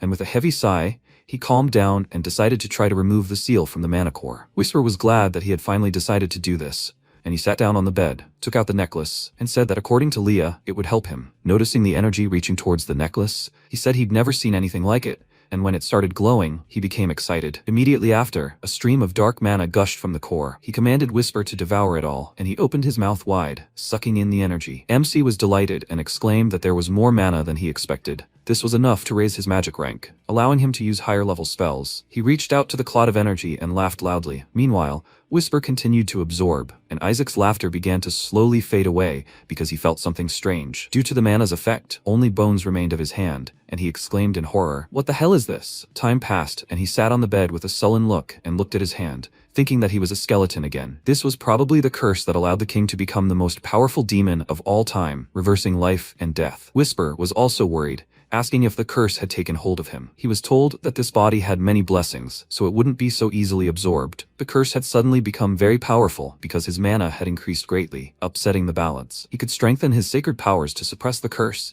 but he would need to pray to do so. Whisper said that his body automatically converts mana into divine mana. Why doesn't he just wait? He said that no one knows how long it will take, and he asked, what if he draws some of the sacred mana from the rosary? He exclaimed that then it will be a loss, and Whisper noted that the crime will be discovered, and he will be burned. His master said that it can't be helped. He will use the pentagon to his advantage. If he uses the trials of red correctly, the heretical trial, he can greatly strengthen his holy mana. Until then, he will have to wrap his hand. He has already started to do this, but suddenly Shuri entered the room and asked what he is doing here. He became very nervous and immediately hid his hand behind his back, greeting him. He approached them and asked why he is laughing alone again. It scares him. And why is he hiding his hand? Is he injured? He looked away and nervously told him that nothing serious had happened. And then Shuri worriedly grabbed his wrist to check what was the matter. And seeing those bones, he ran to the other end of the room in fear and exclaimed, "What is this?" Whisper told his master to quickly use memory erasure magic, and he exclaimed that they would find out if he used it on another person. But Shuri seemed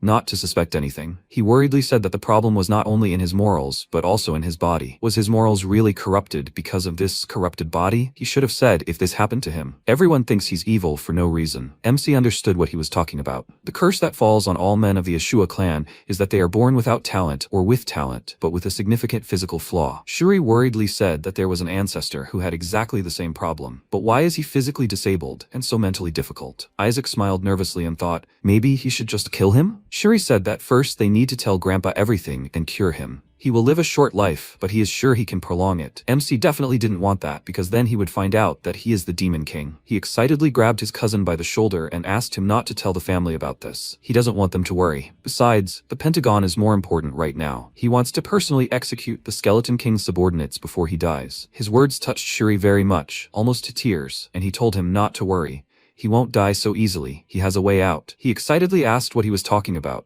Let him tell him, then he will help him. Isaac grinned sinisterly and said that he needs him to deliver something to the Cardinal of Red. 20 days later, his team was having lunch and cursing Isaac in every way possible. He had recently planted a bomb in the bathroom, pumped poison gas into a boy's pillow, and slipped cyanide into another's food. After listening to their indignation, MC asked if they liked his individual approach to training so much. They exclaimed that this was attempted murder, and then one of them showed him a list of things to do and exclaimed, "What is this? First, fall off a cliff and die. Second, die at the hands of a demon. Third, be beaten to death, and fourth, just die." Isaac sighed heavily, as if it were something obvious, and said that these were their goals. They were indignant, and he, pointing to a pile of bags next to the table, said that if they had finished lunch, they should wear these. They were sandbags. The boy exclaimed indignantly. He wants them to carry them on their backs? They weren't knights, they were priests. MC approached the bags and said that they need to get ready. The Pentagon is coming soon. In the next test, they will use their bodies. The boy asked, what is he talking about? The next test is the Golden Pentagon. There you only need to use your head. MC put on weighted bracelets and told him that he changed the test. This time they have a strength test, the Red Pentagon. They were simply shocked that he did it so easily,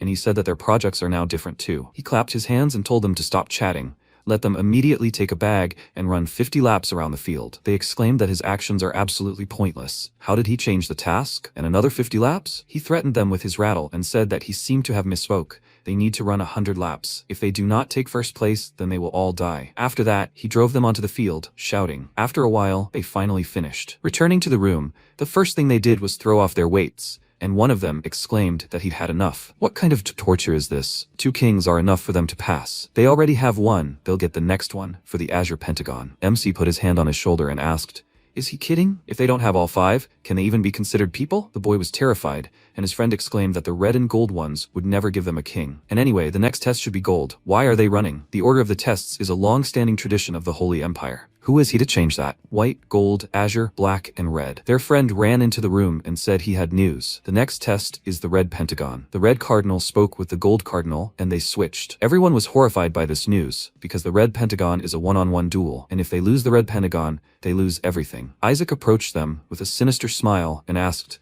Since the next test has been decided, wouldn't it be better to begin training? A few days later, at the Empire's training center, Neezer and his team stopped at the entrance to the arena, and he was very nervous, because his father had actually listened to Isaac's request. He told his father that he would show him something interesting, and therefore he could attack him, force him to show his strength. Besides, now it was not one-on-one combat, but team versus team. Overall, he didn't care. The Azure gang led by Shuri Ashua posed no threat. Isaac was unnerving him, but dealing with the others was a piece of cake. There was no chance that they, a house that practiced martial arts, could lose. Filled with confidence, he told the guys to come out and deal with them quickly. But imagine his surprise when he saw who was on Isaac's team. His father, Leon Safet, hadn't expected this either. Kina Barrett came out with Isaac. Noticing the judge's confusion, MC explained that his servant, who was carrying the bowl, had a stomach ache after breakfast. Luckily, he found a replacement. Since it's just training, everything is fine, right? Neezer was speechless with shock, and the spectators began to discuss why Kina was on their team. He was as strong as a high-ranking priest. Leon smiled and told the Cardinal of Gold that this was going too far. Why did he send Kina to the Azure team? Seeing his shocked face,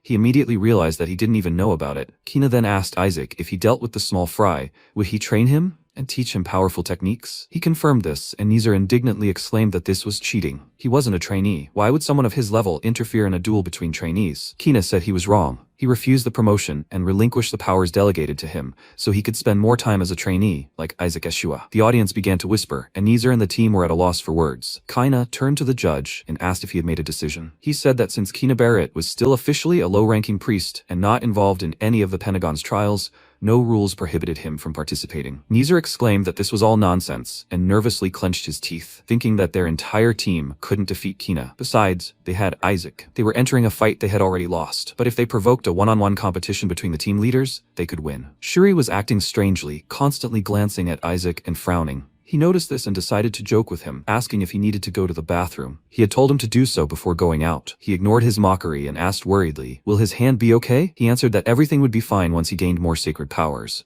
Shuri said that he should have been the leader. Honestly, it was only thanks to him that they were here. He became the class president, skipped levels, got top marks on exams, and passed Harmony too, with his help. MC hissed through clenched teeth. What kind of nonsense is this? He was a good teacher, but few could learn his lessons, and yet he managed it. He was surprised and worried that Neezer wasn't someone who was easy to defeat. MC replied that if everything was as he said, even a fight with that red-haired idiot wouldn't be a problem. Shuri was very touched by his words, but he threateningly said that if he lost, he would kill him first. His joy immediately turned to confusion at these words. The organizer warned that there were only 5 minutes left until the start. Have all teams ready. Asili nervously noted that Kina was with them, but still. Relai, with a serious expression, replied that this was disadvantageous for both Isaac and Shuri. The Red House bastards had already used the destruction spell on them. At that moment, the protagonist, holding his subordinates in place with chains, exclaimed that it was too early. They had to wait. Asili, seeing this, remarked that it looked like an Azure spell, the holy spell Spirit Uplift. Isaac asked her to teach it to him. Relai nervously asked how the spirit was raised. The girl replied that it was supposed to simply inspire, to remove fear of the enemy. He exclaimed that they looked like beasts. At that moment, the MC, with a sly smile, thought that this was his secret,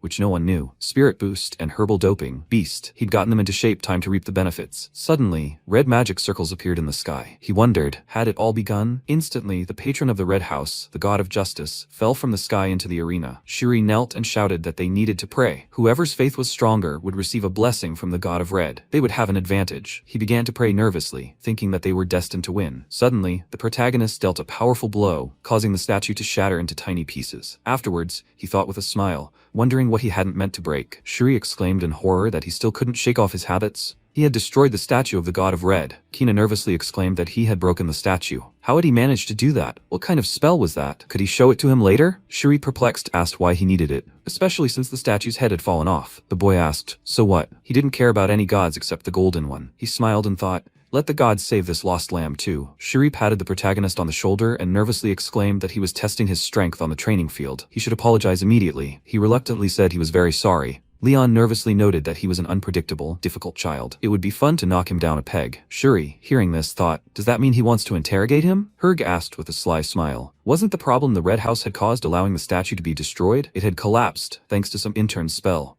He would have noticed the strength of the Red House's faith. He thought about how he wouldn't let anyone interfere with Isaac. Tension grew between them. Leon replied that it would be too much to put a bunch of students on trial, so let them continue the test. This is an order for Neither. Let him take Isaac out of the game. After some time, the judge announced that the rules of the Red Pentagon were simple. They need to find the real medallion among the fakes. The team that completes the task first wins. The team leader decides who will have the goal. Once the medallion is chosen, the decision cannot be changed. Shuri thought about it, meaning it was important to determine who to assign this to. The judge added that there are 3 ways to find the real medallion. The first is to capture the leader and extract a confession from him. The second is to use deduction. And the last is to subjugate the entire enemy team to collect all the medallions. Let them be given the items. Neither nervously called everyone over and noted that they can't be nervous. These are just Azure ones. At that moment, Shuri approached the judge and said that he wanted to resign as leader. MC nervously grabbed him and exclaimed, "What is he doing? Tell him to quickly go get the medallions." Neither, seeing this, gleefully thought that idiot Shuri was a complete idiot.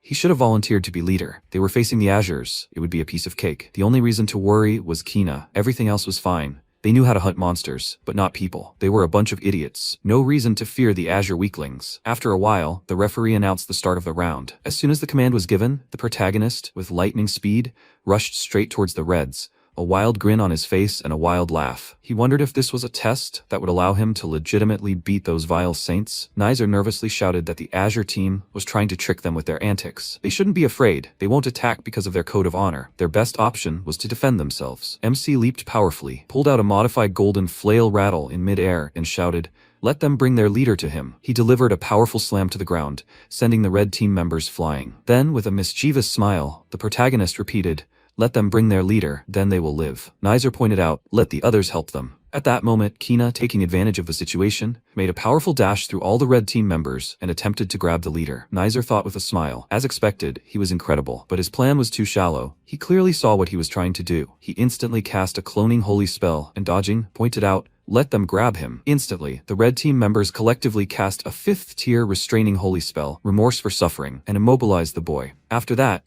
Neither quickly appeared behind the Azures and, with a sly smile, motioned for them to grab them. He thought it was a trick like the Beastman. It wouldn't work on him. He'd simply made them a little stronger. He spotted Shuri among the crowd and, beginning to cast a holy spell, thought about grabbing an arm or two as a souvenir. The boy himself, watching them rush towards him, remembered the protagonist's words about simply doing as he said. That's when they would win. Neither would probably try to start a duel. After all, he was underestimating him. Shuri abruptly grabbed his arm and instantly slammed it into the ground. He recalled the dialogue about why they weren't allowed to use Azure techniques on people. It was because humans couldn't withstand them. After defeating Neither, Shuri shouted to the entire arena, "Never dare look down on the Azures again." At that moment, Kina was perplexed that he didn't have such power. The holy spell had a subtle buff. He looked at the protagonist and wondered if this was his doing. At that moment, the protagonist, with a sly smile, motioned for him to finish him off. Shuri nervously said that he would take the medallion now. He nervously replied that he shouldn't shirk and should finish off the red one. The guy grabbed Neither by the chest and told him to tell him where the medallion was. He mockingly asked, did he really think he could interrogate him? Interrogate the future head of the House of Red? Shuri exclaimed, "Make him confess. It's the only way he'll leave here alive." Neither nervously shouted, "Shut up." As the successor, he's trained in all manner of torture techniques. The guy silently rose and kicked him right in the groin. The entire spectators, horrified, began asking, what was that eerie sound? How could the Azures do such a thing? The protagonist, watching this, simply laughed. After a certain execution, Shuri remarked that he had offered to resolve everything peacefully. The Red House members immediately ran to their leader,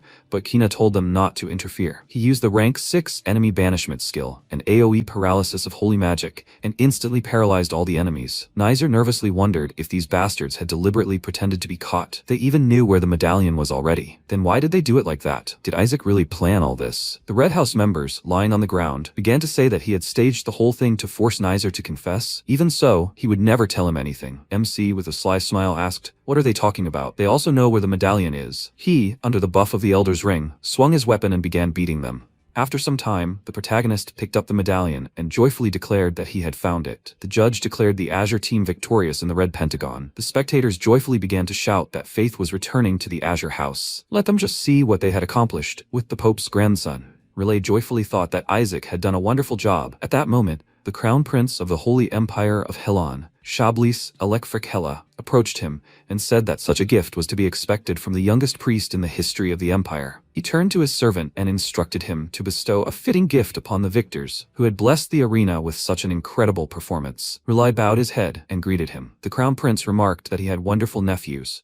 He wished to give them priestly uniforms. Was such a gift appropriate? He agreed with a smile, adding that they would be leaving the country to attend the Golden Pentagon, so it would be a wonderful gift. An award from a member of the royal family would undoubtedly become a treasure, passed down from generation to generation. Chablis smiled and said he would then bring a seamstress. Relai remarked that he was very busy and had no obligation to do so. He replied with a smile that he wanted to meet them in person. Let him also accept his small gift. Perhaps it would be better to tell his youngest nephew to leave the Golden Pentagon. Dad is trying to kill Isaac. Let him keep that in mind. Riley looked at the protagonist with a serious expression and thanked him for the information, then remarked that Isaac would be fine. Sometime later, in the mansion, the members of the Azure House began to heatedly discuss the fact that the Crown Prince himself had watched their performance. Meanwhile, MC, nervously watching Kina, asked if he was going home. The test was over. He was no longer needed here. The servant remarked that he was right. He should go. After all, the patriarch was looking for him. The young man himself placed his cup of tea on the table and replied that no, he had told him to move to the Azure House. The protagonist, confused, asked when that was. Kina replied, last night. He nervously wondered what he had been thinking. The discussion was only about the Red Pentagon, who had officially invited him to become a priest of the Azure Faith. The boy replied that it didn't matter. He had accepted his offer to enter the Azure House, so he would remain here. Have the servant tell his father that he would be away for now. Kina nervously wondered if he had definitely used a holy spell on Shuri. What kind of power was that?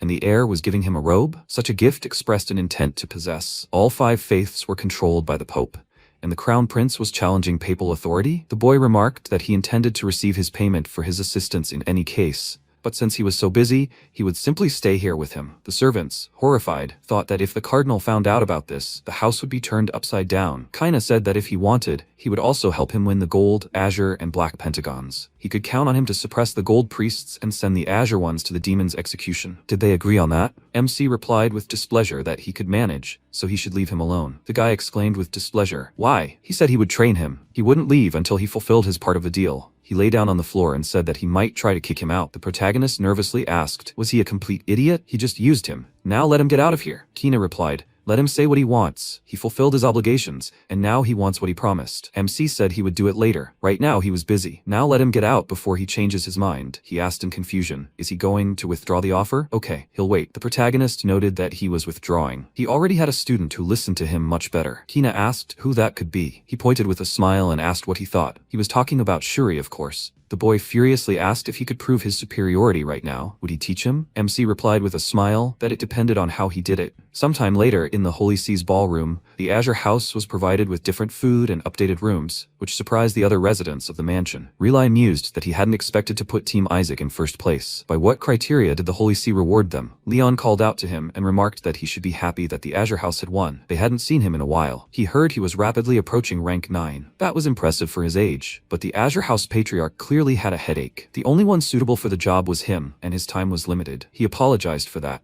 Even if his lifespan weren't at stake, wouldn't the role of patriarch be too much? Besides, he couldn't even have children, but he has such amazing nephews. The patriarch must be proud of them. Let him allow him this little privilege. He's the 3rd child, but still a member of his house, and yet he's so mercilessly lost in the presence of the royals and other guests. Relai thought he was an excellent reader of people. They probably already know about the curse of House Eshua, but that's okay. He wasn't mistaken. He truly has no intention of becoming patriarch, as long as he doesn't harm Isaac. Suddenly, Leon approached the protagonist and asked with a smile what interesting thing he was supposed to show him. He never saw it, after all. The protagonist replied with a smile that it was the way he smashed his son. Well, did he enjoy watching? Shuri, hearing this, asked in horror why he was acting like this towards the Crimson House. They're literally on the lookout for the Skeleton King's spies, so they're especially biased against House Eshua. Leon remarked that he'd expected more from the Azure House. It seemed to have acquired interesting skills. He didn't know why, but he sensed dark mana emanating from it. MC, without showing it, wondered if he was using a holy spell called Detection. He remarked that he must have forgotten that he had swallowed a fragment of the Demon King as a child. If watching him teach his son a lesson hadn't entertained him enough, did he want him to continue the fun in the Golden Pentagon? Kina nervously wondered if he was going to beat up the Golden Cardinal's son next. Leon asked if he could find out what he wanted in return this time. The protagonist replied that it was nothing supernatural. He wanted to see the demons who obeyed the Skeleton King. Let him give him the key to their prison. The Cardinal began to leave, replying that he could do so if he returned safely. The only question was, would he succeed? They'll all disappear into the Golden Pentagon. MC was perplexed, wondering what this bastard was talking about. One of the Azure members, holding a piece of paper, exclaimed that they'd received a mission from the Golden Pentagon, an expedition. Leon noted that the Golden Pentagon intended them to complete missions that Helen had failed in various zones. Aren't they curious as to where the Azures would go? To Kraziandi, the Arcana Empire. Shuri nervously wondered if this was the Helen Empire's main enemy, They wanted to send them to a country that would surely jump at the chance to kill priests. People were horrified, saying it was right next to the demonic lands. Were they completely insane, sending them there? Various paladins and their troops had been kidnapped in those parts recently. The one responsible for this was the high-ranking demon who had eaten many priests in the Golden Pentagon 14 years ago. This zone is still closed, and the investigation has reached a dead end. Leon looked at the protagonist and remarked that it was a pitiful sight. He shouldn't be so scared. He had the power to change the location. Shuri exclaimed excitedly. Just let him ask. MC turned and asked, will he change the location for them? Sometime later, Riley arrived at the Azure Estate and told Gol everything. He added that if they didn't call it off immediately, he would leave no stone unturned. His brother replied, let him calm down. His father said the same and threw a tantrum. That is, an official protest. He nervously wondered if the Holy Sea's bastards were specifically targeting Isaac. Gol noted that his father had already left, so everything would be changed accordingly. The situation was under control. They couldn't give the students a task that would affect diplomacy. This was simply a warning to them not to get too cocky. He also didn't want Shuri to perish there. Suddenly, William ran in, reporting bad news. The young master had already confirmed the mission. A little earlier, the protagonist, with a wild grin, had said he thought it would be fun. Why would he change anything? Sometime later, in Backfield, the land of demons, a demon flew to the demoness Ash and reported everything he knew. She asked if he had failed to kill the saint. He bowed his head in horror and begged for forgiveness. The girl said it didn't matter. The main goal was to wreak havoc there. Seeing the power of their great king was enough for them. They had managed to secretly smuggle a magical item through the barrier of the Holy Empire, once considered impenetrable. His Majesty is truly omnipotent. This meager fraction of his power is staggering in its might. The demon said he had sensed his power during the ordination, the power of the great skeleton king. Ash asked in shock, did he sense the power of a great demon king in a crazed brat who ate a piece of his dazzling lord? He replied that it was true. He'd heard he'd been initiated and was now undergoing training. The girl nervously said they couldn't do anything because he'd been confined to his family's territory until now, but now he'd finally come out of his shell. Soon he'd be heading off to the trials of gold and azure. What a perfect opportunity to throw a festival where the young priest and the demons hunted each other. Just a sliver of his abilities had granted them such immense power. She wondered how much stronger they could become if they absorbed a piece of his flesh. She wanted to taste the azure baby. She was practically dying of impatience. Sometime later, in the Holy Mansion, the students discussed the mission assigned to the azure team. They were talking about how the Golden House was truly determined to finish them off. The mages will kill the students instantly. Shuri, hearing this, thought nervously. Everyone thinks they're going to their deaths.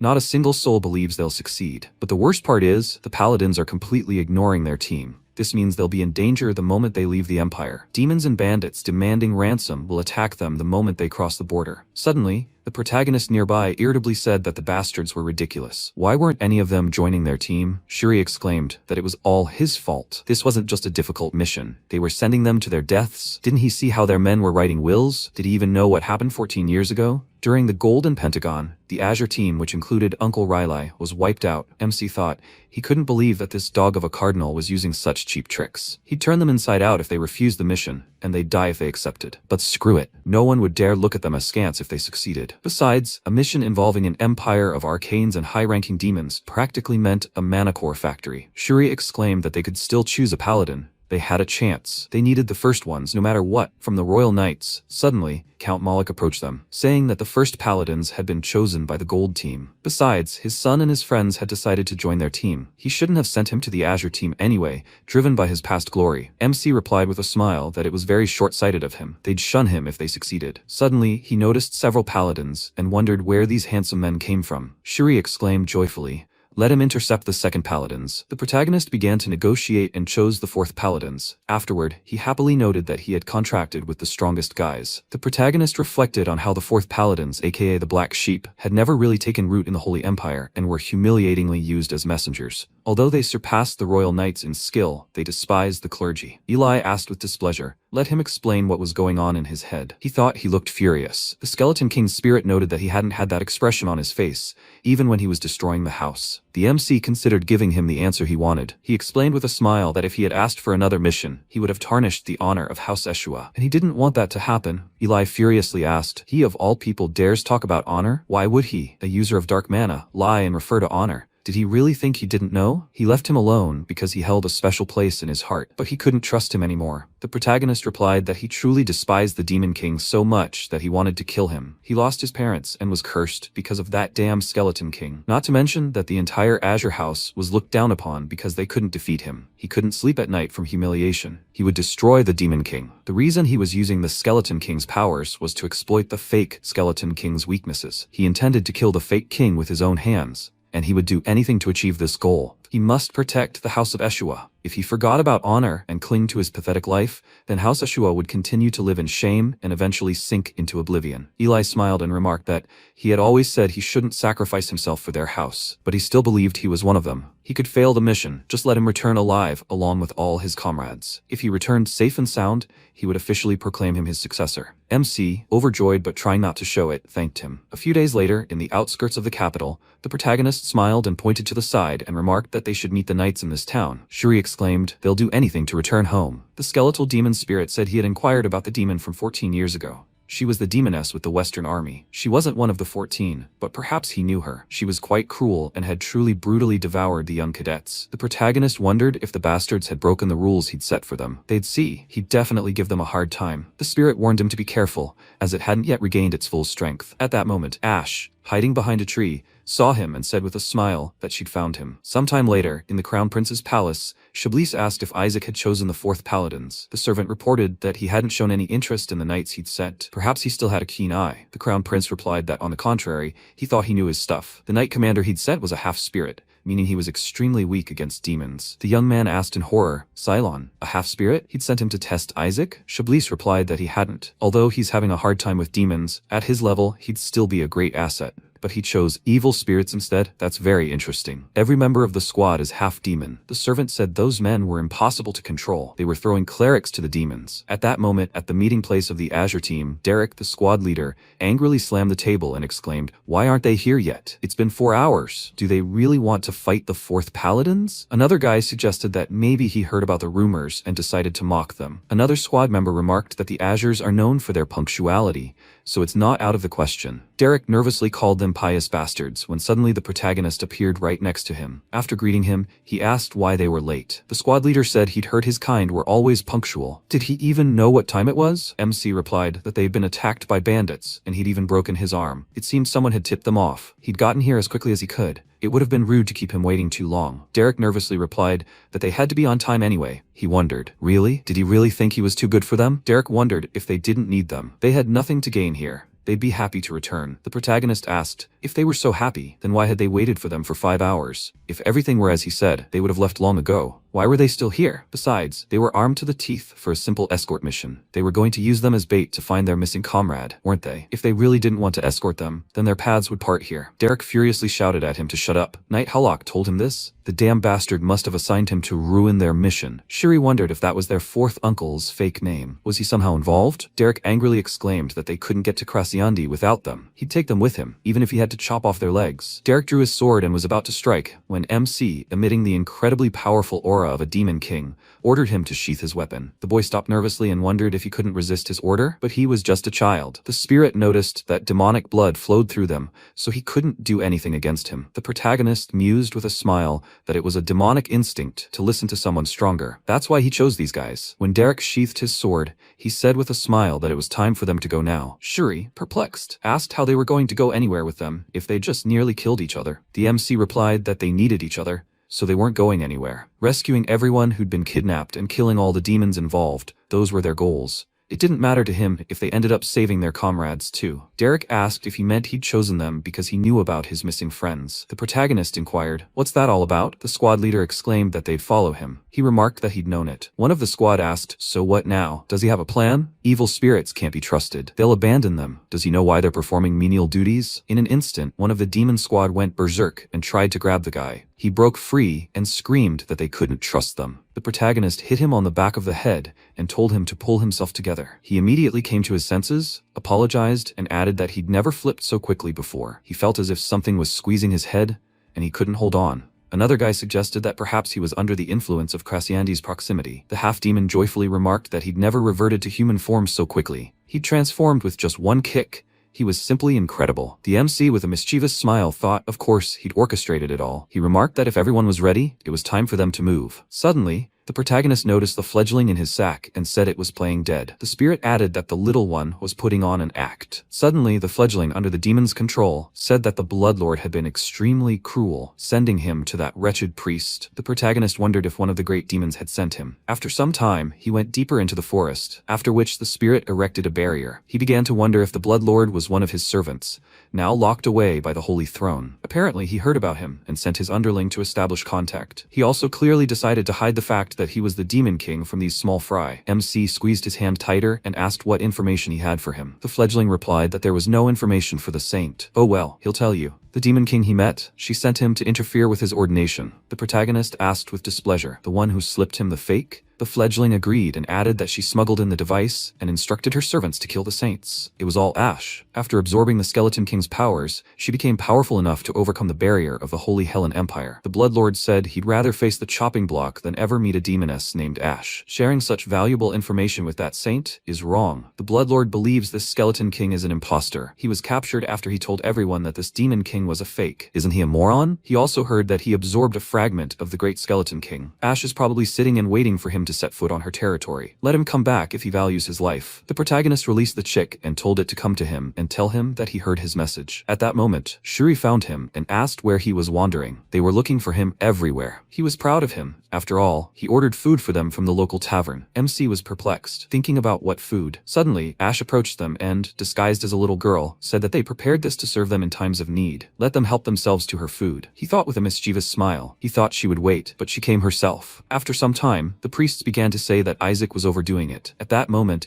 the protagonist himself began to harass Ash. Dissatisfied with the food she was bringing, he angrily exclaimed that it was too salty. He hates the way she breathes, so let her stop breathing. Derek angrily said that their master, Isaac, had told her. So why was she making him repeat himself? The girl nervously wondered. Were these bastards crazy? Why were they on his side? She needed to get rid of them first. She handed over a board with plates and told the paladins to help themselves, as they must be tired. The squad captain replied that he had hired them. They weren't eating his food. Ash remarked that the city was only safe when they were healthy. She did it for them. Let them at least try. The MC asked if she wanted to eat it herself. How else would they know if the food was poisoned? At that moment, the priest exclaimed in displeasure that they were perfectly fine. Why is he being so rude to her? He has no right to treat her like this. They will prove her innocence. Several guys grabbed plates, tried the food, and immediately collapsed to the ground. The protagonist smiled and remarked that things were much easier now. He was going to beat them up anyway. The spirit asked if he needed to call a spirit for purification. He replied that he should leave them alone. They needed to learn their lesson. Suddenly, the spirit exclaimed that this poison turns holy mana into dark mana.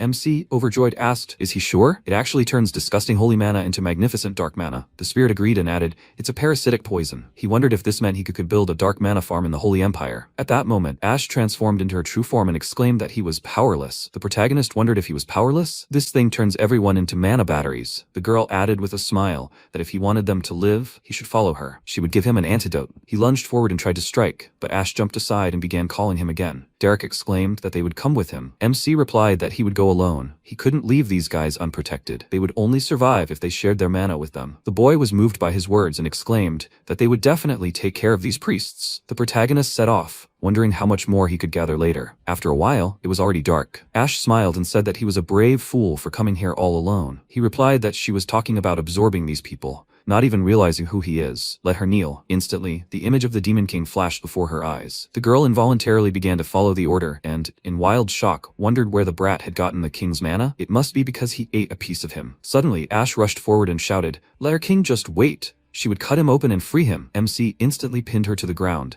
and creating several huge fireballs, declared her a fool. He would show her who her king was. After a while, the spirit exclaimed in admiration that it was only 5th tier magic, but with the power of the 7th circle. Indeed, combining holy and dark mana, a stroke of genius. He thought he had reached new heights. This must be why the gods didn't want to make him human. At that moment, the girl called out to him in horror. The protagonist clapped his hands and asked, was that too much? Ash immediately came to her senses, buried her head in the ground, and exclaimed she had made a terrible mistake. Let her give him the antidote. He replied that everything was fine. Let her return the paladins she stole. She only had 1 minute, and most importantly, he needed proof to get perfect results in this pentagon. Missing paladins wouldn't be enough. He needed proof that he had defeated the demon. 2 days later, Shuri, sitting in the tavern, nervously asked what had happened to Isaac. Derek noticed that he was wearing a tracking device, so he shouldn't worry too much. The master wouldn't be so easily broken. The guy excitedly said that something had definitely happened. The mages had gone searching many times, often too formally. They knew better than him that they usually didn't act like that. Derek noted that there were traces of blood where they thought he had passed, but that didn't mean he was dead. At that moment, MC entered the bar and noted that he had returned. He put the bag on the table and said that the antidote was here. Shuri, perplexed, asked what was in there. The protagonist replied that it was something extremely important and should be kept safe. He opened the bag and saw a demon's head, after which he screamed furiously. Isaac, with a calm face, explained that it was the kidnapper's head. This was evidence that would guarantee them a top score at the Pentagon. Derek anxiously asked what about their missing comrades.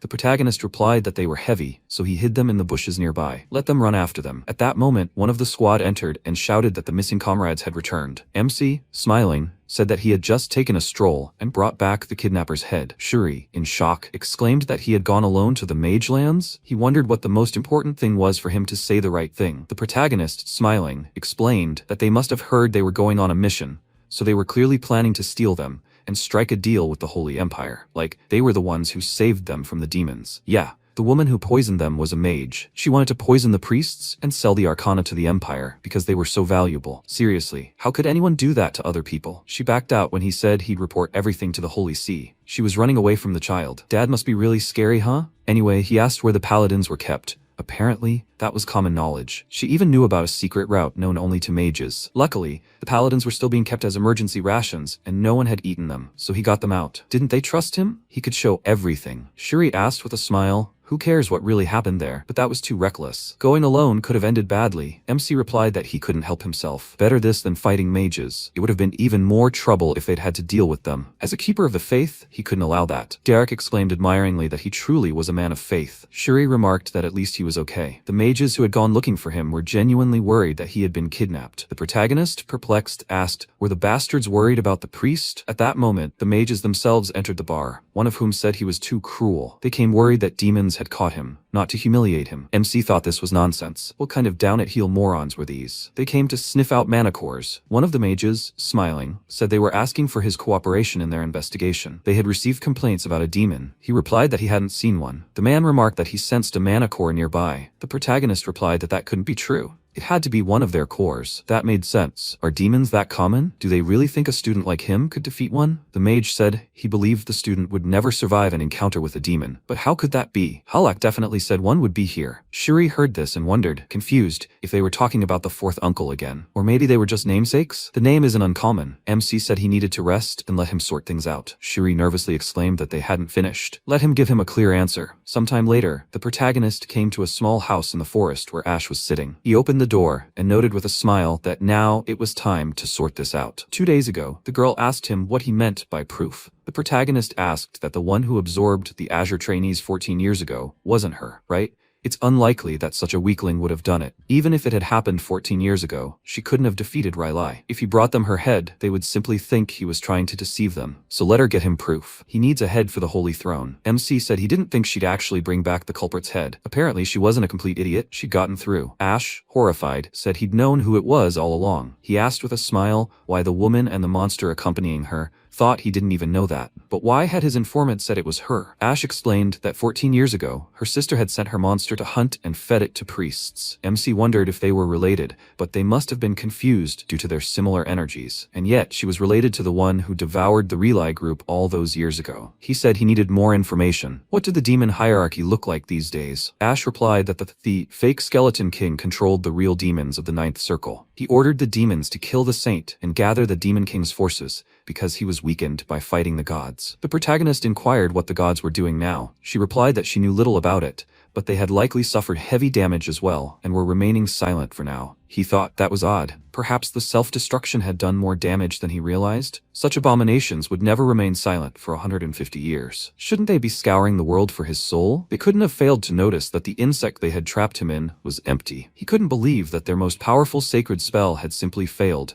Even if they hadn't noticed his soul leaving, They certainly wouldn't have missed that the seal had become empty at some point. MC asked with a mischievous smile, so there was another soul in there then? He wondered if it was a supreme being with dark mana, or another catastrophe, like the Skeleton King, or perhaps another god. That sounded intriguing. He would have to check it out. The protagonist inquired, "What, Ash? She'll return to the demons and be their eyes and ears." After a while, Derek and the others began to joyfully thank him. One of them wondered how they could repay him. He'd even saved their children. Suddenly, the squad leader exclaimed that the answer was clear. Instantly, the entire squad knelt down, and the guy shouted that he, 7th ranked knight Derek, and the others would go wherever he ordered them. MC was surprised to think that he hadn't expected that. He even got these handy soldiers for free. They have connections all over the continent, so they have good intelligence and mobility. Getting that much after saving only 11 people is a very good deal. Suddenly, he noticed a small child, the youngest prince of the Hyberius Empire, and wondered in surprise that there was a small child there too. Derek asked, "Don't you know this child?" He'd be very surprised. Hyberius himself greeted him, introduced himself, and thanked him for saving him. The protagonist, shocked beyond words, wondered if these mages had come here because their prince had been captured. The youngest prince smiled and said he thought everyone in the Helon Empire was a scoundrel, but there are people like him. He really is a fine man, especially compared to the bastards from the Holy See, who sent them, novice priests, to rescue a group of true saviors, the knights. Compared to them, he's truly pious. Please, let him repay him. MC, with a mischievous smile,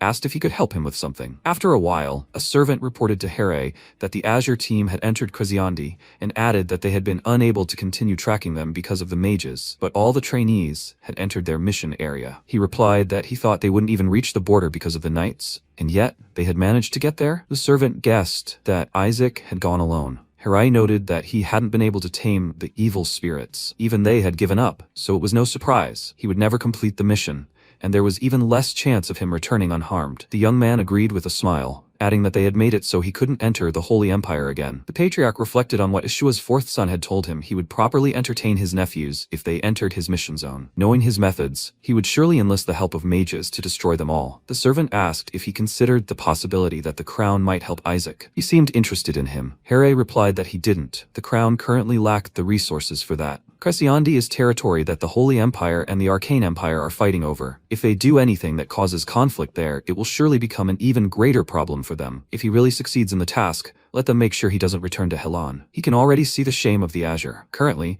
the protagonist said with a wicked smile that he must be thinking that, so he needs to humiliate him. He brought the prince to the bar and exclaimed, let him present his secret weapon to expose the Holy See. This is the youngest prince of the Arcana Empire. Shuri exclaimed in wild shock. He's crazy. What has he done? Who introduces the prince of an enemy country as if he's the neighbor's child? Hyberius laughed and replied, that's why he hides his identity. He surprised them. MC, with a furious face, said that the Holy See is now out of luck. They didn't just save the knights. The first rule of politics is to make your opponent indebted. Just saving this prince means the Magic Empire is deeply in their debt. Hyberius remarked that, as expected, he's an excellent strategist. Shuri wondered in disbelief. Was he crazy too? He wondered if he wanted to announce that they'd rescued the Arcane Empire's prince and returned triumphant. The protagonist replied that he shouldn't tell anyone anything yet. That's why he'd gathered them all here. The Gold Ones had probably set traps to thwart their mission. What would happen if the prince fell into one of them? Hyberius exclaimed in admiration. As expected, he's amazing. He's ready to jump into fire if he wants to. MC, with a wicked smile, said that now they'd give the gold bastards a huge slap in the face. Would they lure not only them, but also the Arcane Empire's prince into a trap? They'd definitely start investigating who was behind this, both the sacred and magical empires. And how shocked would the Gold Ones be, having done all this? Shuri said he understood what he was talking about, but Cardinal Barrett wasn't the type to leave evidence pointing to him. The protagonist replied that it was no big deal. He had an accomplice. The guy exclaimed in shock. He's going to use the mages? He replied that they would be in an awkward position because they had treated him unfairly, but a direct fight could lead to diplomatic problems. Ultimately, there would be an explosion. At that moment, all the priests felt a slight earthquake and looked out the window where a huge column of smoke was billowing. MC shouted that whoever struck first wins. They dared to covet his mana core, so let them die. At that moment, the mages stood in horror at the epicenter of the events, where the explosion occurred. One of them wondered if those were the Azure disciples. Had they attacked, knowing they were about to attack them? One of them gave the order to attack the priests. Suddenly, another mage saw the protagonist and stopped them. He pulled out the prince, who in turn shouted, do they even know who they're going to beat? The mages, in wild shock, began shouting, it's the Crown Prince! Why is he with these priests? Let him go to them, and let them take care of him. MC exclaimed that if they care about this child's life,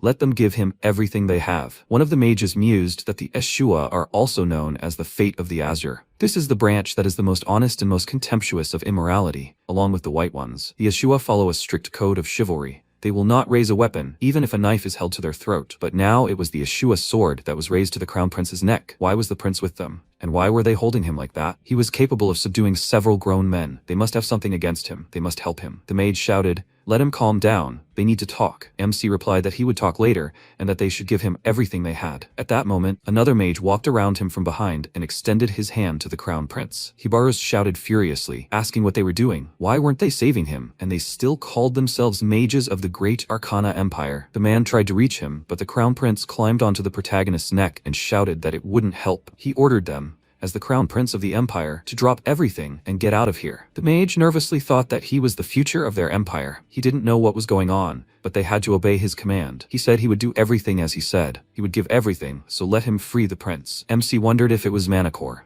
He exclaimed that he would forgive them this time, given their sincerity, but he would inform the Empire of their attempt to attack them. The mage said it must be a mistake. They were simply hunting demons. The protagonist asked, were they hunting with a weapon designed to kill priests? Did they really want to return with the corpse of their prince? What were they even doing? After a while, the protagonist spread the mana cores around him on the bed and began screaming furiously. Hibarus marveled at his keen eyesight. The Arcane Empire's mana cores were on a completely different level from those of the Holy Empire. Did he appreciate the value of this? He didn't expect someone from the Holy Empire to appreciate it, but such talent from the Azure House, as expected of a faith that is unmatched in character. Let him tell him everything. He will highly praise Ashua when he returns. The MC replied that it sounded wonderful. Hibarus wondered if he had ever considered transferring to the Arcane Empire. They would be kind to him. At that moment, Shuri approached him, noting that he needed to tell him something. Was he really going to tell the Patriarch that it was their fourth uncle who brought the mages here? The protagonist agreed, adding that he needed to eliminate all competition. Shuri remarked that he'd be in big trouble if he was wrong. He didn't know because he'd never met him, but he really was an unusual person. If he did this without solid proof, he could die. MC said that bastard mage had previously called him Eshua's descendant. That fool already knew who they were. Shuri remarked that they simply stood out because of their appearance. He struck them quickly, saying they were ugly as hell, with hair the color of feces. Who would look at them and think they were Ashua? He knew who they were. They must have been Ashua's fourth child. There was no way those Arcana bastards could have known Ashua was among the trainees. Get a grip. His uncle tried to kill him. Does he really think his father will just let it go? He'll be furious. Shuri sighed and replied that he didn't know. How could he even know? MC, with a sly smile, said he knew.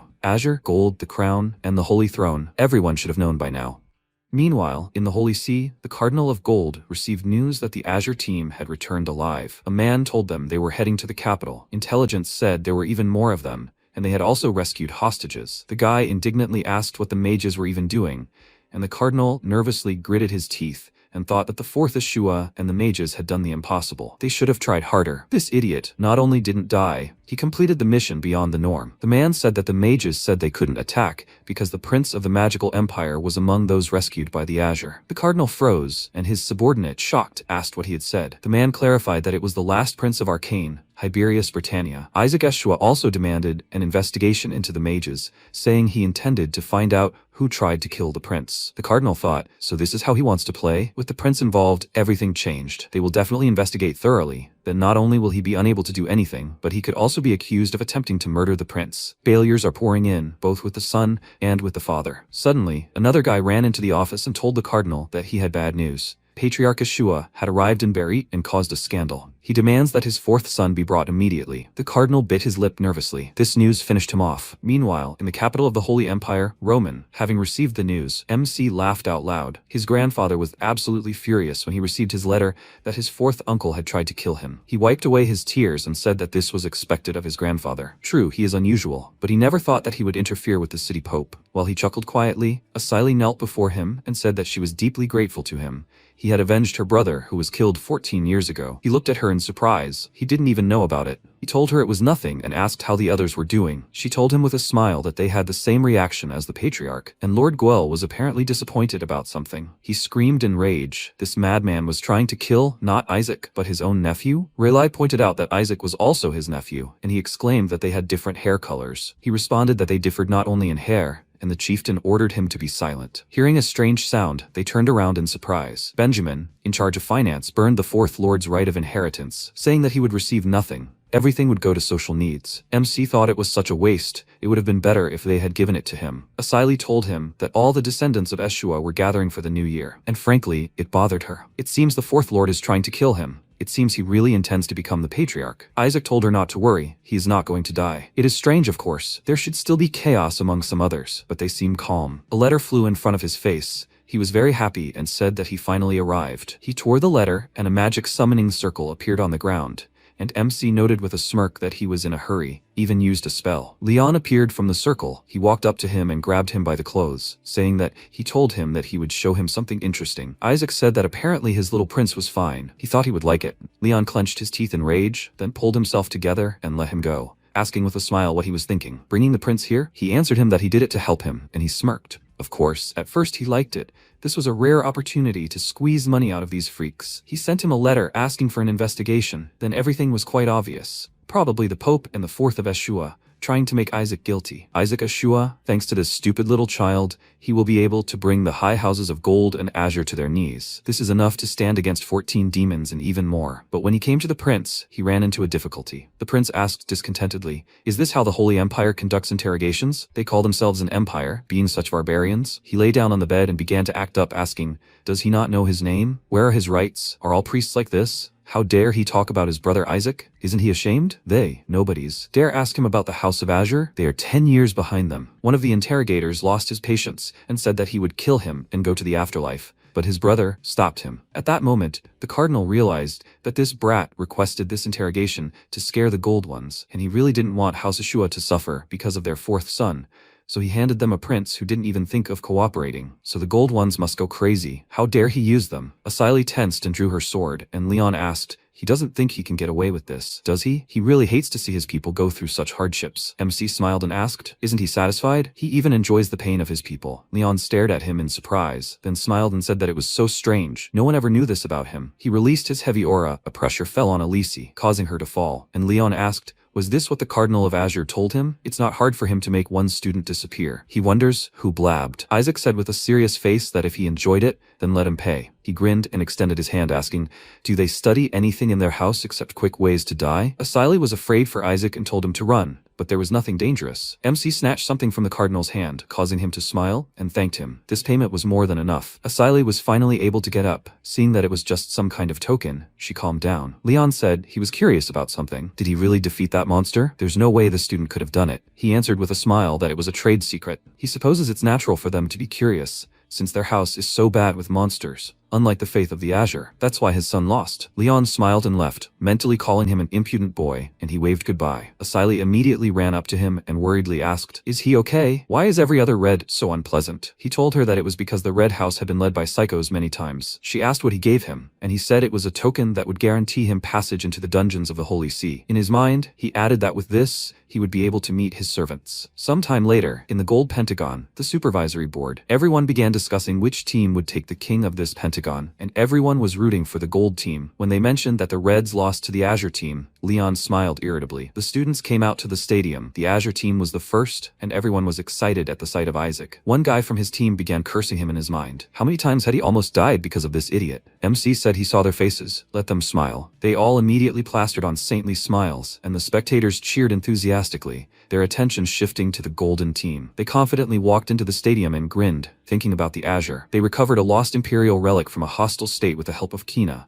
That's what truly matters to the Holy Empire. And they were in the lands of the mages? That's all nonsense. Do they think anything will change because they brought back a bunch of rescued people? Let them use their heads. Stupid Azure kids. The judge addressed all the cadets and other guests of the Golden Pentagon, asking them to stand. The results of the Golden Pentagon will be announced by His Majesty the Emperor himself. Alexander walked out with his son to applause, and the guests were greatly surprised by his presence. Does the Emperor often attend award ceremonies? So, this Pentagon truly is significant, since he will personally announce the results. The guys from the gold team bowed to him, thinking they had returned the treasure, which is why the emperor himself was present. The judge announced the beginning of the judging ceremony, and the audience screamed with delight. The treasure returned by the white team were lost books that had spread far and wide. The red team returned a holy sword created 300 years ago by the brilliant swordsmith Arte. The treasures were presented to the emperor, and the guests remarked that Arte's creations are still valuable to this day. The cadets of the stream are impressive. Last year there weren't so many items. A servant brought out the next treasure, and the judge said it was amazing. The gold team had returned an imperial treasure stolen hundreds of years ago. This jewel had been passed down from generation to generation, a necklace stolen by barbarians. Shuri was surprised,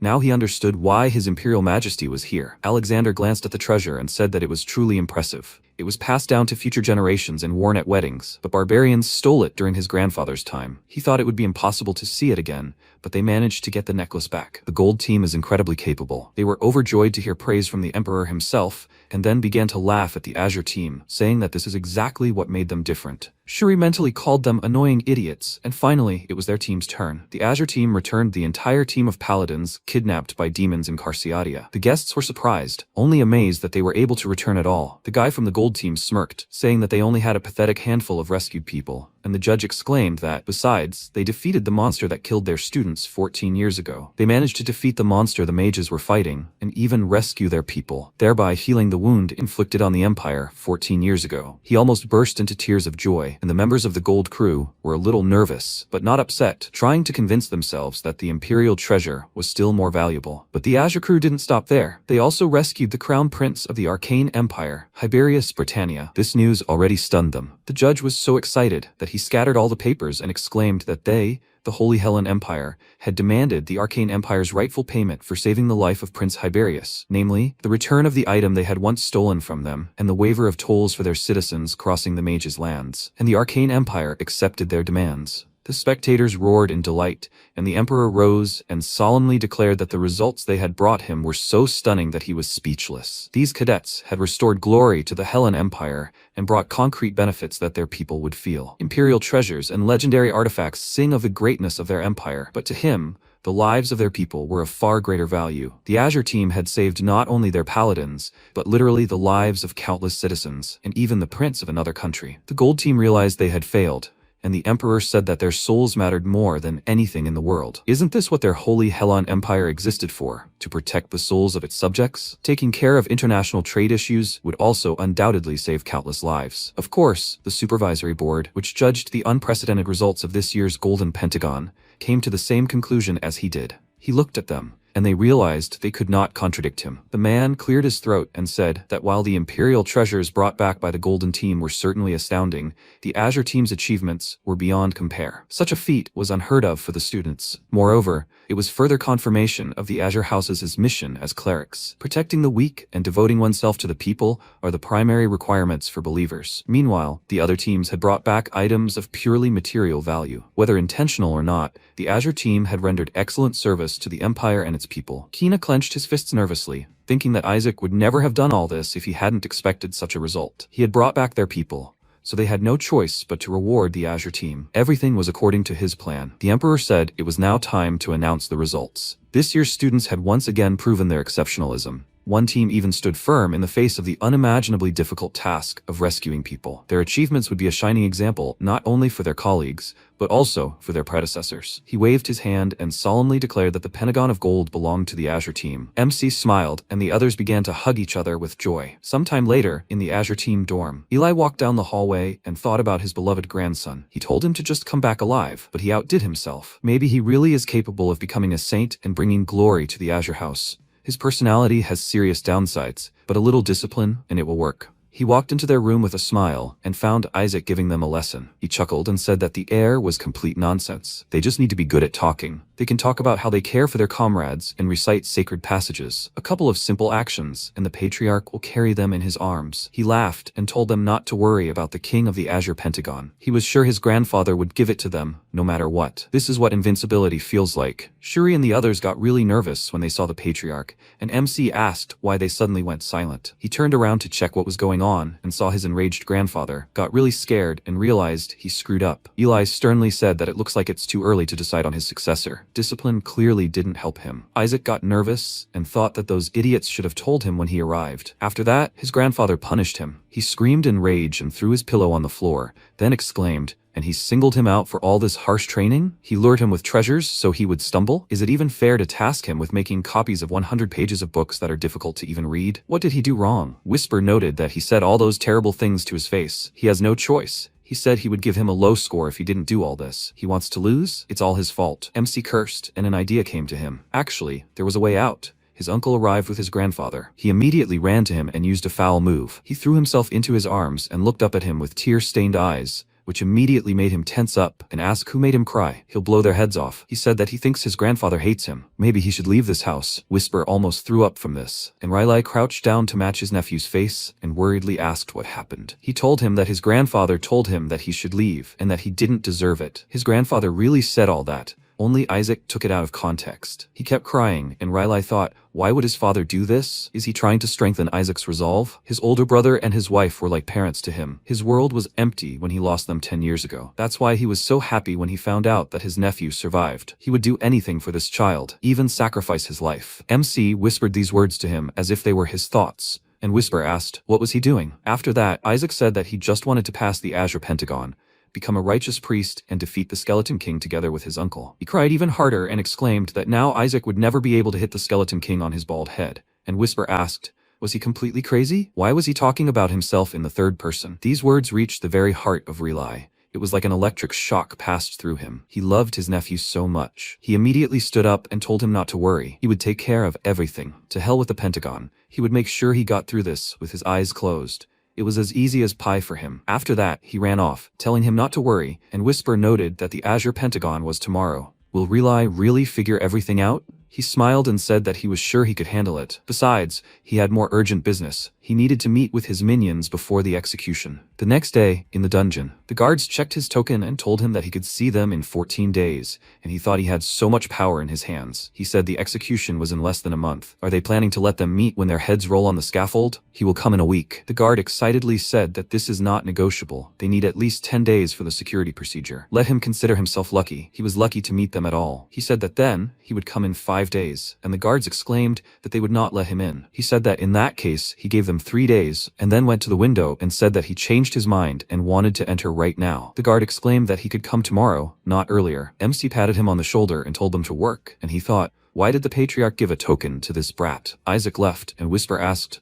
wasn't he wanting to see them today? He answered him that something could be achieved by taking the king at today's Azure Pentagon. The best would be to see them tomorrow. They left the prison, and he said that Riley said that he would do everything for his favorite nephew, and Whisper asked again, favorite nephew? He told him to shut up. Now he wonders how easy the test will be this time. Whisper noted that they were talking about Riley. He's confident he'll replace it with something even a baby can handle. The day arrived, he came to the Pentagon, and the judge greeted everyone present, saying that the final task of the Azure Pentagon was to defeat 5 monsters. Everyone was overjoyed, because it would be a piece of cake. But MC didn't share their enthusiasm. Everyone immediately crowded around him, joyfully asking, did he make a deal with his family for them? They would definitely be able to pass the test. Shuri pointed at the arena and exclaimed that the monsters they had to defeat were all skeletons. Apparently, Riley took his nephew's words literally about wanting to hit the king's bald skull. Seeing Isaac, the skeletons were overjoyed. Their king had come to see them. He had come for them. Where had he been all this time? Their king had come to save them. Whisper remarked that this was fratricide, and these words made MC feel even worse, and he remembered his uncle with all his bad words. Skeletons, you can't even think about them without tears. They're weak, which is terribly stupid. No one cares about them, but everyone uses them. They are literally untouchable in the demon world. Priest trials, nobility training in martial arts, even children's parties. They are summoned everywhere and killed for fun. If they are killed by turning the undead, they immediately go to hell. They have to go back to the very beginning, to the very first level. Isaac did not escape this fate.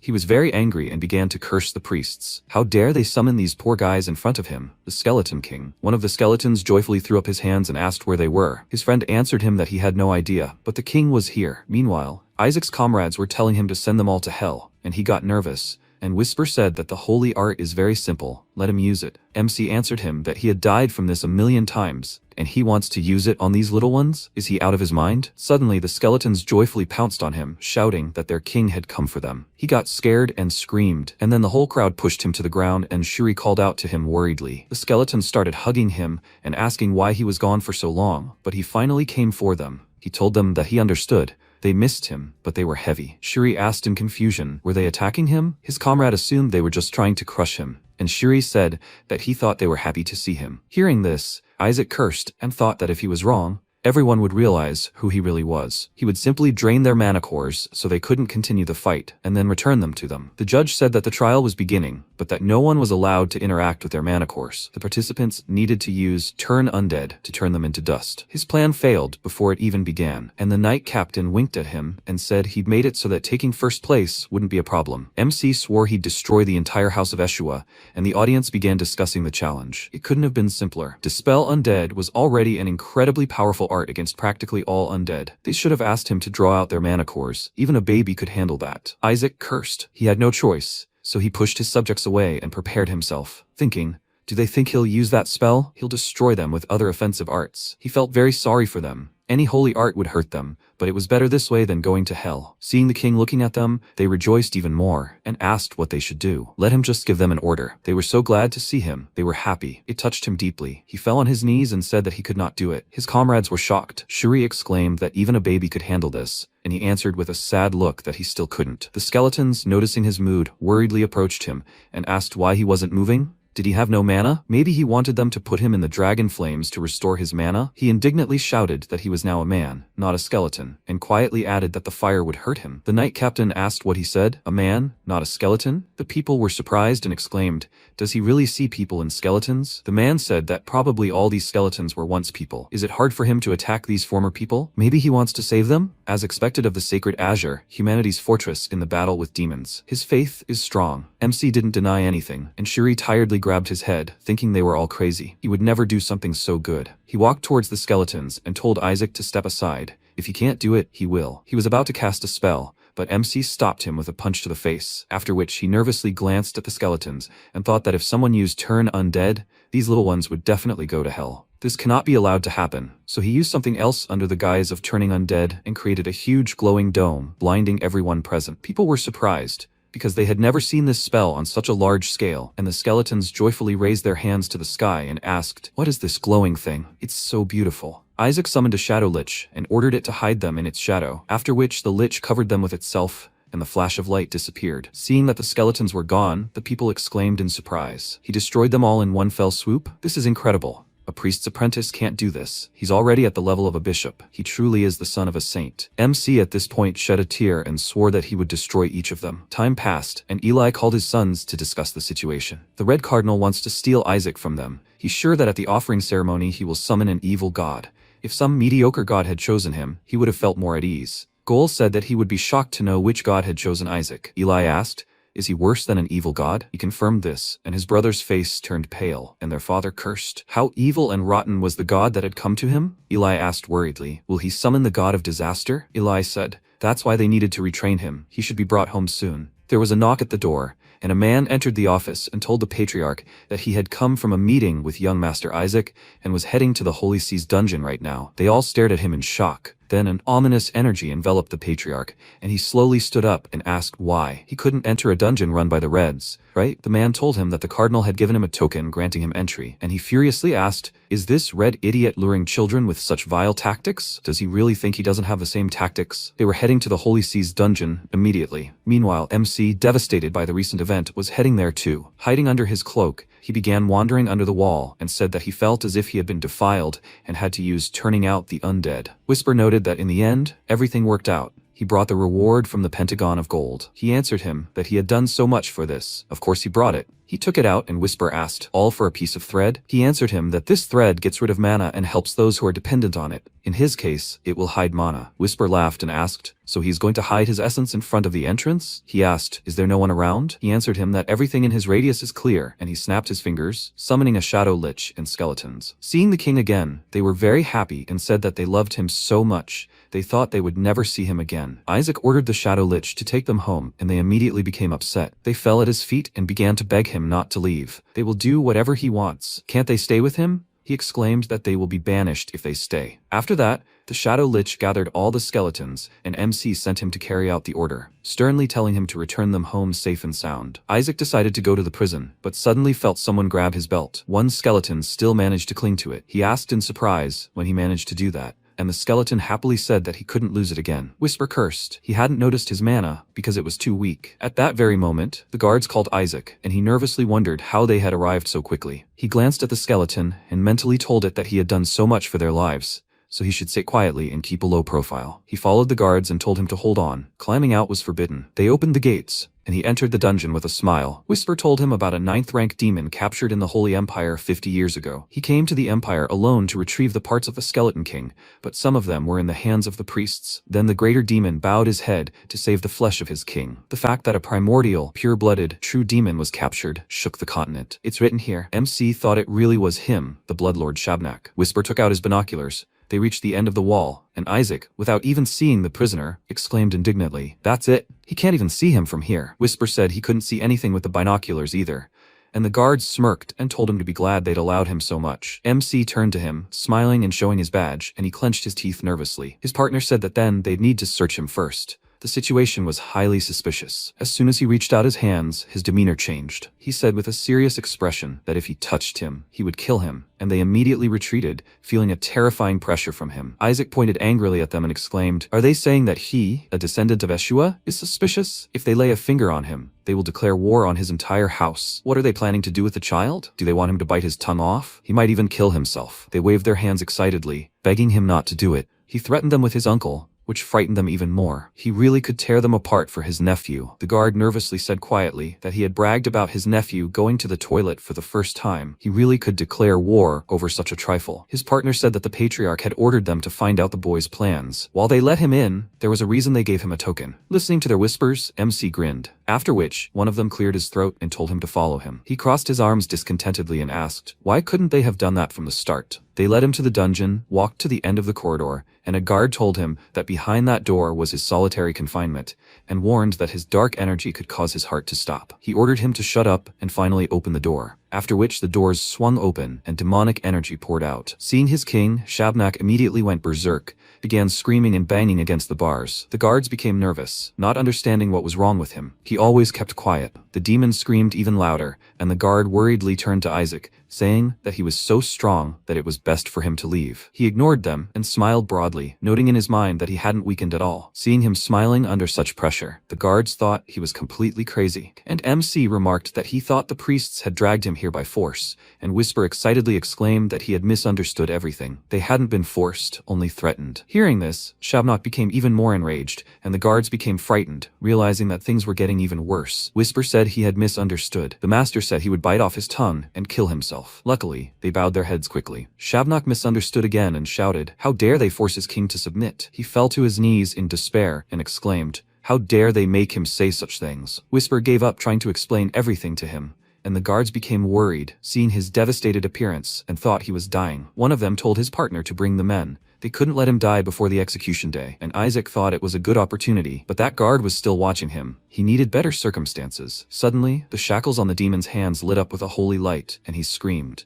And MC anxiously leaned forward and thought that this was the Pope's power. He was going to die now if he didn't save him. Maybe he should distract them with magic, as he had originally planned. They would definitely notice if he used that now. The small skeleton tugged at his clothes, drawing his attention, and said that he would talk to him, which made him very happy. He told him to go ahead. With his size, he could easily squeeze through the bars. Let him give him the mana stone, then he would break the chains. The skeleton ran towards the demon, and Whisper noted that there was so little mana there that it was almost unnoticeable. After this, his master folded his hands together and said with delight that this was so cool. Now he respects the Reds. Hearing this, the guards stared at him in shock and thought, the son of Ashua is praising them? It seemed that this was not even sarcasm. Whisper asked if he was crazy. He answered that he was distracting them. After this, he exclaimed with eyes shining with admiration that the Reds are the best, and the skeleton was already next to the demon. Isaac said that he almost wet himself when he saw the demon, and they were so calm. The guard noticed that he was laughing, to which he replied that it was out of fear. The sacred house of Sephet is so lucky that they serve them. They would have made them no less than guard commanders. They were shocked by the nonsense he was talking, and MC said that he was not allowed to speak, but in fact, he was here on the orders of the patriarch. They were confused, and he explained to them that this was the business of their house. A test for the position of the next patriarch is currently underway, and he's been ordered to wound an elite demon. The guards remarked that he was unlucky. He could die like that. He agreed with them, and the man said that this was downright disastrous. This could even influence the election of the next cardinal. But who in their right mind would give such a task? While they were discussing this, the skeleton approached Shabnak and handed him the mana stone, after which he ran off, happy that he was able to help his king, and Shabnak gave him a thumbs up. Isaac continued to distract the guards and asked if they wanted to join the sacred azure. The skeleton quietly climbed onto him, and the guards asked in surprise, is he trying to lure them away? Immediately after this, MC grabbed his head, pretending to be ill, and said that this task was probably too difficult for him. They immediately became worried and led him to the exit, saying that he shouldn't have been given this task in the first place. They would accompany him home. Shabnak, watching his departing king, thanked him. The guards led Isaac out of the dungeon, and he thanked them for their help.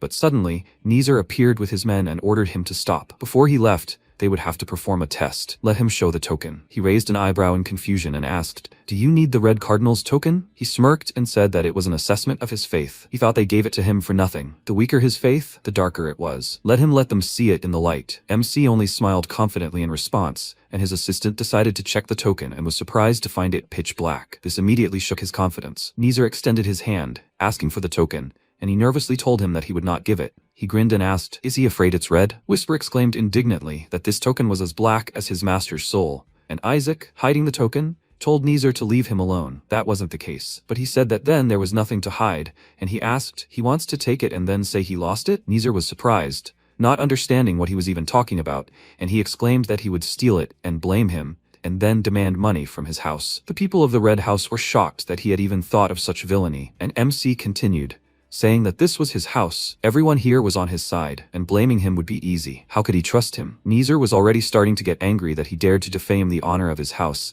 and said that he didn't need his token. Immediately after that, he slammed his fist on the ground with all his might, causing it to shatter, and said there was a better option. Whisper called out to his master with concern, warning him of danger, and then a statue of a saint, a tribune of judgment, rose from the ground. It was an art created to find unbelievers and demons disguised as humans. MC wondered if he was crazy to use this on one of the nobility. Neezer said that if he believed, the goddess would shed tears of forgiveness, but if he was a heretic she would open her eyes, horrified by his blasphemy. And then MC realized that if she opened her eyes he would be in trouble. The guards began to support him, telling him not to be afraid. He was brave and so faithful to the gods. Let him prove his innocence. Let him pay for this rudeness. He became even more nervous. There was no way she would open her eyes. Neezer pointed his finger at him and told him to climb onto the tribune if he was a candidate for sainthood, but he shrugged and nervously asked why he would play his games. Neezer threatened him that if he didn't want his family to disown him, he should get on the podium. He didn't understand what he was talking about and told him to shut up. He thought his family would accept this so easily, but Neezer wasn't going to let him go that easily. He quickly appeared behind him, grabbed him, and then forcefully pushed him onto the podium. Seeing the statue in front of him, he became very nervous, and Neezer, with a smirk, told him not to be afraid. Everything would pass quickly. After that, a beam of light fell on Isaac. He became scared because he couldn't move. He couldn't escape. Meanwhile, Neezer raised his hands and asked the statue to quickly open its eyes, so he could definitely send Isaac and all the Azures to hell. And then the most unexpected thing happened. The statue began to cry tears of blood. The people from his house were very surprised to see this, because such things only happen to cardinals. Neezer was completely shocked and thought that this couldn't be true, since he had no faith at all. MC had exactly the same reaction, and Whisper advised him not to show his surprise. He saw a small skeleton on his belt and said that it seemed the goddess had measured the child's faith. They also believe in the Demon King, which means the statue had measured the child by its faith in him. He had no doubt whatsoever. Isaac was overjoyed and praised him, and people began to discuss the situation. He summoned the statue, although he wasn't sure. He himself certainly couldn't make it shed tears of blood. As soon as the Azures find out about this, there will be such a scandal. MC immediately became confident and turned to Neezer, asking what he was thinking. His house would soon find out about this. While he was turning around, the skeleton happened to be outside the stands, and immediately after that, the goddess opened her eyes. Seeing this, Whisper excitedly told him to jump off the stands, and he, after quickly checking what was going on, stepped aside. Immediately after that, the goddess closed her eyes, and he, clutching his rapidly beating heart, wondered why she suddenly opened her eyes. Whisper said that he needed to exit so that the skeleton would be the last to leave the stands. Unfortunately, Neezer noticed this. He exclaimed that he knew it. They all saw it, right? The goddess opened her eyes. The priests asked what he was talking about. Her eyes were closed. He exclaimed that he swears he saw her eyes open when he walked down from the stands, and Isaac breathed a sigh of relief, realizing that he had been scared for no reason. Whisper laughed, noting that he was the only one who noticed, and the priests, confused, said that they had seen everything. The statue was shedding tears of blood. And how was he supposed to justify himself now? Realizing that no one believed him, he got angry and said that he had seen her open her eyes. One of them asked if their house was really in such disrepair that the statue changed its mind for no reason. A very funny sight unfolded in front of MC, and he took out popcorn. And one of the priests asked, did he mean to say that the Tribune of Justice changed the verdict? If that was really the case, then they can no longer use it. He better not lie. Neezer nervously clenched his teeth and told Isaac to climb back onto the tribune, and he asked with a smirk, why? So that he could rig the result? He stroked his little skeleton and asked, or was he just jealous that he would never believe as strongly as he did? He was so pathetic. The boy clenched his fist in rage and said that he'd better get on the podium while he was still kind, and when he was about to hit him, the Yeshua Patriarch grabbed his wrist and said that he knew something like this would happen. Is he completely crazy? Riley worriedly asked him not to touch him. It would only make things worse for them. They could go back now and file an official complaint. MC ran up to him and, almost crying, said that Neezer had hit him, and immediately after that, Eli screamed in rage. Did he want to die? Nezer was very scared, and then they punished him. Eli said that he would talk to the Red Cardinal, and his son volunteered to write the complaint,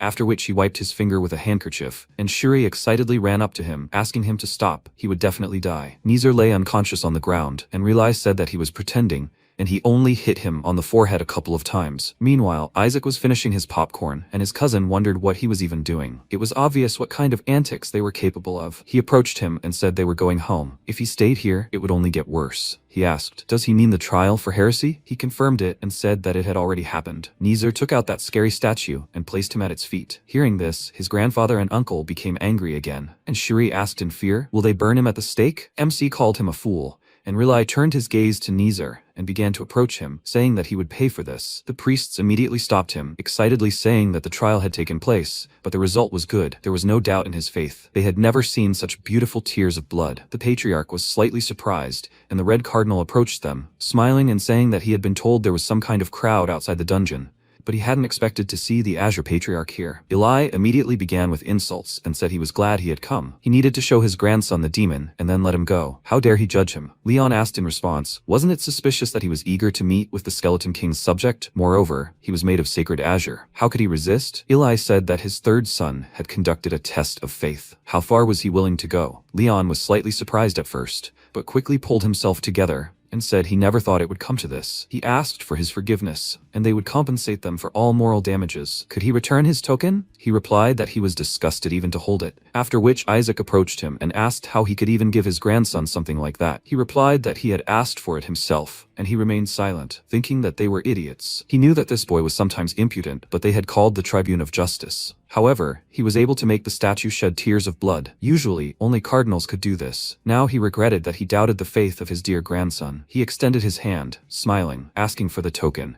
and thought that if the statue was shedding tears of blood, then the token was in order. But when he saw the black color, he froze in shock. An image immediately flashed through his head of his grandson being burned on the cross, and him calling for him in tears. Leon distracted him, asking, did he see the token? Let him return it to him now. To avoid revealing his grandson's heresy, Eli threw the token on the ground with all his might, breaking it. Leon screamed and fell to his knees in shock, asking what he was doing. The first pope had given them this token, and he had destroyed it. Eli caught his breath and said he had nothing to return, after which they left. Leon returned to his estate and began to sort out his affairs. He clutched his head and asked if his faith was in perfect order, and the statue was shedding tears of blood. Should he perhaps publicly declare that this boy was the best of the candidates for sainthood? And he tried to judge him again when everyone saw the results. Nezer shuddered in fear, and Neon, the vice patriarch, exclaimed, did he not care about their reputations at all? He had 2 idiot brothers, and that was the only reason he was the future patriarch. But now, it seemed to him that all 3 were slow-witted. Does he even understand that he's only given life if he becomes a pope? They'll unite the entire world under the shadow of the Reds only if he becomes a saint and then a pope. Leon warily told him to stop. They already have enough problems. The token measuring the strength of faith was lost. But that's not critical. Assessing faith is easy. They have other methods, like a sacrificial ceremony. God's messengers will descend upon them.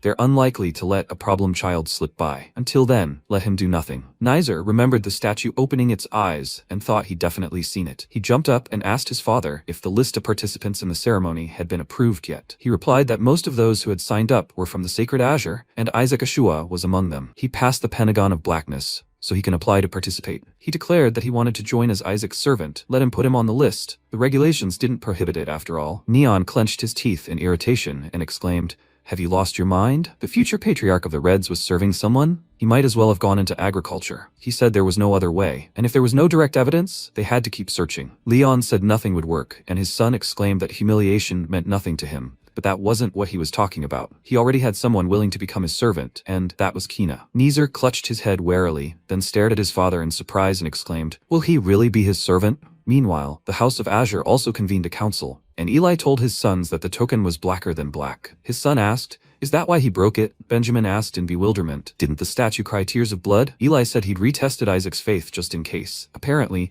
the statue was crying because he'd recently met Melissa. He'd stolen the testing device from the Reds, so the results should be accurate. Riley agreed, and Benjamin wondered in surprise. Patriarch Ashua was stealing. Gul warily shook his head and said that now they shouldn't worry about being chosen by an evil god, It seemed Isaac was one himself. Benjamin exclaimed that this was a nightmare. The top members of the Pentagon will call upon the gods at the sacrificial ceremony. The Red Cardinal was surely counting on just such an outcome. Their father said that wasn't all. The Black Cardinal sent him a letter saying he didn't want to put in the effort, so the Pentagon of Blackness would judge the children by the god they summoned. He'd really screwed them over. He turned to Goel and told him to tell his son that he would be Isaac's servant. The boy couldn't be allowed to summon a god. Soon, the day of the sacrifice arrived, and everyone was in the Colosseum. Nezer screamed in rage. Had he even listened to him? Kina told him he thought he had schizophrenia and would be his servant. Nezer screamed that he would be his servant and let him look at the official lists. Shuri, who had also come to do his bidding, wondered why they were such idiots. MC said it would be easier to just smash their skulls,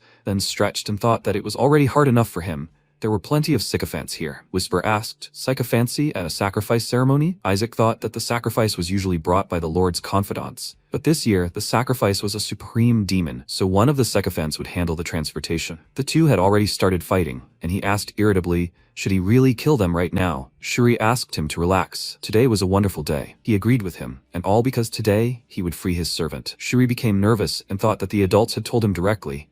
If Isaac's character was found out, they would be finished. Maybe the joke about him being an evil god was not a joke at all? MC asked what was wrong with them today. Since when did the role of his servant become honorable? His cousin excitedly answered him that priests should simply show humility and help everyone, and he said that was complete nonsense. Meanwhile, Nezer grabbed Kina by the clothes and said that he was ordered to become his servant. He felt disgusted to say that word, and Kina in response said that Isaac promised to train him if he helped him. MC clapped his hands and walked up to them, telling them to stop fighting. They weren't giving in to him. He pointed at the two and said that Nezer was a horse and Kina was a fan, then pointed at Shuri and said he was a coat hanger. He became indignant and asked, why him? The ceremony was about to begin. Everyone gathered in the spectator seats and started chatting. This year's ceremony promises to be interesting. One of the participants will become a saint. Seeing them is probably even cooler than the execution of demons. The first group of participants came out. The servants of the Golden Cardinal excitedly said that Master Kina was coming. They were seeing him in person for the first time. He is a real candidate for sainthood. The people from the Red House got angry and asked, haven't they heard the prophecy? A new saint will come from the Red House. The servant of the Golden One exclaimed, which prophet is this who promises dark times for the world? Do they even know how rare Master Kina's stigmata is? They began arguing with each other, while the cardinals sat quietly and silently. Finally, the priests were announced, and everyone froze in anticipation. What they saw shocked them all. Nezer was acting as a horse, Kina was fanning Isaac, and Shuri was holding his cloak so it wouldn't drag on the ground. He smiled nervously and thought that if the evil god didn't choose him, the real one would be him. All the cardinals were shocked by this sight, even speechless. Everyone immediately began whispering, not understanding what was happening.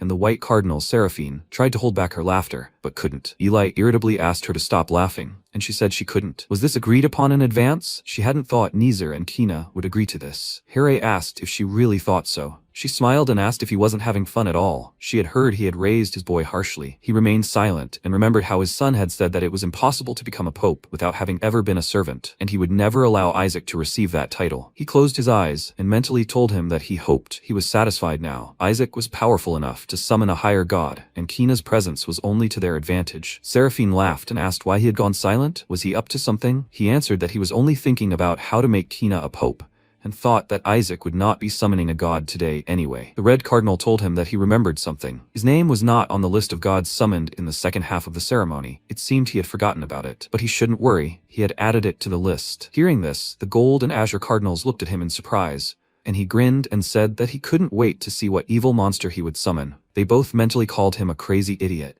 and at that moment, the execution began. Immediately after, there was a roar. A beam of light struck the center of the Colosseum, and executioners appeared around it, and then the supreme demon himself. Shabnak rose to his feet and released his energy, causing the young priests to be terrified. Now they understood what demons really were. Even though his power was suppressed, he still faced such power. How strong is the Skeleton King if he has such servants? He has immense power, and they probably sealed it away more than in the dungeon. While Shabnak was recovering, MC nervously gripped the reins and mentally told him that he would save him. What did they do to his baby? They didn't even remove the torture devices from him. This is simply disgusting. Priests don't deserve to live. Everyone saw his furious gaze and noted with surprise that when he saw demons, even his aura changed. He really was itching to destroy the 9th-ranked demon. After all, Azure is Azure. Leon, meanwhile, thought that he had immense hatred. After all, he was a true spiritual leader. Someone who had truly renounced the faith would be glad to see a demon. Isaac, meanwhile, tried to calm himself. He couldn't reveal himself. He needed to save it. He looked up at his servant again and thought that he was wearing 5 restraining measures. He had given him the hacking device so he would remove the shackles himself. The sphere wasn't a problem either. He had cast a dispelling spell on them through the priests, so as soon as the ritual began, they would break immediately. He knew it was worth leaving this ash alive. The dragon would now ignore him. Seeing the priests approaching the demon, he smiled and thought that it seemed the execution was beginning. He pulled on the reins and asked Shuri why he was standing up.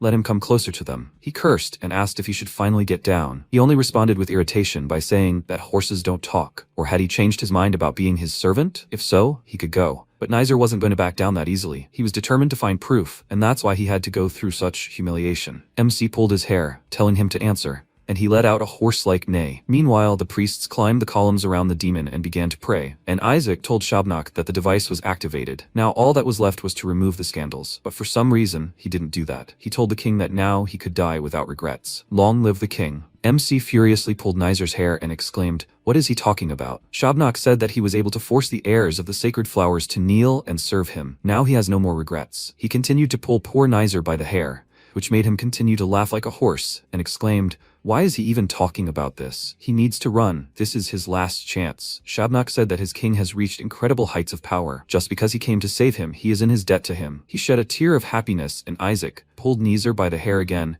cursed loudly and shouted, "What nonsense is he talking about?" He exclaimed in response that he was imitating a horse, and MC asked Whisper what was wrong with him. He answered him that he did not know, but something clearly happened. And then he noticed another sphere on his chest, and Isaac wondered in surprise. Where did he get this? Did they install this on him after leaving prison? He asked, is this why he gave up? Shabnak said he'd been given a new life, so he shouldn't risk it. The Pope and bishops are important people. He should abandon him and gain their trust. He clenched his teeth nervously and told him not to say that. He thinks he'll leave him to die because of this little ball? He figured the sphere probably wasn't high ranking, so taking it down wouldn't be a problem, but first he needed to get to him somehow. What should he do? The risk was high, so he needed to distract everyone somehow. And then suddenly his chance came. The man told him to switch places with the executioner's assistant. An order from Cardinal Barrett. All the other priests were surprised, and Shuri thought, are they sending an apprentice to the demon general? This is clearly no accident. They have something in mind. They couldn't kill him during the Pentagon and decided to do it now? Isaac ate a piece of the skeleton king, so the minions won't let him go, but it only played into his hands. He had already dismounted from his horse and thought that the Golden Cardinal had helped him so much. How pathetic he was. He was going crazy with terror. Now he had the right to touch him, which meant the game was over. Breaking the sphere was easy. He could destroy such low-ranking trash in one blow, but when he approached his servant closer, he saw that it was a sphere with a divine-ranked holy art. He immediately grabbed his head and thought, what an idiot, and why did he attach this to him? It would take a month, if not more, to remove. Whisper said that nothing would work without sacred blood, or a pure sacred animal, or the Pope himself. MC excitedly exclaimed, where will they get this now? What should he do? He will be executed right before his eyes. He began to quickly look around and wondered if the Pope was present today or not. Suddenly, one of the priests in an excited voice ordered everyone to stand. God's messenger descends. Looking up, Isaac saw a huge magic circle in the sky, which illuminated the entire Colosseum with divine radiance. After that,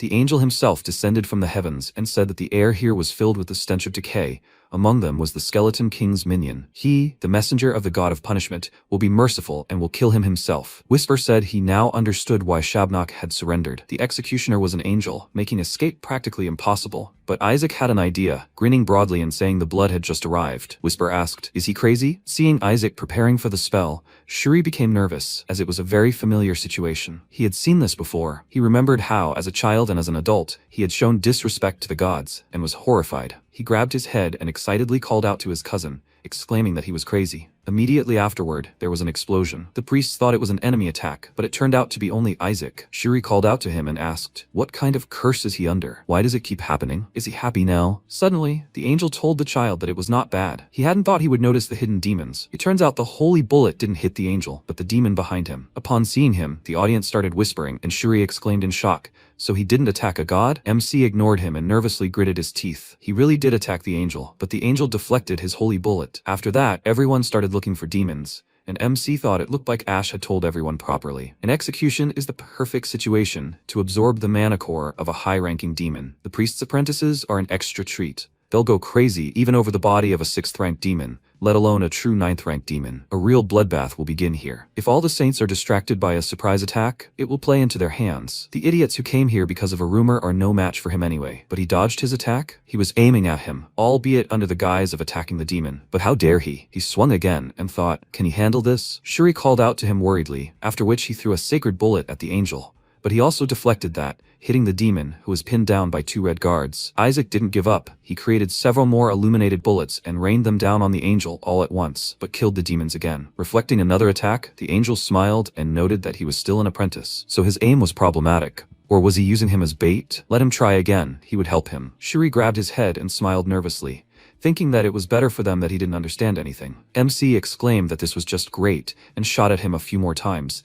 and his cousin exclaimed in surprise, he was doing this without even hiding it? He should at least be ashamed. The bullets pierced the demons again. Isaac nervously clenched his teeth and thought, are they equal in strength? He didn't dodge, but simply changed the trajectory of his attacks. If he doesn't hit faster, then that's how it will be. Or he will call upon powers greater than those of a lesser angel. No, for that, he needs a contract with a god. Right now, he only has the Melissa relic. He took it out and told this angel to get ready. He will tear him to pieces. It seemed the demons reacted to the relic and they all pounced on him, knocking him to the floor, and the knights immediately rushed to save him. But Isaac somehow escaped the demon's grip. It was an angel. He picked him up and said that he barely made it in time. He's not hurt, is he? He wanted to say something else, but a sacred bullet immediately flew into his face, and there was an explosion, and Isaac was thrown aside. Shuri rushed towards him, worried. It was good that he managed to land correctly. After that, the angel told him not to scare him. He understood that his aim was not yet honed, but the demons were not here at all. MC ignored him and continued shooting at him, and he again asked him not to aim there. The holy bullet hit another demon, and the angel thought, why is the priest attacking him? You can tell by his faith that he is strong. MC called him an idiot, exclaiming that he would pluck his feathers, and he turned to God in his thoughts. Education these days is completely lousy. Little kids can't even distinguish an angel from a demon. Suddenly, Isaac shouted that it was a demon in disguise. Did they see that? Demons don't attack him at all. He serves the Skeleton King. He will probably try to steal the demon's body. This made the angel angry and thought, what do they teach them in this country? Is there even a school here? Calling a servant of God a minion of the Skeleton King? Is he serious? But it can't be helped. God told him to keep an eye on the candidates for sainthood. Although a little discipline wouldn't hurt, of course. The main thing is not to harm him. MC pointed his finger at him again and shouted, did they see that? He said the demons came, and he didn't show any sign. They need to do something about him urgently. The angel told him in his mind that gods cannot directly interact with the mortal world. Children aren't taught this either. Maybe this will work in his favor. The god of the sacred reds ordered him to get rid of all the candidates, except the son of his house. If he says he's a heretic, it will work. He was distracted by these thoughts, and didn't notice how a sacred bullet flew into his face, and Isaac clenched his fists in triumph, rejoicing at the hit. Shuri grabbed his head, calling him an idiot, and the angel was confused, seeing blood from his nose on his palms. MC exclaimed that if he wasn't the Demon King's servant, then he should prove it, and he frowned, thinking it was absurd to demand proof from a servant of God. Isaac asked, can't he do it? Then he used his rosary, releasing divine power, and even the angel was surprised. He created a huge holy bullet above his head and exclaimed that if he couldn't prove it, then he was right.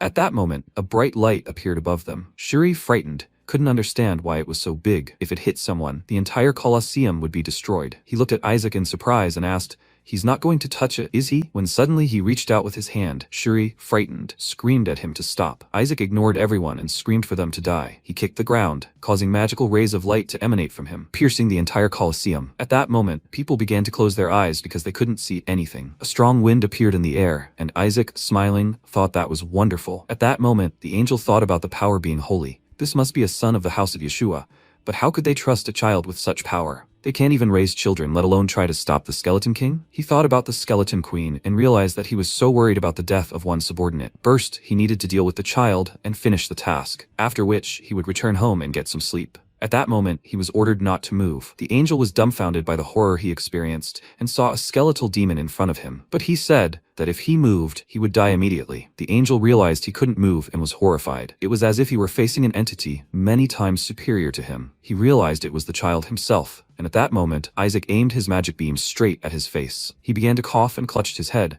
after which Isaac smiled and said that he was just an angel. He returned, and Isaac punched him again. He began to cough and realized that this way he would lose. And at that moment, he exclaimed that he was just a human. At that moment, Isaac realized that he had fallen into its trap, and the angel was trying to destroy him. A moment later, the dust in the room cleared, and a frightened Shuri ran to his Isaac and loudly shouted his name. The angel thought he shouldn't panic. He'd merely stripped him of his holy powers. At that moment, he was stunned and didn't understand what was happening. Everyone started screaming, how dare he do this to him? The angel was stunned and looked ahead in surprise. Shuri didn't understand why God's messenger was killing a faithful servant of the Lord. He began to sob loudly while holding Isaac's bloody body in his arms. He tried to get his brother to wake up, shouting about it and calling out his name. He realized it was impossible. Lightning, a punishment, paralyzes. Why would there be so much blood? Isaac tried to catch his breath and suddenly opened his eyes. He called out his brother's name, who continued to cry and scream for him to wake up. Isaac smiled and said he'd made a mistake, mistaking God's messenger for a demon, and was being punished for it. It was his fault, so please don't let him be angry. Isaac continued to say his name, when suddenly Kina approached them and placed his hand on his chest for healing. He said that everything was fine and he would live. After all, he had to teach him. However, it was strange that why would a messenger of God do such a thing to a priest? He turned around and continued to shout angrily. How could he do such a thing to those weaker? Had he gone too far? The angel asked again. Weaker? But he almost killed him. He was on the brink of death. Kina stood up and noted that it was disgusting. Lethal arts are only used on demons. He confirmed, that's right, he didn't use them. Shuri exclaimed, then why is he wounded? Everyone saw him attack him. Isaac looked at him mockingly,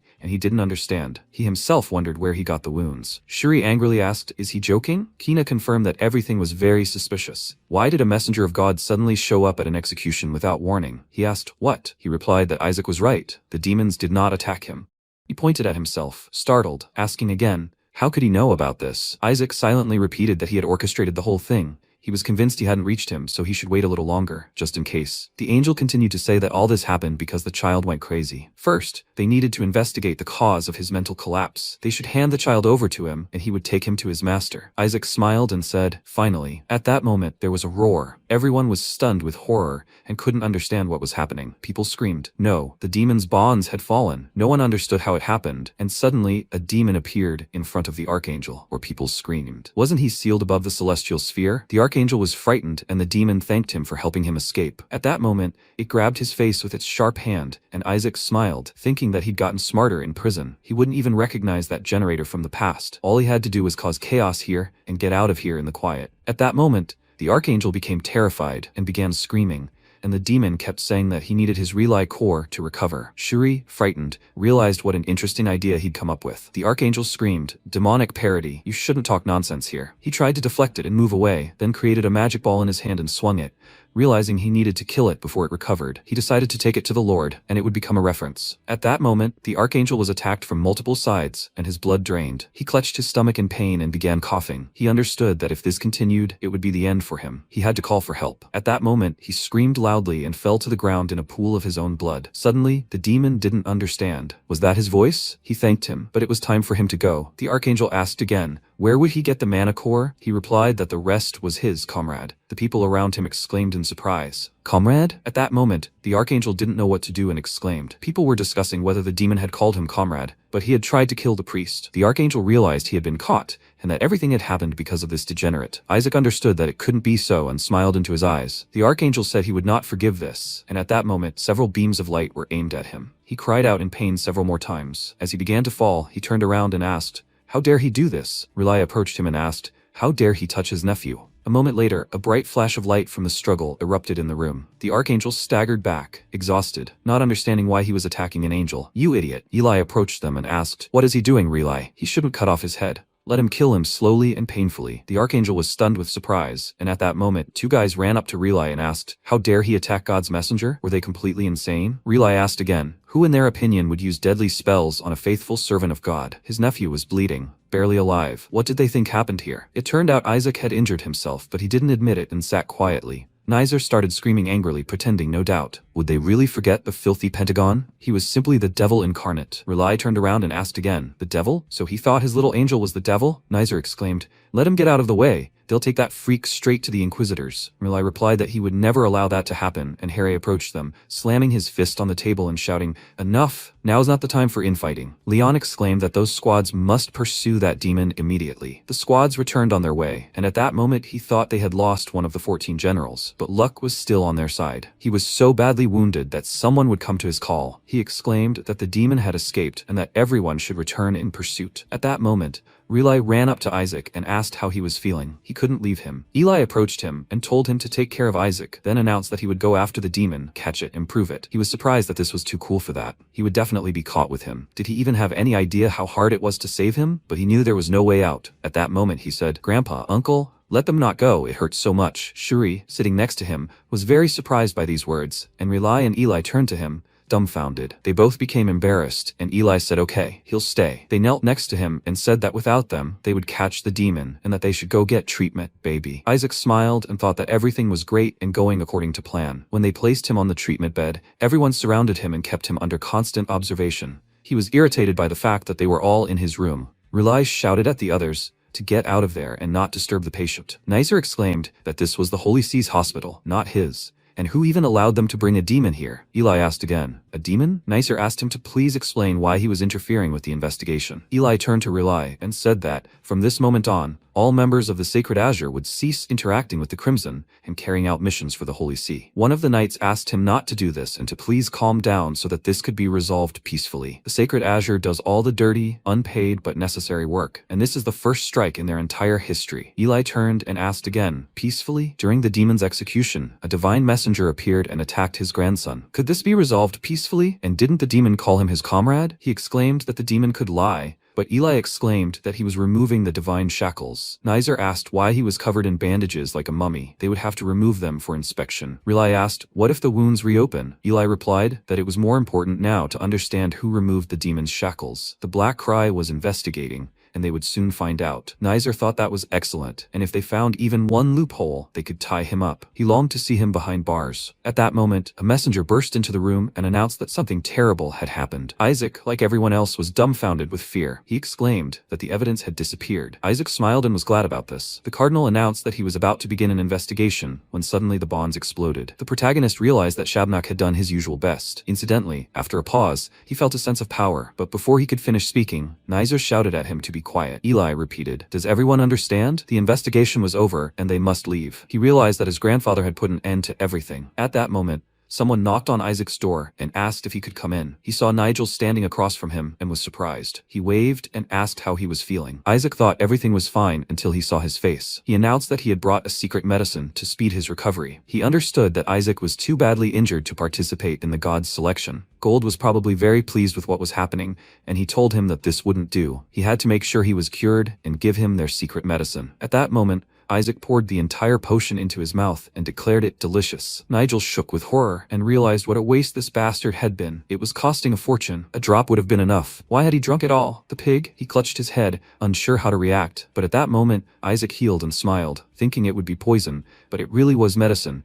He even felt stronger, and it tasted like wine. Whisper remarked that it seemed to be a blessing too. What an abomination. At least it would help with the god's selection. Nigel asked him to stop, as he hadn't allowed him to drink the whole bottle, and Isaac asked again, what did he just say, idiot? He said that the patriarch had said he would give him more if he came to them in less time. Isaac was surprised by this and thought that one bottle would be enough, but they were going to give him more for free? That was rather suspicious. He said he would gladly come, but his leg still hurt. He grabbed his leg, and Nigel exclaimed, no problem. Let him take his blessed boots, it would be easier, so they should go now. Isaac thought he had prepared well, and Whisper confirmed that his cunning was comparable to his. Isaac stood up and said that he needed to change, so please let him leave. Nigel answered, okay, and was delighted. He thought about how he was a greedy idiot and how easily he had fallen for the knives. If he came to them, it would be the end for him. He'll do everything possible to make sure he's on the front page of every newspaper. At that moment, Isaac opened the window and thanked Nigel for helping him, calling him an idiot. After a while, Harry slammed his fist on the table and started screaming. What horrible crimsons! Did they bring secret cures to their hospital? He'd given him a luxury room specifically so he'd never leave, and they'd healed him and blessed him? He needed to make sure the ritual failed. Blackness and crimson were peanuts,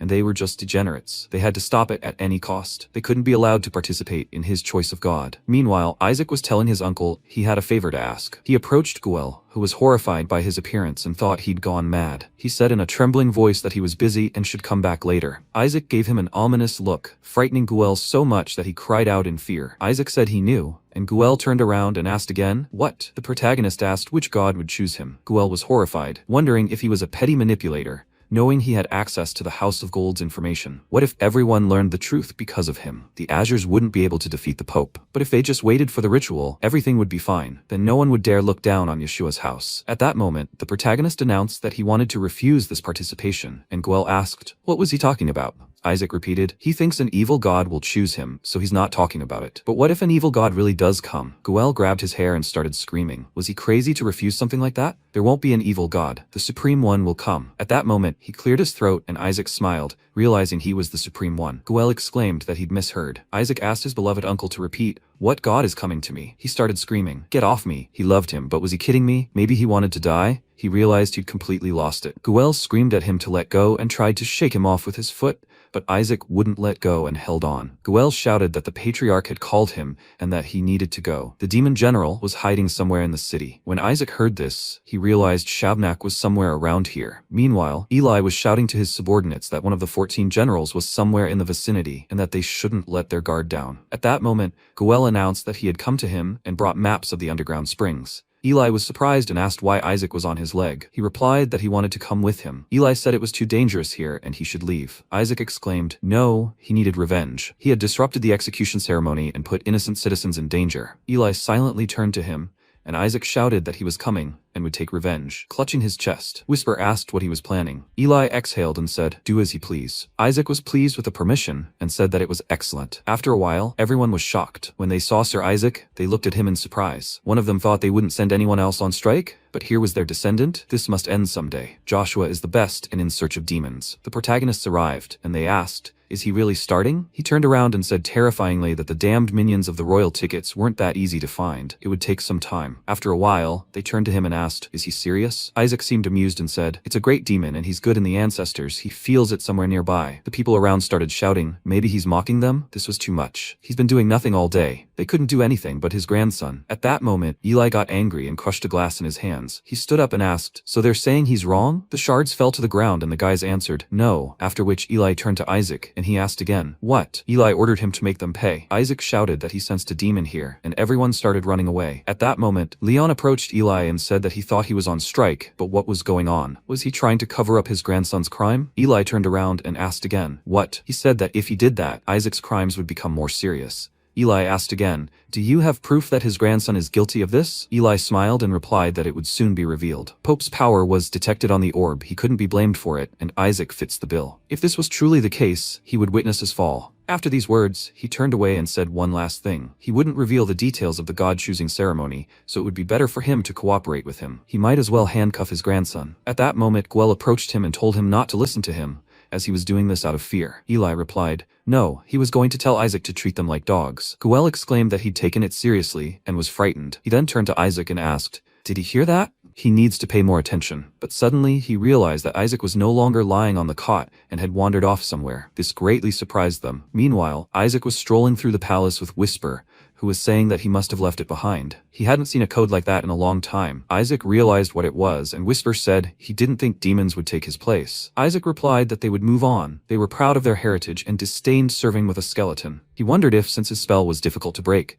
they had their own skeleton king who forced them to follow orders. This meant they were recognized as not following orders. And yet, this was strange. Where was the orb? The Pope of Rome? The Crown Prince? Isaac wondered if the Pope of Rome and the Crown Prince's mana remained on the orb, and he understood. But the Crown Prince? Why was he interested in great demons? Whisper asked again. Was he going to continue ignoring this anyway? Isaac didn't understand what he meant, and at that moment looked up and said he didn't think the mercenaries would join them. They realized he had noticed them. The priests should already know what was happening. Everyone was stunned by this sight, and a magical force appeared around Isaac. They didn't understand what had happened, as they hadn't even seen him cast the spell. When he found himself in their circle, he asked, are they mages too? They shouted, capture him. Priests are weak. At that moment, Whisper screamed, how weak do they think he is? He simply couldn't believe they were using third-tier spells against him. Isaac grew angry and thought that these bastards were misbehaving and he would deal with them. At that moment, he turned around and saw two people standing in front of him shouting that they had caught him. This was his fear. Whisper confirmed that they were good, and Isaac thought that absorbing all the mana wasn't so bad. Was he okay? They began to murmur in a trembling voice that this should have knocked them out. Had he taken the antidote beforehand? Isaac scratched his head and exclaimed, his head, but it won't be enough to defeat him. He's a member of the noble Azure clan. No one understood what was happening to him, and one of them exclaimed that he was still Joshua. They must capture him. Everyone rushed toward Isaac, who was shouting that the two of them wouldn't do anything to him. Idiots. Did they really think he'd give up that easily? The enemies shouted that they were still chattering and had to catch him. At that moment, they aimed several arrows at his body, and Isaac said he wouldn't leave like that. Maybe they'd give him about 50? He looked at them with a terrifying gaze, and they didn't understand what was happening, because they were so frightening. They had run out of poison needles. Isaac lowered his gaze and thought, shame on them. He'll absorb all the mana and leave here peacefully. One of them screamed. Did they really catch him? He fell to the ground and pretended to close his eyes.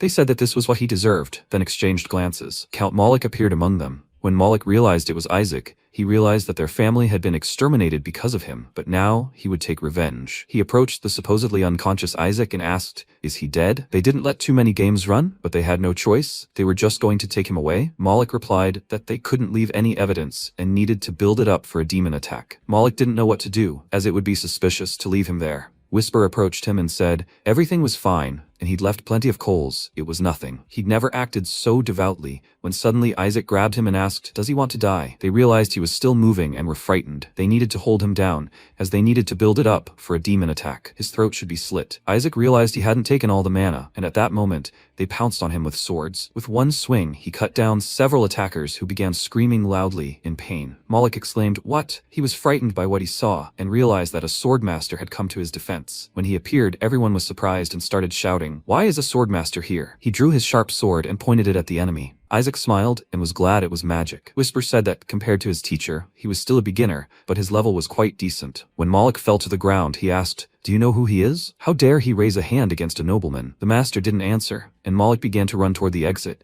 wondering why the Black Cardinal hadn't said a word about it. What's going on here? When Moloch emerged, he saw Kina standing next to him. He was overjoyed to see him and shouted, please save him. He would explain the details later, but at that moment, golden magic appeared around him. Kina said, Count Moloch, if he takes one more step, he'll die. He needs to train with him, so why is he always getting in his way? Moloch didn't understand what he was doing and should wake up, since he had come to help him. If this idiot summoned a god, His Holiness the Pope would be at a grave disadvantage. Kina snapped that he didn't care and asked who had sent him. Was it the Black Faction? He replied in a trembling voice that it wasn't. So, that is, but before he could finish, Isaac said that he seemed to know exactly which god he was supposed to summon. If this was harming the Pope, then he was one of the golden gods. Moloch was startled, and Isaac asked again, so it was the god of wealth? Moloch exclaimed in horror and shouted that he didn't know and that he should step aside. Isaac asked again, but his voice seemed to suggest he knew. Maybe he hadn't even argued that he knew. He asked again, god of wealth, god of money, god of gold? Kina approached the master and said that if he was before that, he wouldn't be observing propriety. His syllables were probably already at their limit because of his master. The master slightly removed his hood and replied that the main thing now was to deliver the wounded young master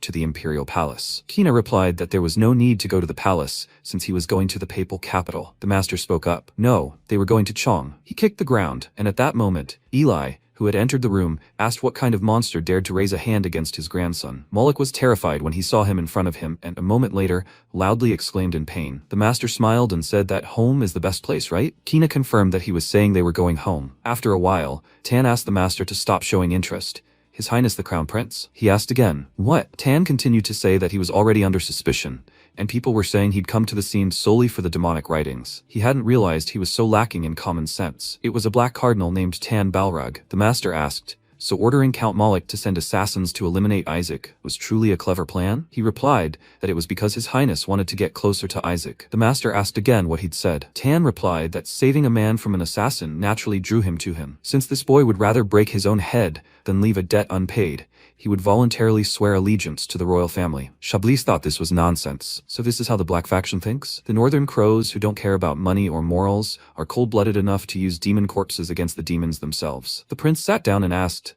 and now he's lost interest? However, as a scholar, he was intrigued by Isaac's answers, wasn't he? He'd mentioned writing about capturing the Skull King. Tan insisted that if he really had written it himself, then yes, he should stop showing any interest in this child. The Inquisition would begin immediately after the Black Pentagon, unless he could find a way to prove his innocence during the summoning ritual. Then, in that scenario, the Chan family would be completely exterminated. Sometime later, at the Eshua estate, the imperial capital, Rely exclaimed, how can this even be comprehended? Even if Isaac summoned malice, encouraging kidnapping was so extreme, even for a believer that was too much. They discussed the situation at a family council, and Riley shouted that he never imagined the Black Cardinal would go so far. Eli lowered his gaze and replied that Isaac would not appear for the next day's summoning. Guel exclaimed, What? But why? He's going to show up. Is all this chaos really worth it for these situations to happen? That's true, but Goel exclaimed that he must show up. Eli asked again, is he crazy? Didn't he say that Isaac is a weakling who needs to be protected, and he doesn't want the whole world to see him summoning an evil god? Goel exclaimed that it's not an evil god, it's the supreme god. He's summoning the supreme god. They don't care if it's faith or something else. He just has to make him show up. He grabbed his head and realized that he shouldn't have said that at all.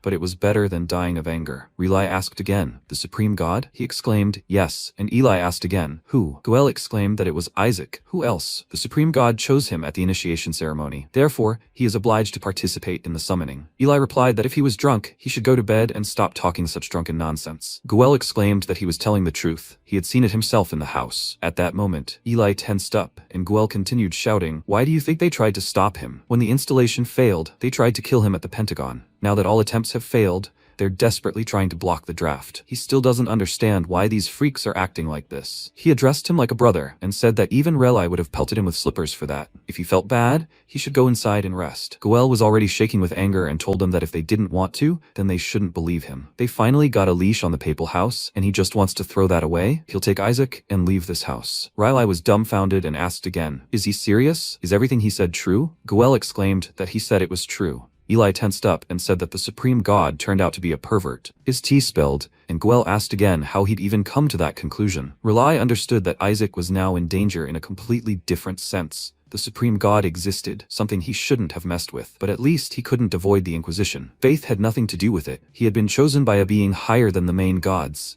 and no one could go against the will of the supreme god. At that moment, a knight ran into their room and informed the patriarch that something had happened. The Red Faith had declared the Inquisition against young Master Isaac. Eli was dumbfounded by what he heard, unable to move. Sometime later, the day of exams in the Black Pentagon arrived. The moderator announced that the second part of the Harmony of Offering was now beginning. The gods' summoning would take place before their honored guests, so they must ensure there were no mistakes. Shuri tensed, fearing that this would drive him crazy. The Inquisition was swarming everywhere. At that moment, he remembered the name Isaac and was terrified, unable to understand what he had decided. Why were these red freaks interrogating him? A few days ago, Inquisitors approached him and started shouting at him to confess that he voluntarily served the Skeleton King. His name had surfaced in the code left by Demons 14 and 6. He asked again, what kind of nonsense was this? Even though the Skeleton King had knelt before his god, deeply honoring his great merits, he hadn't finished the sentence before suddenly exclaiming, wait, did he kneel? They were freaks. Nothing like that was written there. He became angry and flipping the table began attacking the Inquisitors, declaring that he would kill them. They asked again,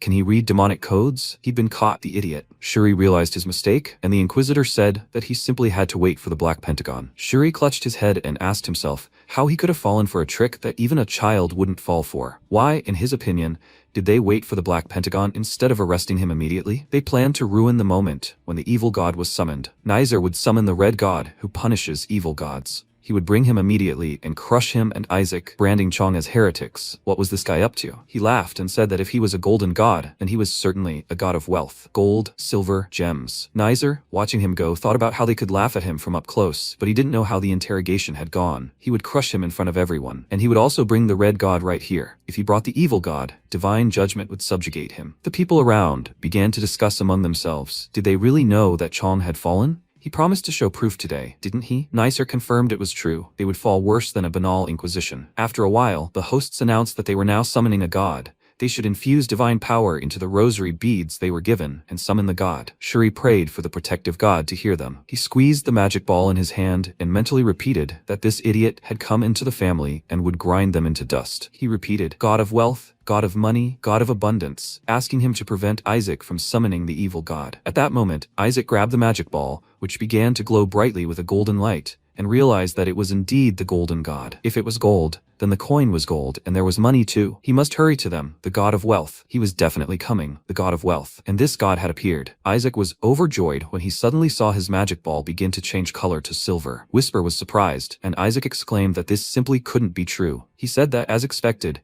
he had definitely summoned an evil god, and he would expose him in front of everyone. At that moment, Isaac slammed the magic ball to the ground and shouted, "No!" The surrounding people were dumbfounded by what they saw, their mouths open in shock. Shuri exclaimed that he was a crazy freak, and Nizer asked, does he know they won't find it since he threw it away? That was even better, because Isaac had no more tricks. He would expose his evil god himself. He shouted at the Inquisitors to bring it here, and at that moment, Isaac became afraid. The Inquisitors approached him and said, "Young Master Isaac, please let him wait. They will return the rosary, and they must confirm which god was summoned." They approached him and informed him that if an evil god was summoned, he would be forcibly taken to the tribunal. At that moment, Isaac began to fall to the ground and scream loudly, "No, let me summon him again. It doesn't count. He'll do it all again right now." The inquisitors approached and reported that they had found the rosary, and Nizer asked them to give it to him. He exclaimed that this would be the end for him, Isaac. He smiled and shouted to take a good look at the god he had summoned. People were discussing how it turned out to be the symbol of the supreme god. Nizer exclaimed in surprise and realized it was the mark of the supreme god. He had never appeared before. Didn't he say that Chon had fallen? How could they fall if they didn't summon the supreme god? Harry became angry and realized that this was what had happened. Shuri turned to Isaac and asked why he had thrown the rosary away, seeing that he had summoned the supreme god. He replied that the supreme god was of no use to him. Shuri replied that God should at least save this freak. At that moment, the god of wealth finally appeared to the girl standing next to him. Isaac asked what had happened to her. Let her give it to him. He shouted for her to trade it with him before he finished her off. The girl was terrified, and he grabbed her by the hair, screaming, "Won't she give it to him?" Nizer was so angry that he mentally wanted to destroy him. Sometime later, when he gathered the council at the table, Seraphine announced that Ashua would handle the matter. Rilai turned away in embarrassment, and she asked again, "What happened?" He couldn't utter a word, and Seraphine confirmed that he was in excellent spirits. It seemed the Duke was happy for his grandson, and for summoning the supreme god. Eli truly glowed with happiness, and confirmed that yes, this could be news about the Empire's future development. Everyone around him was angry at this news, and Harry asked, "Can love summon him too?" "It's all about summoning and the contract." Eli said that if everyone could do it, the Golden One wouldn't have failed even once, right? They started laughing and discussing how even the summoning itself meant a lot, and he wasn't a newbie anymore, so he was in this game too. With this chance, he planned something important. Harry realized that raising his prestige by using the god Kina had summoned was going awry. He had given it his all when the god of wealth had leaned toward him, but against the supreme god, it was all the same. Well, he was chosen only for his talent. He wasn't capable of truly summoning him. At least the contract had to be broken at any cost. Even if the supreme god of holy spells were cast, he would be ready for it. At that moment, he shouted for his choice to be revoked. Shuri said that he hated it so much and now suddenly wanted to study. Isaac, sitting at the table with his textbooks, became angry at his words and shouted that he had to study, but he was angry because there was no mention of reversing the divine choice. Shuri was stunned and thought it was time for bed. He put down his glass of drink and said that he didn't understand why he hated it so much. Wasn't being chosen by the supreme god a reason to rejoice? The protagonist was stunned and asked again, "Does he want to know?" Shuri replied fearfully, "No, he doesn't need to say that. He had already received a gift from the supreme god, so didn't that mean he was truly chosen?" He replied that he had thrown it away. Shuri exclaimed, "Why did he throw it away? He could have summoned the supreme god with it without any problem." Isaac replied that he didn't need it, and Shuri said that he respected his decisions, but even if he didn't like it, it was better to at least have a supreme god. Isaac, looking weary, asked again, "Why?" Shuri replied that it was because his enemies were waiting for him. They were planning to summon their god and exact revenge. At that moment, Isaac paused and looked away, but said nothing. Shuri continued to expound on his theory that once their god tested his faith, lightning would strike immediately. If the supreme god didn't block it, he would die. Isaac then offered to give him the chief god of the Blue Order he'd summoned. Even if it's not the supreme god, someone of equal strength should block the blow. If it was the god of light, he sparkled. He should be good at finding gold, right? Shuri was dumbfounded and exclaimed that the god of light wasn't that kind of being. Isaac wondered if there really wasn't a single supreme god who would actually listen to him. Whisper asked if he thought there were any. He'd better prepare a backup plan. A week later, at the god summoning ceremony, many people gathered, discussing among themselves whether they would actually see the supreme god. Summoning and choosing were two different things. How could one even summon the supreme god? Could it even work? Someone asked if his friend had heard rumors about Isaac's faith. If the enemy's chief god was summoned, would he be executed? At that moment, Nizer smiled and said he didn't know what trick he'd used before, but it wouldn't work anymore. The enemy gods themselves had said they'd wipe him off the face of the earth. He addressed Isaac by name and announced that the enemy god would execute him today. The protagonist wondered if he was talking nonsense again. It wasn't entirely true. Harry approached him and said his body couldn't handle the summoning of the supreme god. The protagonist became angry and asked why so many idiots were picking fights today. Suddenly, Harry announced that he would help him summon the supreme god, and Nicer was dumbfounded. He agreed to give it to Golu after the summoning. At that moment, Relai stood up for him and sharply stated that even if he made such an offer, it would be useless. Harry confirmed that he would exchange it for the god's wealth. At that moment, Relai shut Isaac's mouth, and he exclaimed that they had agreed, and he would give it to him. At that moment, he realized it wasn't a bad offer. The god of wealth was also a supreme god, so he could block the enemy's attack. Relai considered that, first of all, if they didn't get Golu's help, Isaac might die trying to summon the supreme god. Therefore, letting this precious child die was something he couldn't allow. He grabbed Isaac and told him to do what he wanted. At that moment, Isaac froze, ready to bite his hand, and exclaimed to Harry that they had an agreement. Harry responded that it was a wise decision, and his subordinate exclaimed, "Your Eminence, this is serious. The summoning ritual order has been changed. Young Master Nicer has been appointed immediately before young Master Isaac." Harry turned around and exclaimed, "What?" Eli approached them, suggesting that the red-haired freak had bribed the black faction. Riley turned around and was surprised to see his father appear, who announced that he would handle everything. After some time, they began to discuss Nicer summoning God before Isaac. This effectively meant executing Isaac. They noticed the blue cardinal and wondered if he was really going to protest in front of the black cardinal. Of all people, the red cardinal. How should the unfortunate blue cardinal react to this?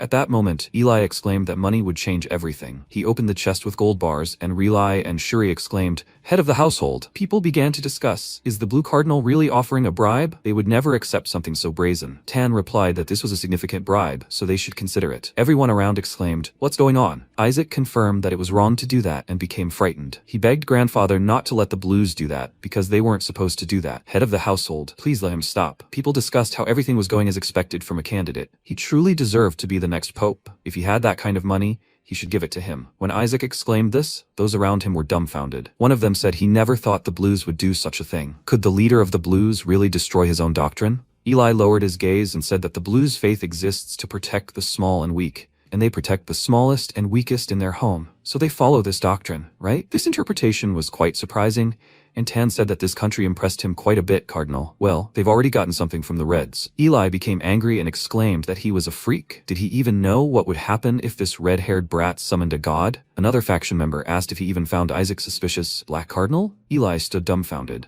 holding the gold bars in bewilderment, and the guy said that he was asking him to stop, because what had already been decided could not be changed. Tan confirmed that what had already been decided could not be changed, and then let them summon a god at the same time. The boy exclaimed, "How could this be allowed after he'd taken all that money?" He asked again, "Isn't it enough if the Reds summoned first, or couldn't he do that?" The boy grew angry and thought that fighting wouldn't achieve anything. The Cardinal would decide order. He replied that it was fine, but he would remember this. Blue and Black would regret it. At that moment, Isaac approached his grandfather and, clutching his chest, addressed him by name. He asked him not to worry, because everything was fine. Even if he couldn't summon anyone, no matter which god the Reds summoned, the Blues would protect him. The protagonist looked at him with tears in his eyes and hope for protection. Suddenly, he pointed to the side and said that wasn't the issue, and Eli asked again, "What do you mean?" He pointed toward the boxes and said that one was a spare box with offerings. Let him give it to him. He became very embarrassed and asked if it was possible to give him the other boxes too. When he hit him, he asked what he was planning. Isaac. Shuri shouted that Nicer was summoning the god of retributive justice, the main deity of the Red House. The protagonist, holding a box, said that even this was to his advantage. He had already planned to deal with the Golden House and disrupt the summoning ritual. Shuri was dumbfounded by what he heard and asked again, "What?" Isaac continued to say that what the Golden House had given them was definitely cursed, and he was planning to faint when it worked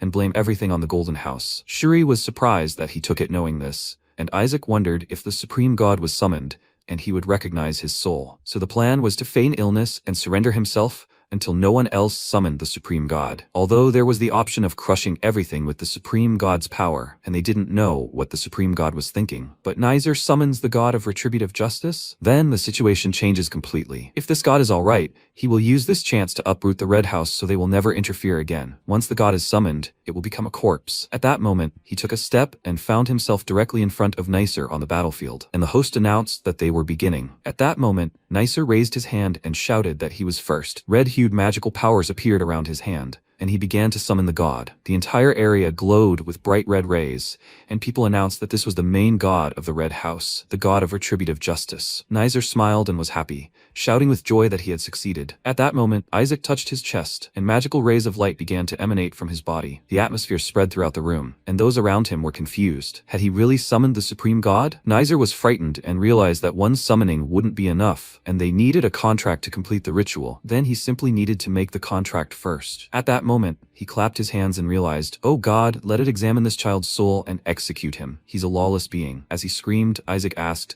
"Who dares call themselves a saint?" He exclaimed, "He really has appeared. He's about to be erased." Isaac said everything was fine, and Whisper shouted at him to quickly conclude his contract. Meanwhile, the surrounding guys, watching what was happening, said that this freak really had summoned the Supreme God. Another replied, "It's okay, young Master Nicer. Hurry up As long as he concludes the contract first, everything will be over. Nizer spread his arms and joyfully began to use his powers, when suddenly, he was frozen with fear. He realized that this was the one who ate the bones of the Skeleton King, and Nizer exclaimed, "Yes, his faith is at the level of a heretic, and he is asking to be examined." The god replied that there was no need to examine him. He had no faith. Isaac smiled, and the god continued to say that, on top of everything else, he reeked of the vile aura of that wormy Skeleton King. No, he was already using that power. Nizer was dumbfounded and asked, "What?" The god remarked how disappointing it was to unleash such a creature upon the god's realm. There was no need to summon the punishing god. He would be executed immediately. When he announced this, everyone froze in horror, and Rylai realized, no, Isaac's faithlessness had been exposed. Would they have to eliminate Nizer now? If they simply knocked him out and severed his connection with the god,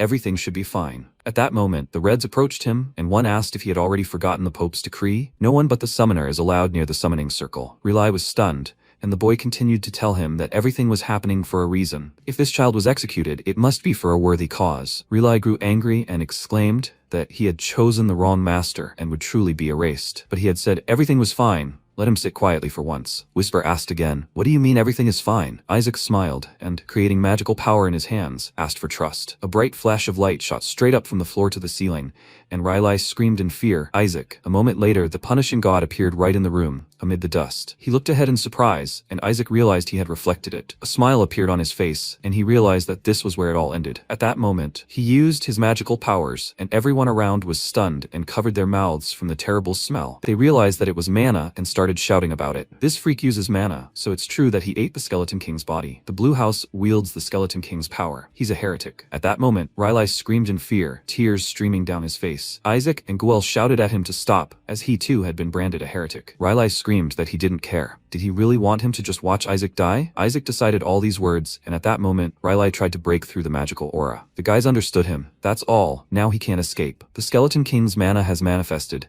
so even a god should consider his execution. The moment the god attacks Isaac, they will drag him away. All this will happen at the moment of the attack. They were incredibly happy and were expecting this attack. Right now, let him attack. The other guy told him, "That's right, let him attack." When they started arguing among themselves, Rylai simply watched in bewilderment and asked why he didn't attack. The Nizer summoning was unsuccessful? It simply couldn't be. It was impossible. The protagonist smiled and said, "Yes, that look meant he'd beat him, and now it's nice to meet you." When the punishing god was dumbfounded, he silently looked at Isaac, realizing it simply couldn't be. He shouldn't tell him that Isaac had created a barrier. The people around him started shouting, "It's a barrier. Couldn't they really take him like that?" Isaac was indeed in a special barrier, saying that this freak hadn't changed at all. The god reached his hand toward him and tried to enter and come closer. Isaac asked, "He won't rest until he checks for himself, right?" After that, he cast the soul-searching spell, and the god directed his powers at him. Suddenly, he realized what was happening, and Isaac asked, "What happened?" They hadn't seen each other in a long time. The god of punishing justice. He continued to try the soul-searching spell, but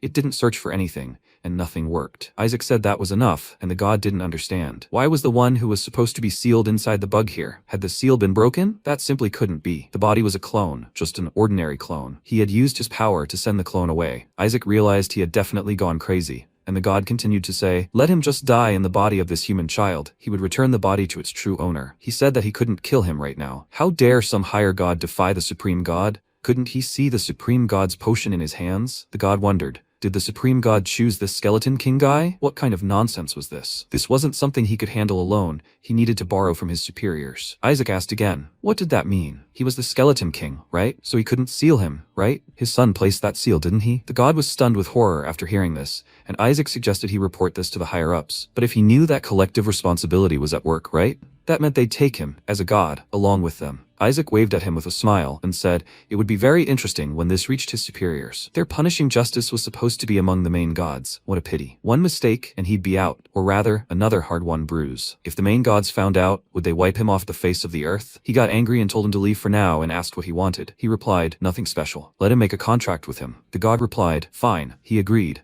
when suddenly he froze and asked what he'd just said. He gave him a thumbs up and smiled. He wondered, the Demon King wants to make a contract with a god? But why? Even though he's a human priest now, so that means he's a demon king in the role of a priest? God asked, just in case, what his current name was. He grabbed him by the shoulders and looked him in the eyes. Isaac replied that his name was Isaac, and God asked for his full name. He gave his last name, and God realized he was one of the 5 great houses. Isaac understood that he was dead, and he couldn't kill him, and he couldn't return and report this. If he couldn't do either, then he should just make a contract with him. God asked again, what was his game? Isaac noted that he simply wanted to live a normal life now, and God asked, did he really think he would believe that? Isaac replied that he had suffered under a curse his entire life and had finally received a living body. Did he really think he would throw away a body he had barely received? God was dumbfounded by what he heard, and Isaac asked, was it because he couldn't make a contract without respect? He was sincerely grateful to him. He had made a foolish mistake at a critical moment, but he was damn grateful that he had placed him in this body. So he has respect, right?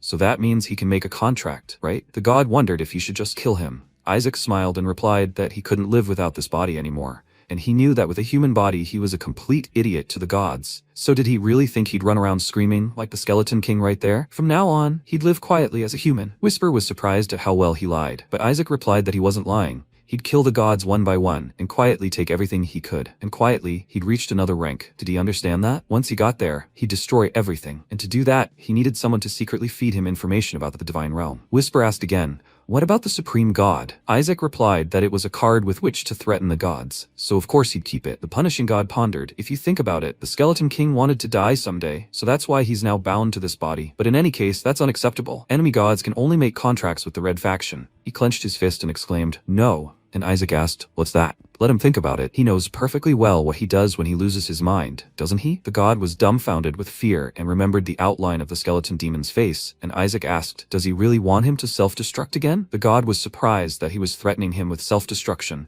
since he was still dying and this was the end of it all. Maybe it would be better to give him what he wanted rather than escalate the situation. But of all people, it was Isaac. He asked, will he really behave? Isaac extended his hand and said he would try his best. The god frowned and stood there for a moment, lost in thought, unsure of what to say. Suddenly, the barrier began to shatter into pieces. The people exclaimed that the god wasn't coming down, meaning he'd removed the Skeleton King's power to make him easier to capture. At that moment, the knights began shouting that they needed to capture this heretic, when suddenly they were frozen with horror. Isaac felt great and danced in front of them, laughing at them. He showed the god's seal on his hand, and the knights were dumbfounded by what he saw. Isaac said he was taking their god with him, and if he didn't like it, he could go far away. All the knights looked on, stunned, unable to understand what was happening. Had the god of vengeance really made a contract with one of the Qian? Hadn't young Master Isaac tried to summon the supreme god? Why would he abandon the supreme god and make a contract with their god? Was he really planning to first take over the enemy boy and then make a contract with the supreme god? Or does he want to squeeze him dry and then move on to the supreme being?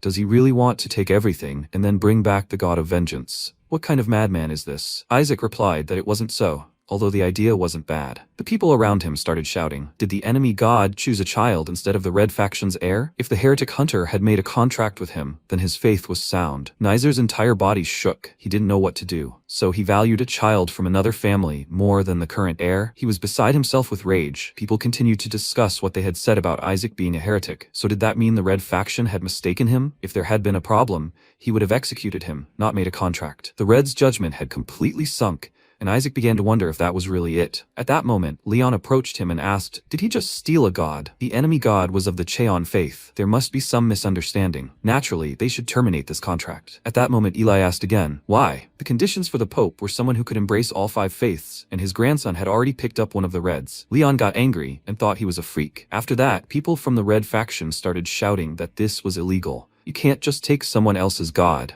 Another guy shouted, does he really think it's okay for Isaac to take someone else's god? Riley told them to get out of here and that there was nothing more to do. The guys shouted that this was absurd and that they should return immediately. But Riley said that everything happens for a reason, right? He turned around and smiled, asking if he hadn't said those words to him. Sometime later, at Isaac's estate in the imperial capital, Shuri exclaimed in horror. What had he done? Hadn't he seen all the red priests looking at him? The Cheon already had so few people. Why did he continue to make enemies? Isaac listened with boredom and said nothing while Shuri grew angry. He recalled the situation with the god who told him to be careful, because if his superiors found out about this, there would be absolute chaos. Isaac replied, perhaps the god told him not to be arrogant, thinking this is the best body, even though they've invested so much power in it. It has a short lifespan. That's why there are several saint candidates. Isaac was dumbfounded and continued to listen attentively to the god, who said that if he wanted, he could transfer him to another body, and asked, what about a child from the Red Faction? If he was going to make a contract with him, that would be an excellent option. Isaac exclaimed and panicked. So this body was even better than he thought? God was horrified, and Isaac said that if it were bad, there would be no point in suggesting a replacement, right? God realized he was just a perceptive idiot, but otherwise, he wasn't lying. Isaac replied that he knew, because the stronger the body, the more problems with durability there were. Other candidates are strong enough to become replacements. He said that since he'd already pulled off the half-trick, he'd give him one piece of advice. He shouldn't get too attached to Yeshua. At that moment, Isaac thought about these words and couldn't understand why he was saying such sad things. Shuri exclaimed, was he even listening to him? He hadn't been able to summon the supreme god due to a lack of holy power. So he'd made a contract with the god of the Red Faction? Isaac replied, no. And at that moment, Hirai entered their room and began to sincerely congratulate him. He blurted out that the priests shared first place in the Black Pentagon with their Kina. He didn't like the shared first place, but since it was a Chon, it was fine. Shuri and Isaac were stunned, confused. Had he always sounded like that? Isaac even got goosebumps from this madman. He asked again, had he forgotten their deal? Isaac was stunned, and Harry said he would pay him much more than promised, so let him hand over the supreme god. Shuri realized Isaac definitely wouldn't do that. When Isaac suddenly exclaimed, yes, fine, Shuri got angry, and Isaac exclaimed that he was simply insane, and Isaac said payment up front. He said he would give the god his wealth in exchange, right? Harry explained that when making a contract with them, there was a limit on the number of gods, and Pope could make a contract with several gods, but it would be difficult for him. So he'll give him a stone from his god, the god of wealth, that can be used without a contract. Isaac realized it was a jackpot, and Shuri exclaimed that it was the cornerstone of the Gold family. It contained more holy power than most temples, and he was giving him a cornerstone capable of blessing an entire territory? When Isaac grabbed the stone, he asked, so he just needs to summon the supreme god for it? And yet Shuri understood that the supreme god was taboo. Whisper asked again, is he really going to give it to him? Isaac, no. First he wanted to find out the supreme god's purpose. He always spotted suspicious people first. Harry bowed and said that in exchange for the triangular stone, he wanted the supreme boon. Let her give it to him. At that moment, a goddess appeared to protect the protagonist, enveloping his entire body. Isaac was surprised by this, and Harry was dumbfounded with horror. Shuri exclaimed that this was a sign of a contract with the supreme god. This seal appeared on his hand, and they started shouting that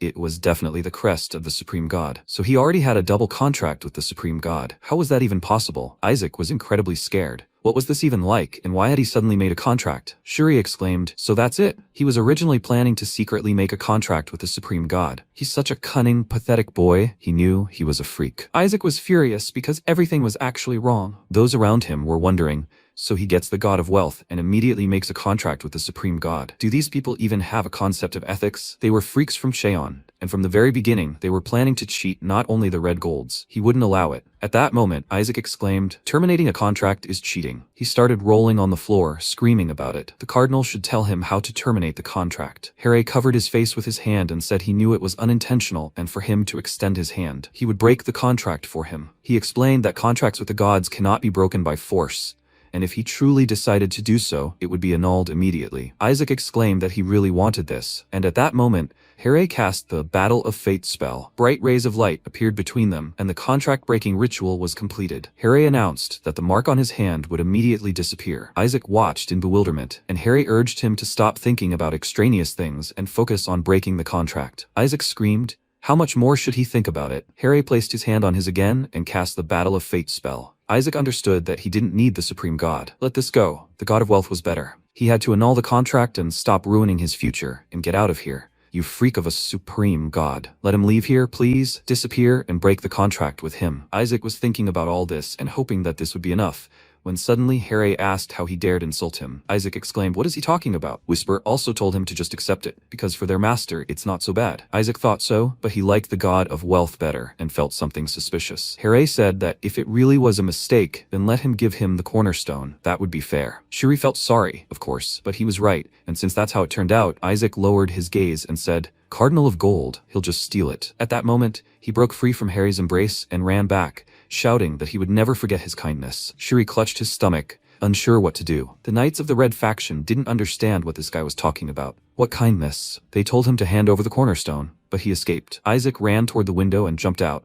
They exclaimed to the cardinal that he had escaped with the stone. Harry was dumbfounded by what he saw and began shaking with anger. After some time, people gathered in the banquet hall and began discussing. Had they heard that Isaac had made a double contract? Is that possible? Kina made a contract with twin gods, but in essence, it's the same as one god. Isaac made a contract with two gods of completely different faiths, one of them supreme. At that moment, men entered the room and said silence, let them read the announcements. According to the results of the meeting, Isaac received first place in the Black Pentagon. Everyone at the table was stunned with surprise and their mouths dropped open. Isaac will later come to the cardinal's office to receive his reward. Many of the guys were delighted by what was happening and exclaimed with joy. He won the pentagon for the first time. Shuri was stunned and asked again, is he still asleep? Everyone started wondering where Isaac was, and Shuri replied that he didn't know. But where did he always hang out? Isaac would be happy if he knew Chun could win. At that moment, the man cleared his throat and announced that the Pentagon's assessment of the past year was complete. Based on this knowledge, they could now truly enter the world. The students' graduation ceremony would take place at the New Year's meeting, and they would attend in 3 months. Before graduation, it would be a good idea to talk to the seniors and get closer to them. 3 guys stood smiling in the middle of the room. The guys were angry that they were so eager to flaunt their power. They had heard that the initiation would be no joke. Wasn't this senior commander the high priest of the 2nd rank? Why did he come here? Isaac most likely caught his attention. Shuri wondered if it was a good thing he wasn't there, because if he fell out of favor, things would be really bad. He should warn Isaac beforehand. But at that moment, Isaac burst into the room with incredible joy. The Red faction ran after him, shouting to stop this guy and have him hand over the territorial god. The senior turned around and asked, is this the famous Isaac? Just as the rumors said, he was completely unworthy. Like an unbridled stallion, Isaac began to fall right on top of him, kicked him in the face, and used the divine art of leaping spell. The guy flew to the side with incredible speed, and Shuri realized what a crazy idiot he was. Why was he blocking the path of a busy man? The guys ran up to him and asked if he was okay. Had this guy gone crazy? The senior told him not to panic. He was the one they needed to control. He would handle it himself.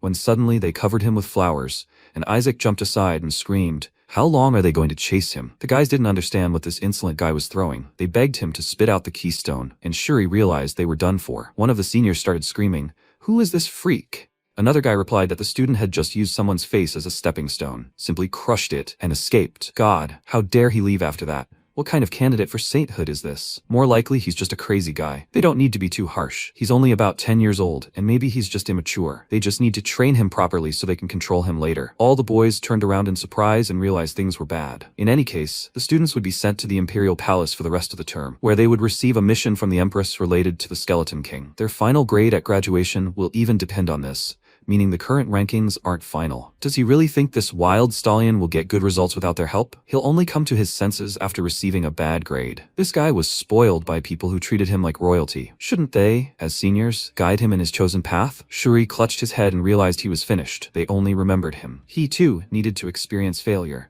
The guys couldn't understand why he was muttering to himself and then saw Isaac from above. They shouted, why does this guy keep helping Isaac? Maybe he's from the same group? It didn't matter, so Isaac jumped down and said they'd see each other at the graduation ceremony.